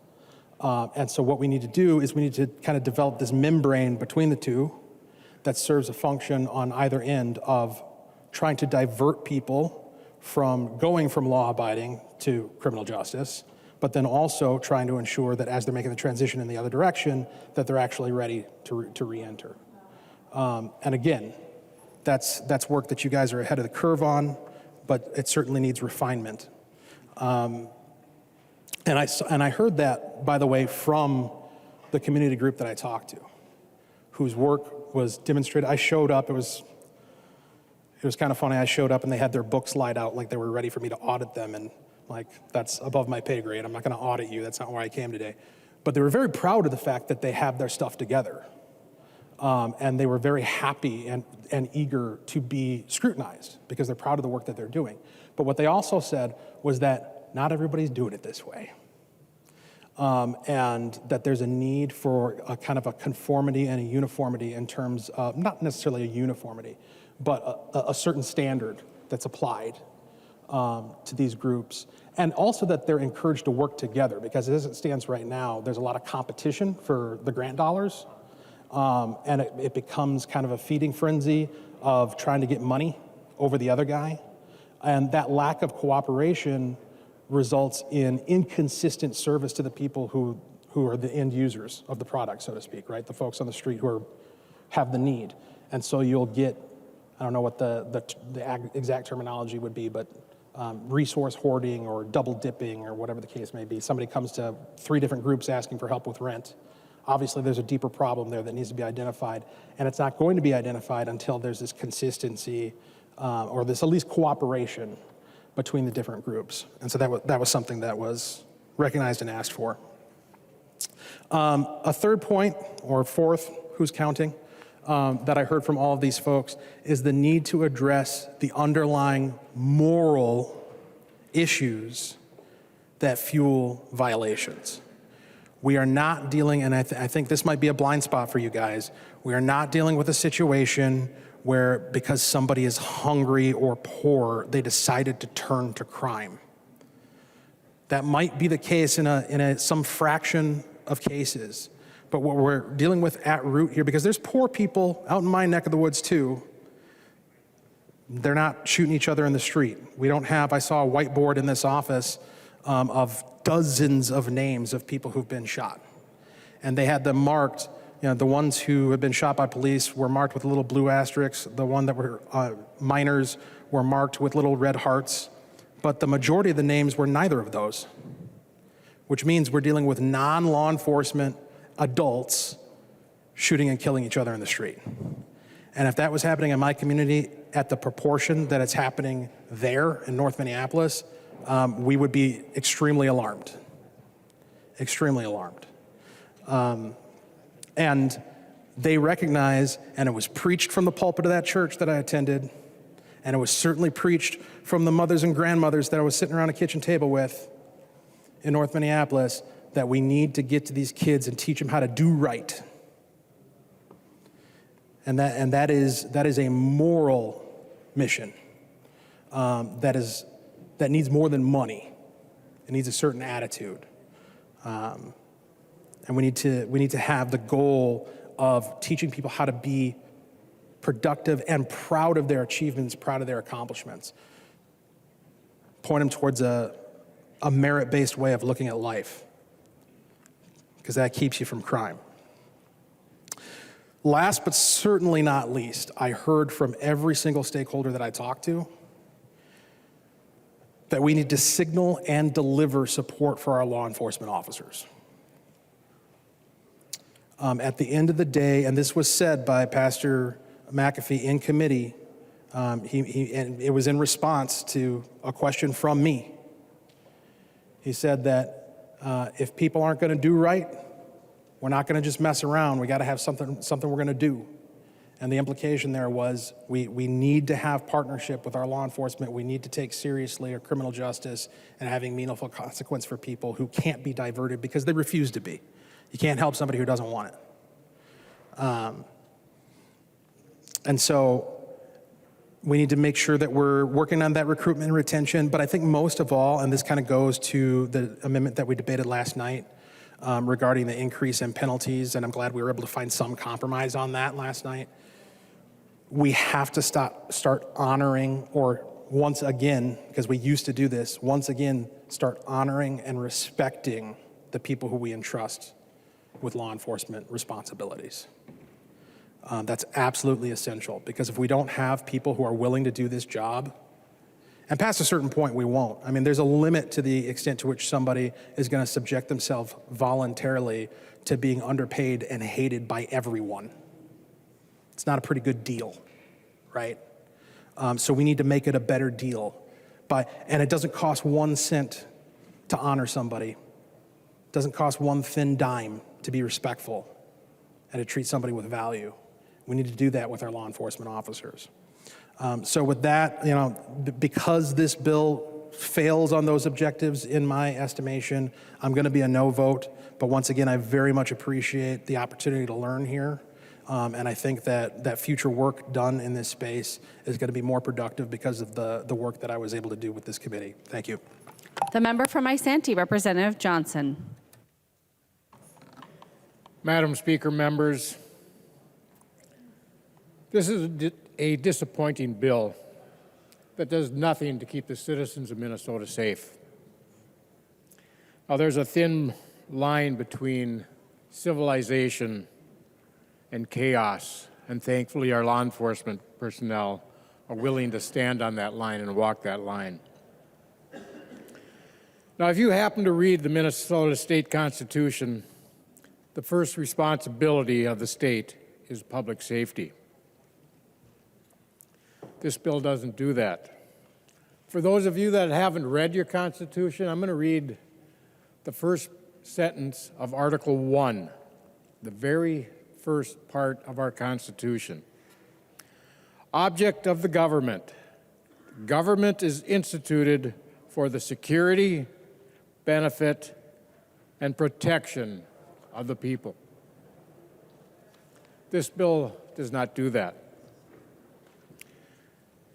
This bill prioritizes the perpetrator of crimes and violent crimes over the victims of those crimes.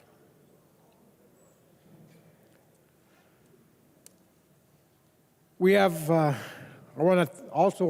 besides our law enforcement officers, I want to thank our corrections officers. They do a very important part of our system. We have a safety issue with our staff in our correction facilities. From July 1st to December 31st last year, there was 22 reported assaults on staff at the Rush City Prison. From January 1st to March 23rd, there were 34 reported assaults, one with significant bodily harm. If you add that up and divide by the number of hours, we have one of our staff in that particular prison alone that's getting assaulted every 57 hours. And the tough part is most of the assailants end up with little or no consequences for the assault. And if many of you have had the corrections officers come to your office, and they tell you the morale is in the tank. They don't want to be there. They're doing it because they know they need to. But I've never seen the morale this low. And I wonder why. In the governor's recommendations, he requested almost $5 million for the biennium for safety and security in our corrections institution, yet this bill has none. Those funds are not only to keep the inmates safe, but also our staff. Not only the corrections officers, but all the staff. Yet there's nothing for safety and security in this bill in our correctional institutes. One of the priorities to keep them safe from the corrections officer's standpoint was to obtain mail readers to keep the narcotics, which are soaked in the paper of the mail they get, out of the prison. But instead, there's body cameras to make sure the rights of the inmates are protected. Now, yesterday we had a long discussion on a new plan to only have those who've been found, those who have been found guilty of crimes and even violent crimes, to only have to do 1/3 of their sentence. So if you get a 3-year sentence, you do 1 year. A 15-year sentence, you only have to do 5. That's absolutely ridiculous. Is that what we're doing to protect our citizens? Sending people out of prison with no accountability for the crimes that they commit. Now, for those of you who don't know, some of the crimes, if you do a burglaries, the first burglary you do, you don't go to prison. The second one, you don't go to prison. The third one, you may go to prison, but it's usually 4 or 5 before you actually go to prison. And that's not just number of burglaries, that's actual convictions. We don't keep people accountable for their crimes. And if you've ever been a victim of a burglary, like my wife has, if I go outside to do some work in the yard, I better have a key with me because I'm locked out of the house. And those burglaries happened when she was a child. It still affects her today. We also have a new clemency review commission to make it easier for people to get out of prison. Prosecutor-initiated sentence adjustment to lower sentences, which takes effect August 1st. And I can imagine how many petitions are going to be filed up in one county on August 1st to have sentences reduced. And what does this bill do? It makes it easier for persons to receive a pardon from the governor by removing a requirement of a unanimous vote by the 3 individuals on the pardon board, just making it 2/3 vote. Making it easier to get out of prison.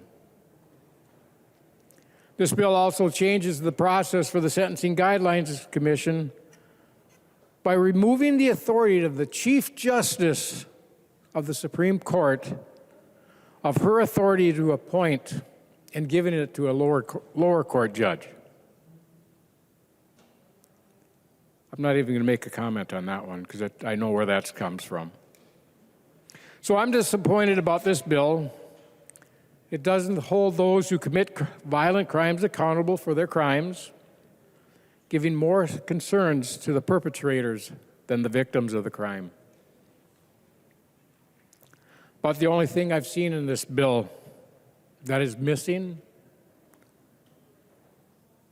is when we're going to close our prisons. Because that's what this bill does. It holds nobody who commits crimes accountable, doesn't care about the victims, and does not ensure the safety of the citizens of Minnesota. Please vote no on this bill. Let's send it back, get it done correctly to protect our citizens. Thank you. The member from Anoka, Representative Niska. Thank you, Madam Speaker and members. And like Representative Wiens, I want to start with a little bit of gratitude. I think it's important that we all have gratitude in our lives, and I'm grateful for the opportunity to serve my community here at the Minnesota House. I'm grateful for the opportunity as kind of a law geek to serve on the Judiciary Committee. I'm grateful for Representative Becker-Finn, Chair Becker-Finn, and Vice Chair Frazier, and Lead Scott, and everyone else who's on this committee and who's come before this committee for kind of indulging some weedy questions. I like I said, I'm kind of a law geek. And I'm grateful, and I hope we're all grateful, for the rule of law, for our Republican form of government, for our Constitution that lays the foundation for us all to be here. In not a perfect country, but the greatest country, I believe, in the world. I wish I could vote for this bill because it does have some important provisions in it that I think are helpful in maintaining our system of rule of law, our system of public safety. It does fund our third branch of government, which is incredibly important. Our society, the rule of law does not function without a functioning judicial system. It funds our public defenders, which are critical to our system of due process. They're critical to holding the government accountable when it tries to take the liberty of any one of us. It provides continued treatment for funding for treatment courts. It eliminates the $8 fee for uncertified copies of court documents. That's something that I've signed on to some bills for. I think that's important to maintaining the rule of law. And it funds the Guardian Ad Litem program, the Guardian Ad Litem board. And my family has seen firsthand the value of the Guardian Ad Litem program. If those of you who don't know, we have a daughter that we adopted out of child protection in the foster care system. She biologically is a family member, but we adopted her out of the child protection system, and she had the best Guardian Ad Litem, and that was a huge part of her journey through that process. If for the sake of brevity, I won't go into the story, but if anyone is curious, on February 7th in the Judiciary Committee hearing, I did share that story. I won't go into that now, but I wish I could vote for the funding of the Guardian Ad Litem program today. I wish I could vote for funding for public safety. There are some good provisions on public safety here. but the bad in this bill does not outweigh those provisions. And I'm disappointed that I'm not able to vote for it today. I'm disappointed that we have provisions in this bill that weaken our Second Amendment rights, the due process protections that are afforded to those. We tried repeatedly on this side of the aisle to improve those protections, and we failed. But more fundamentally, I'm disappointed, as we discussed last night, about how the judiciary portion in this bill weaponizes our state government against the political opponents of the governing trifecta. This is taking another step by the government to reach into the marketplace of ideas and pick winners and losers. And we had a long discussion yesterday about this registry. I won't go into it all. I appreciate all of those others who have spoken about our concerns. But again, I want to bring us back to this question. An incident we saw around this body within the last few months. If a state employee, by labeling somebody as being engaging in harassment or bias, can threaten and try to silence a powerful member of the Capitol Press Corps, we need to be very careful about what power we are giving to bureaucrats at the Department of Human Rights through this bias registry. Now, we heard suggestions in the debate last night that that surveillance system is necessary in order to help protect people against crime. And I wholeheartedly agree that we should do absolutely everything to prevent and punish hate crimes, to prosecute the only words that come to mind are words I don't want to say on the House floor. The person who recently bombed 2 mosques in Minneapolis, or whoever that was. Let's get them. Let's punish that horrible, horrible bias crime. Let's have a bias. We have a bias registry at the Department of Corrections, or at the Bureau of Criminal Apprehension. Let's track that stuff, criminal stuff. But what we shouldn't do, what we cannot do, is give the government a speech registry to pick and choose which of the things among the things that all of us have said and done are going to go into a registry that's saved at the Department of Human Rights. There was a reference yesterday to the German model. I don't think we should adopt the German model, but I don't think it's really even fair to describe this bill as a German model. I think it's more accurately described as a combination of the Soviet model of snitch lines. Unfortunately, we had a variant of that during the pandemic, but this is creating a permanent snitch line. It's creating something like the PRC model of social credit scores, where the government collects, surveils how people are doing and decides whether or not you're doing good things, and the Orwellian model of thought crime.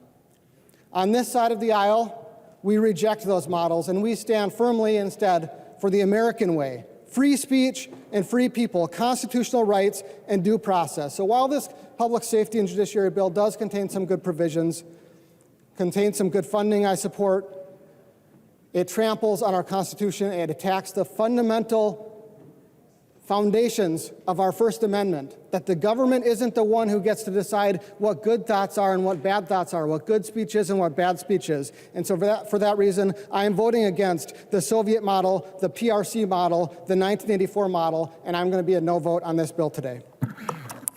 The member from Anoka, Representative Scott. Thank you, Madam Speaker, and I will be brief today. I want to, first of all, thank Representative Chair Becker-Finn for her work on the committee and her really awesome staff who worked really well with our staff. I want to thank our staff, Callie Lehman, Anna Borgadine, and Ella Schultz. I see them back in the alcove over there, and I want to thank them for their great work. And also for nonpartisan staff, I think they've probably left, but Ben Johnson, Nathan Hopkins, Mary Davis, and John Walls. As always, just a really good professional job from them. Members, this bill funds the third branch of government, including increased funding to address the underfunding of the public defenders. It eliminates, as has been said, I guess, the $8 charge for court documents. So I'm thankful to many people in this chamber that had worked on that. Representative Robbins, Representative Becker-Finn, both had bills on that. And it increases jury compensation. You know, our jurors are getting paid $20 a day now. This ups it to $50. Yes. I am disappointed that the funding didn't go in for the volunteer guardian ad litems. We made a case for that last night, I believe. But unfortunately, this bill gives a whopping 56% increase funding to the Department of Human Rights to hire nearly 27 new FTEs that will be used in large part to weaponize government against its citizens, whether it's employers, housing providers, educational institutions. But as we discussed last night, this bill will allow the department to collect data on citizens that can be little more than a difference of opinion. This is a violation of our First Amendment rights. As you know, individuals and groups come to the Capitol regularly to express their opinions on any given topic. This is protected free speech for groups and for individuals. But when the author of this provision admitted that someone wearing an I love, I heart J.K. Rowling t-shirt could be reported to this database for the collection of so-called incidences of violence or hate, it is not hard to see how government could easily come after and silence you and your right to free speech and expression.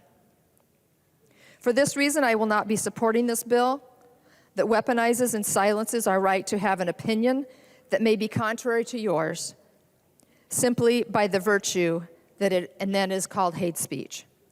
Government should protect our rights, not come after us for exercising them. Please vote no. The member from Ramsey, Representative Feist. Thank you, Madam Speaker. I rise to speak in support of this bill.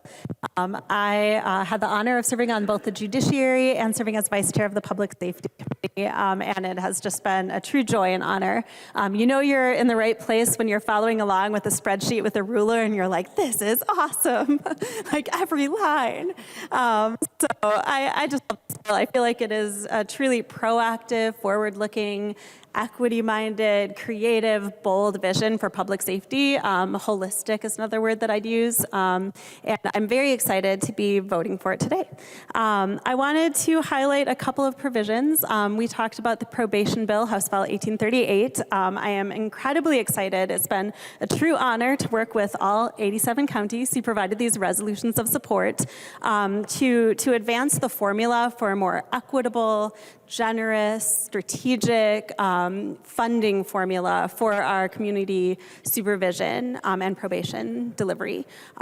We also included policy provisions in that bill that I think are incredibly important. The creation of a community supervision advisory committee that will provide training and quality assurance.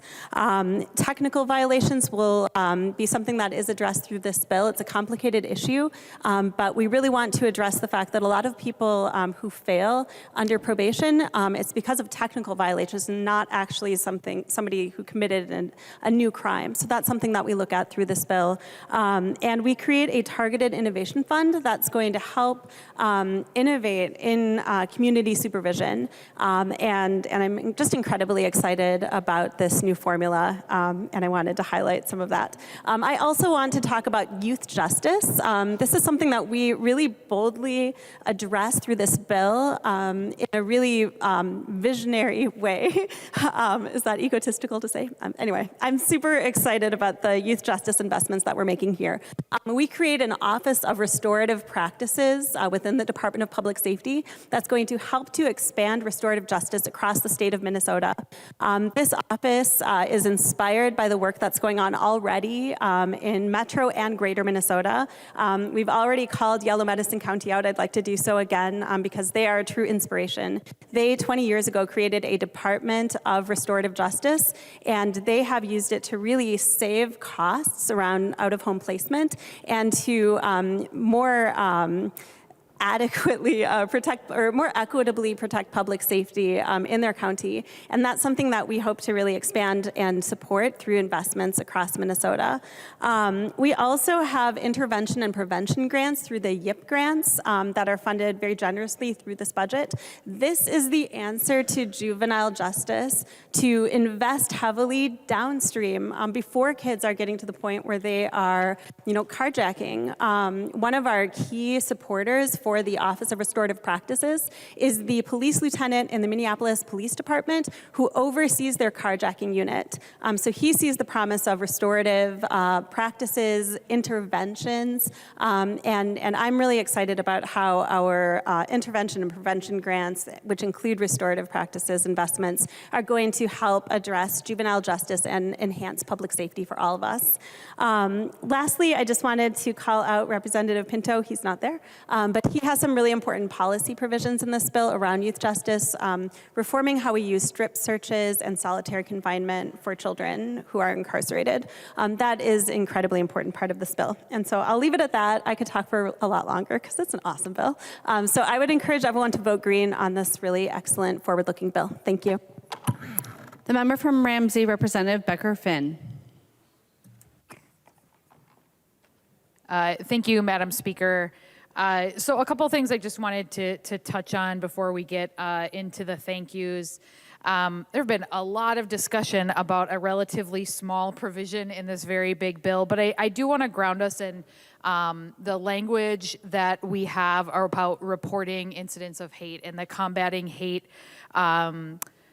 organizations that have come together and brought this language to us, because I think the truth is really important. And this language was not brought to us by the Department of Human Rights. It was not my idea. It came from community. I recognize that's not typically how things work in these buildings, but that is the truth of where this came from. And I just wanted to share the organization, some of the organizations who worked on this language and on this on these efforts. Jewish Community Action, National Council of Jewish Women, Jewish Community Action Council, Council on American Islamic Relations, Reviving Sisterhood, Gender Justice, Anti-Defamation League, Minnesota Interfaith Power and Light, and the Coalition of Asian American Leaders. Those are the folks who worked on this language, and I also want to ground us in the idea that it isn't always about the person who is doing the harm, but about the way it is experienced by the people who are living it. And that is the point of what we're doing. There's no, nobody's gonna come get you. Some of the inflammatory language that's been used is just false. That's not what's happening here. And for the record, I think it's really important that we ground ourselves in the truth. And the truth is that these organizations, primarily Jewish-led organizations, are the ones who brought this to us and want us to be putting this together, working with the Department of Human Rights. We should all want to hold up the good work of the Department of Human Rights and make sure that people's civil rights and human rights are being protected. It's unfortunate that the bulk of the discussion has been based on both the willful and just unfortunate misunderstanding of some of the provisions in this bill.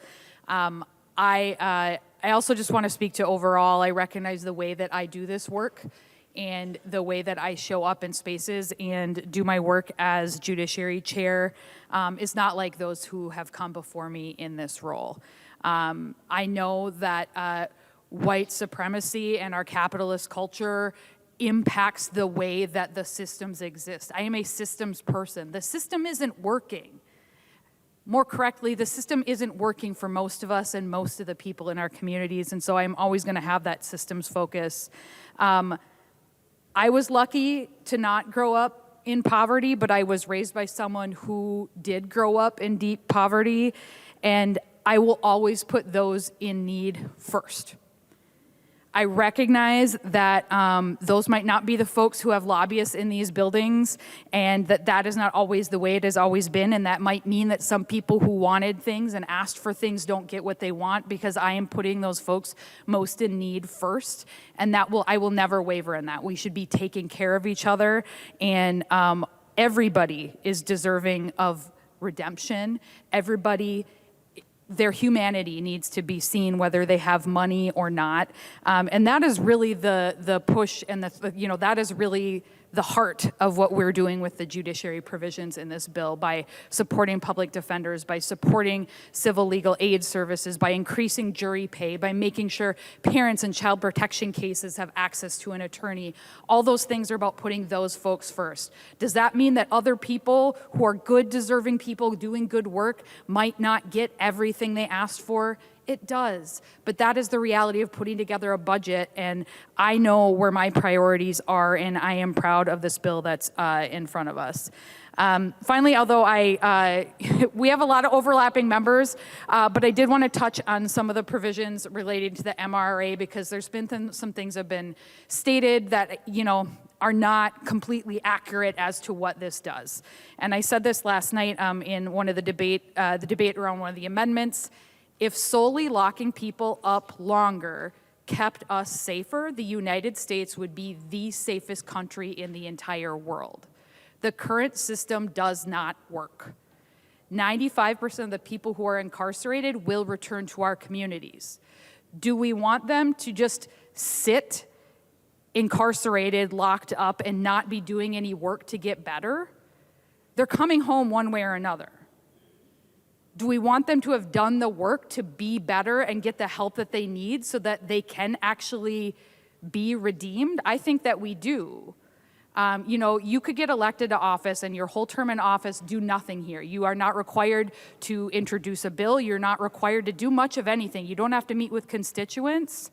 Does that make you a good legislator? I mean, I guess technically you're a legislator, but there's a difference between doing the work and just biding your time. And the MRA incentivizes people doing the work. And a real incentive is taking some of that time, but it is earned incentive release. It isn't a get out of jail free card. You have to do the work. Right now, and actually the reason that this provision means a lot to me is that when I worked as a domestic violence prosecutor, which coming from the background that I came from, having somebody's liberty taken away was a really big deal to me. When I signed that first complaint and I knew that that warrant was going out and somebody was gonna be in jail because of work I had done, I knew it was important and it needed to happen in that case, but I didn't make that decision lightly. So then when I learned, I actually didn't know this until I got here and served on the Public Safety Committee, and I asked questions about the Department of Corrections. What happens when I, as a prosecutor, send somebody who commits a strangulation or some other heinous crime, domestic violence-related crime, and they go to prison? And I started asking questions about what happens when they go to prison, and the answer I got was basically nothing. They're locked up, they eat their meals, they bide their time, and then they're released. That doesn't disrupt the cycle of violence. They go right back to the same things that they were doing before. I know because even in the short time I worked as a prosecutor in just one county, you would see those repeat offenders. We all know that that happens. I would rather have them in that time where they're separated from that other person. I would rather have them be doing the work and getting the programming that they need. And that's what victims are telling us too. These provisions are supported by all of the victim and survivor organizations in our state, and that's why we recognized them last night. So I just wanted to set some of that straight because that is the reality. And that is actually, this is evidence-based stuff that will actually make us safer. The status quo isn't working. We all know that. That's what we're all been arguing about. So let's not keep doing the same thing. Let's do it better. Finally, I do want to give some thanks. We had a really good committee. We had a lot of first-term members, but I think a lot of really great first-term members. Everybody on our committee, I think that for the most part, we did our work in a really respectful way, even when we disagreed. It's really important to me that I, hold everybody accountable in the same way to the rules that we have in our committee, and I really appreciate the discussions and the work that we did. And then Anna, my CA, Zach, our research person, and Ella, my CLA. Zach and Ella are brand new to this work, and they were total rock stars. We do have an incredible team on Team Judiciary and Public Safety, and our House research folks as well. And as Representative Scott said, I think the good working relationship between Callie and my CA, it really is important, and I think the way that even despite the things that get said in debates on the House floor, Representative Scott and I do have a good working relationship, and that is important to me that we are respectful with each other, and I do really appreciate that. So it's a good bill. I'm really proud of the work that we've done, and that I get to do it with these people in a good way. Would really appreciate your support. We should all be proud to vote green on this bill. Thank you. The member from Sherburne, Representative Novotny. Thank you, Speaker Hortman. Man, it's been a long 2 days, and I'm sure everybody else is about as exhausted as I am. And I had all these things I was going to talk about yesterday, and I scratched many of them off because they've all been covered. I find it funny, the one thing that I was going to open with, my opening line that I wasn't going to give up until about 2 minutes ago. If you try to do more than one thing at the same time, you do none of them well. And I think that is the frustration that we have on this side of the aisle with the public safety bill and the people that are supposed to be doing the work of public safety. Representative Johnson talked about the Constitution, and that is one of the first things mentioned.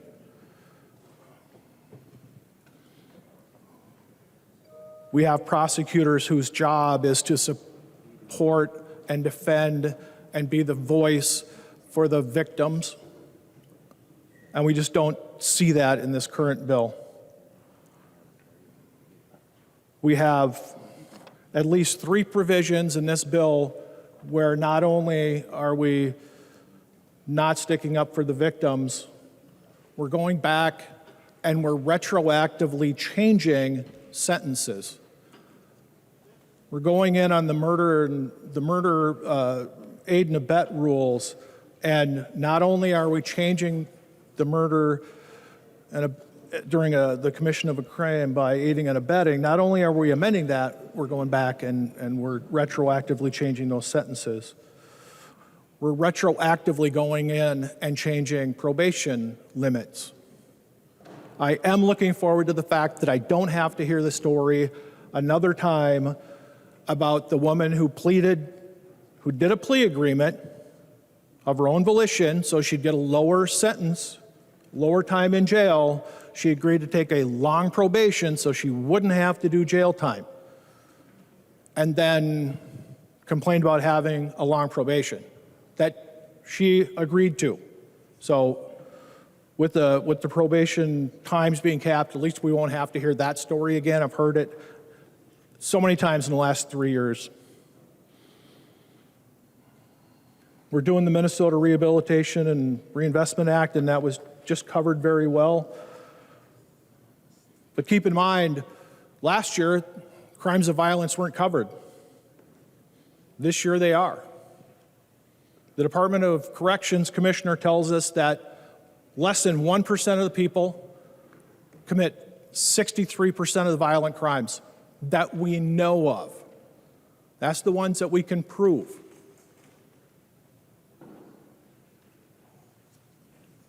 Representative Hudson had a great bill. We wanted to amend 609.1095.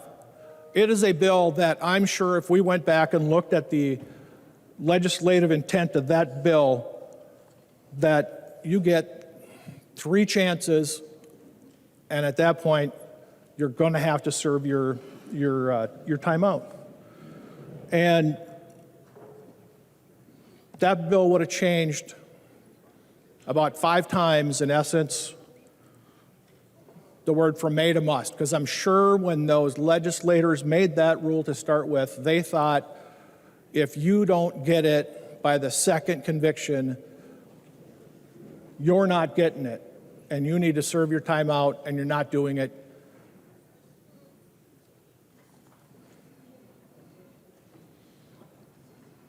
In my 3 years here, I've seen the pendulum swing. I was hoping we were at the far side, and I was hoping it was coming back, and I do see signs of that. We do have bipartisan measures in this bill, and you notice that the bipartisan bills that we supported and are in this bill are the ones that actually stick up for the victims, like increasing penalties for invasion of privacy and some of the deep fake rules, sticking up for the victims. And those pass, and we think they're great ideas, and we should be doing that.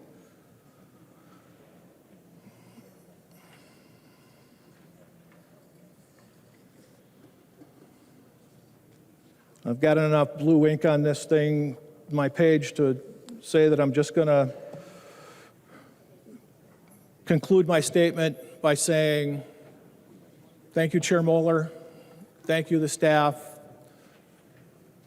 Thank you, everybody on public safety, Ellen, John, the nonpartisan staff that was there. You made it a very enjoyable, as much as committee can be. We got through it. Respectful is the thing that I think I took away from the committee this year, and thank you, everybody that was on the committee, even you, Hewitt. With that, I'm just going to say we've got an important job to do here, and we need to stand up for the people. And I would like to just point out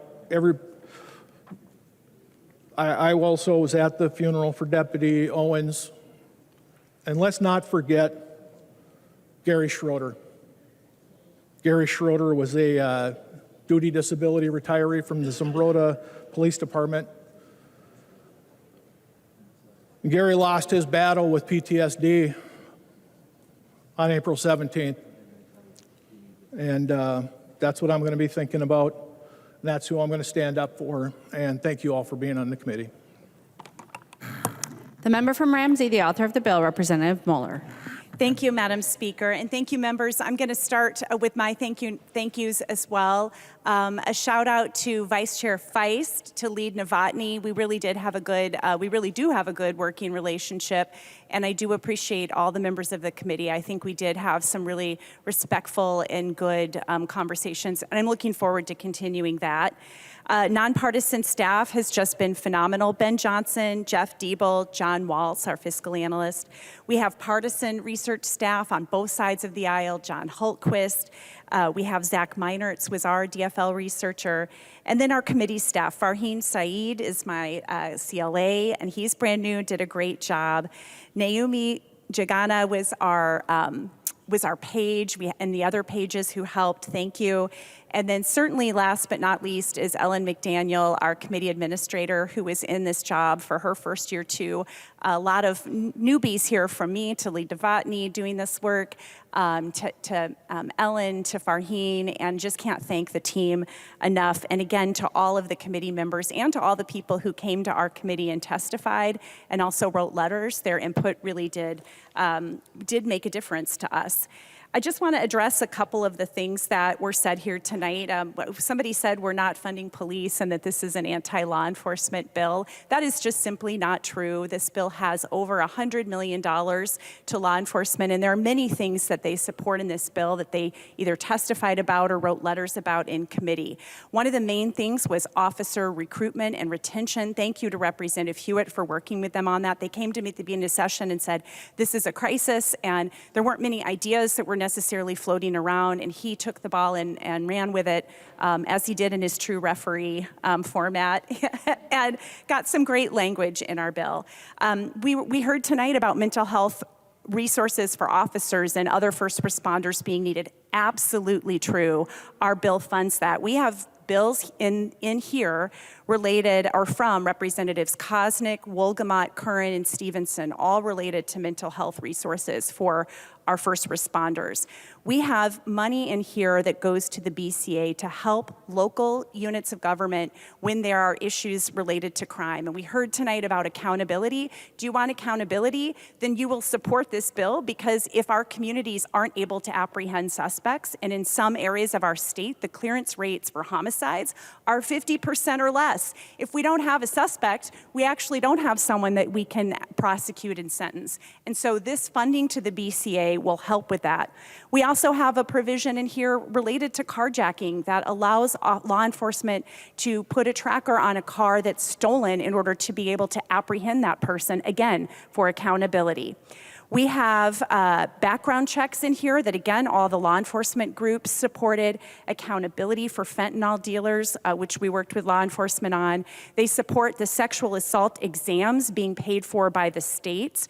We have training for law enforcement officers on use of force. That's a Representative Novotny bill. Representative Feist mentioned the restorative justice and how strongly Minneapolis police support that because it's proven to work. And we heard from our tribal leaders about the law enforcement provisions in this bill. So we have a lot of great things in here that they support. We also heard tonight about victims and the accusation that there's nothing in here for victims, and that could not be further from the truth. The letter in your packet here is from Minnesota's 6 statewide anti-violence coalitions. They consist of over 200 member programs providing direct services to victims and survivors of child abuse, sexual violence, domestic violence, and general crimes in all of Minnesota's 87 counties, and they highlighted their support for criminal justice reforms. The ones that are being criticized today are the ones that victims and their advocates absolutely support, because you know why? They improve public safety. We also have in this bill housing for domestic violence and sexual assault victims. We have the Missing and Murdered Black Women and Girls Office. We have funding for the Missing and Murdered Indigenous Relatives Reward Fund. We have, again, state-paid sexual assault kits and decrease in timelines for processing those kits. We heard from victims how important that is. We have victims who contributed to the provisions in this bill, including the crime violence prevention grants here.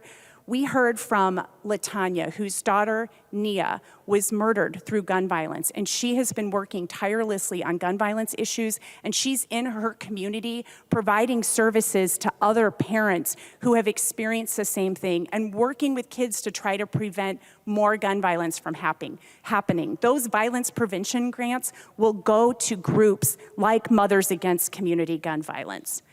In this bill, victims are mentioned over 200 times, and that is because this bill takes into account victims. And when you vote in favor of this bill, members, you are voting for victims. You are voting for law enforcement. You are voting for lowering recidivism. You're voting for accountability. You're voting to decrease gun violence. You're voting for crime prevention with a comprehensive approach.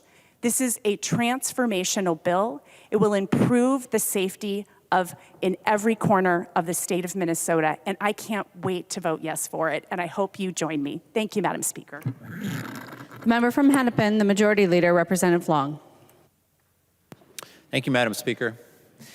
A few weeks ago, my 4-year-old daughter came home from preschool and told me about her shelter-in-place drill. She said that she had been taught to hide in case there were bad people in her school. This is not okay. This is not the world that I want to live in, that I want my kids to grow up in, and we don't need to accept it. The U.S. has by far the highest rate of gun violence deaths in the world. 3 million children are directly exposed to gun violence each year. The answer is not shelter in place, hardening our schools, or giving our kids bulletproof backpacks. The answer is stopping gun violence. We should not be putting this on our kids. This is about adults stepping up. After years of marches and rallies and organizing, today we are acting. We are voting for a meaningful bill to keep guns out of the hands of people who have proven themselves to be a danger to themselves and others. Requiring criminal background checks for all firearm sales and transfers is common sense, and it works. Since federal background checks, 3 million prohibited purchases have been stopped. That's why the sheriffs, the chiefs, the police officers, 90% of the public and 70% even of NRA members support criminal background checks. Establishing red flag laws will save lives, and they are already in effect in states like Florida.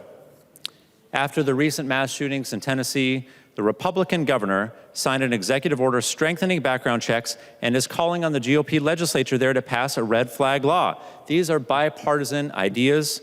We heard so many excuses today for why we can't act to save lives. We heard that because we can't stop every gun transfer to a bad actor, we shouldn't try. We heard that 116 American deaths per day was not enough to justify acting because people die from other things too. We heard that this is political. Well, that couldn't be further from the truth. As I mentioned, 90% public support, people begging us to act. We heard excuses, but we didn't hear action. And today we are bringing action. We are bringing proven bipartisan effective solutions because one death from gun violence is too many. I also want to take a moment to speak about two personal provisions that are in here, the Clean Slate Act, which I've been working on very hard for the last 5 years. 1 in 4 Minnesotans have some type of criminal record, and 90% of employers conduct background checks. This is a significant barrier to employment for tens of thousands, and the Clean Slate Act in this bill would automatically expunge records for certain crimes after a crime-free waiting period. This bill has been broadly bipartisan, has had unanimous committee votes, and this is the year we get it done. And I also want to thank Chair Moller for including my provision to limit probation terms except for homicides and criminal sexual conduct. Minnesota was the 6th highest state in the country for probation length, which can create significant barriers to employment and reintegration. Limiting probation to more than 5 years brings us in line with research and probation best practices, is supported by corrections officers and both liberal and conservative groups. This bill makes significant investments in local law enforcement professionals, including investments in recruitment and retention. It makes significant investments in communities on the front lines, helping respond to incidents, support victims, and prevent crime from happening in the first place. Members, this is a good bill that will make our citizens safer. Please vote green. The clerk will take the roll on the bill.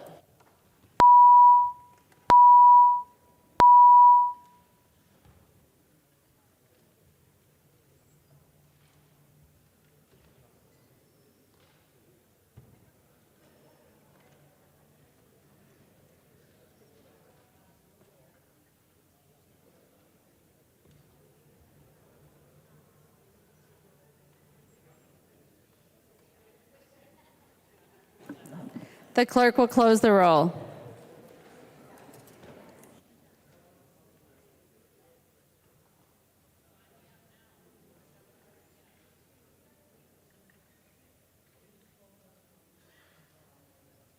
There being 69 ayes and 60 nays, the bill is passed as amended and its title agreed to. Reports of standing committees and divisions. There's a copy of this order of business at the House desk and online. If there's no objection, the reports will be adopted. Hearing no objection, the reports are adopted.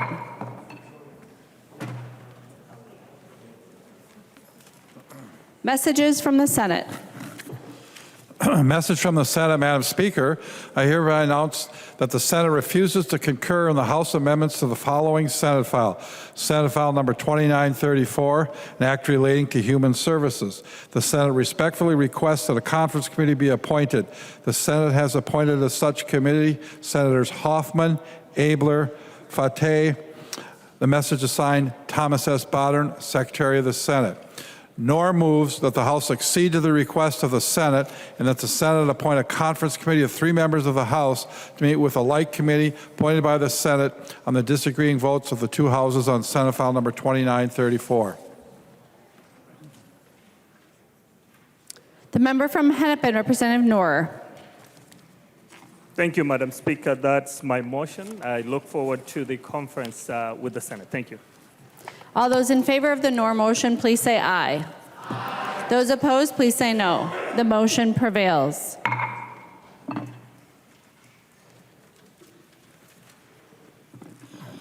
Message from the Senate, Madam Speaker. I hereby announce the Senate refuses to concur in the House amendments to the following Senate file. Senate file number 3035, an act relating to state government establishing the biennial budget for the Department of Employee and Economic Development. The Senate respectfully requests that a conference committee be appointed therein. The Senate has appointed as such committee Senators Champion, McEwen, Mohammed, Hochschild, and Gustafson. Hassan moves that the House accede to the request of the Senate and that the Speaker appoint a committee of 5 members of the House to meet with a like committee appointed by the Senate on the disagreeing votes of the 2 houses on Senate File number 3035. The member from Hennepin, Representative Hassan. Thank you, Madam Speaker and members. That's my motion. Thank you. All those in favor of the Hassan motion, please say aye. Aye. Those opposed, please say no. The motion prevails.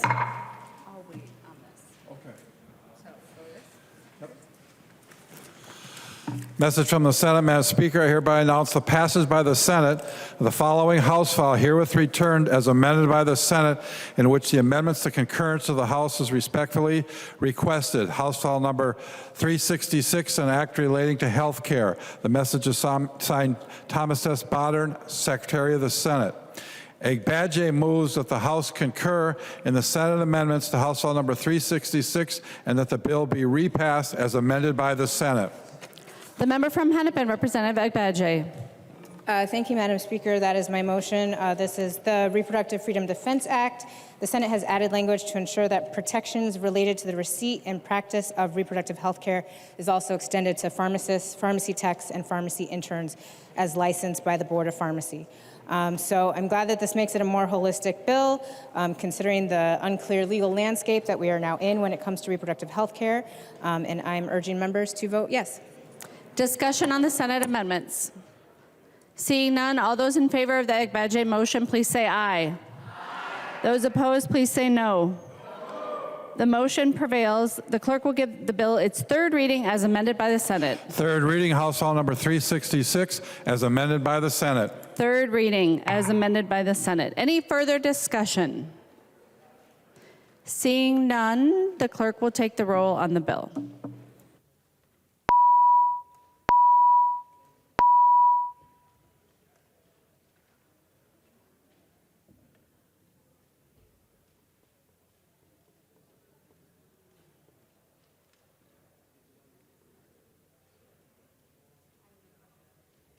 The clerk will close the roll.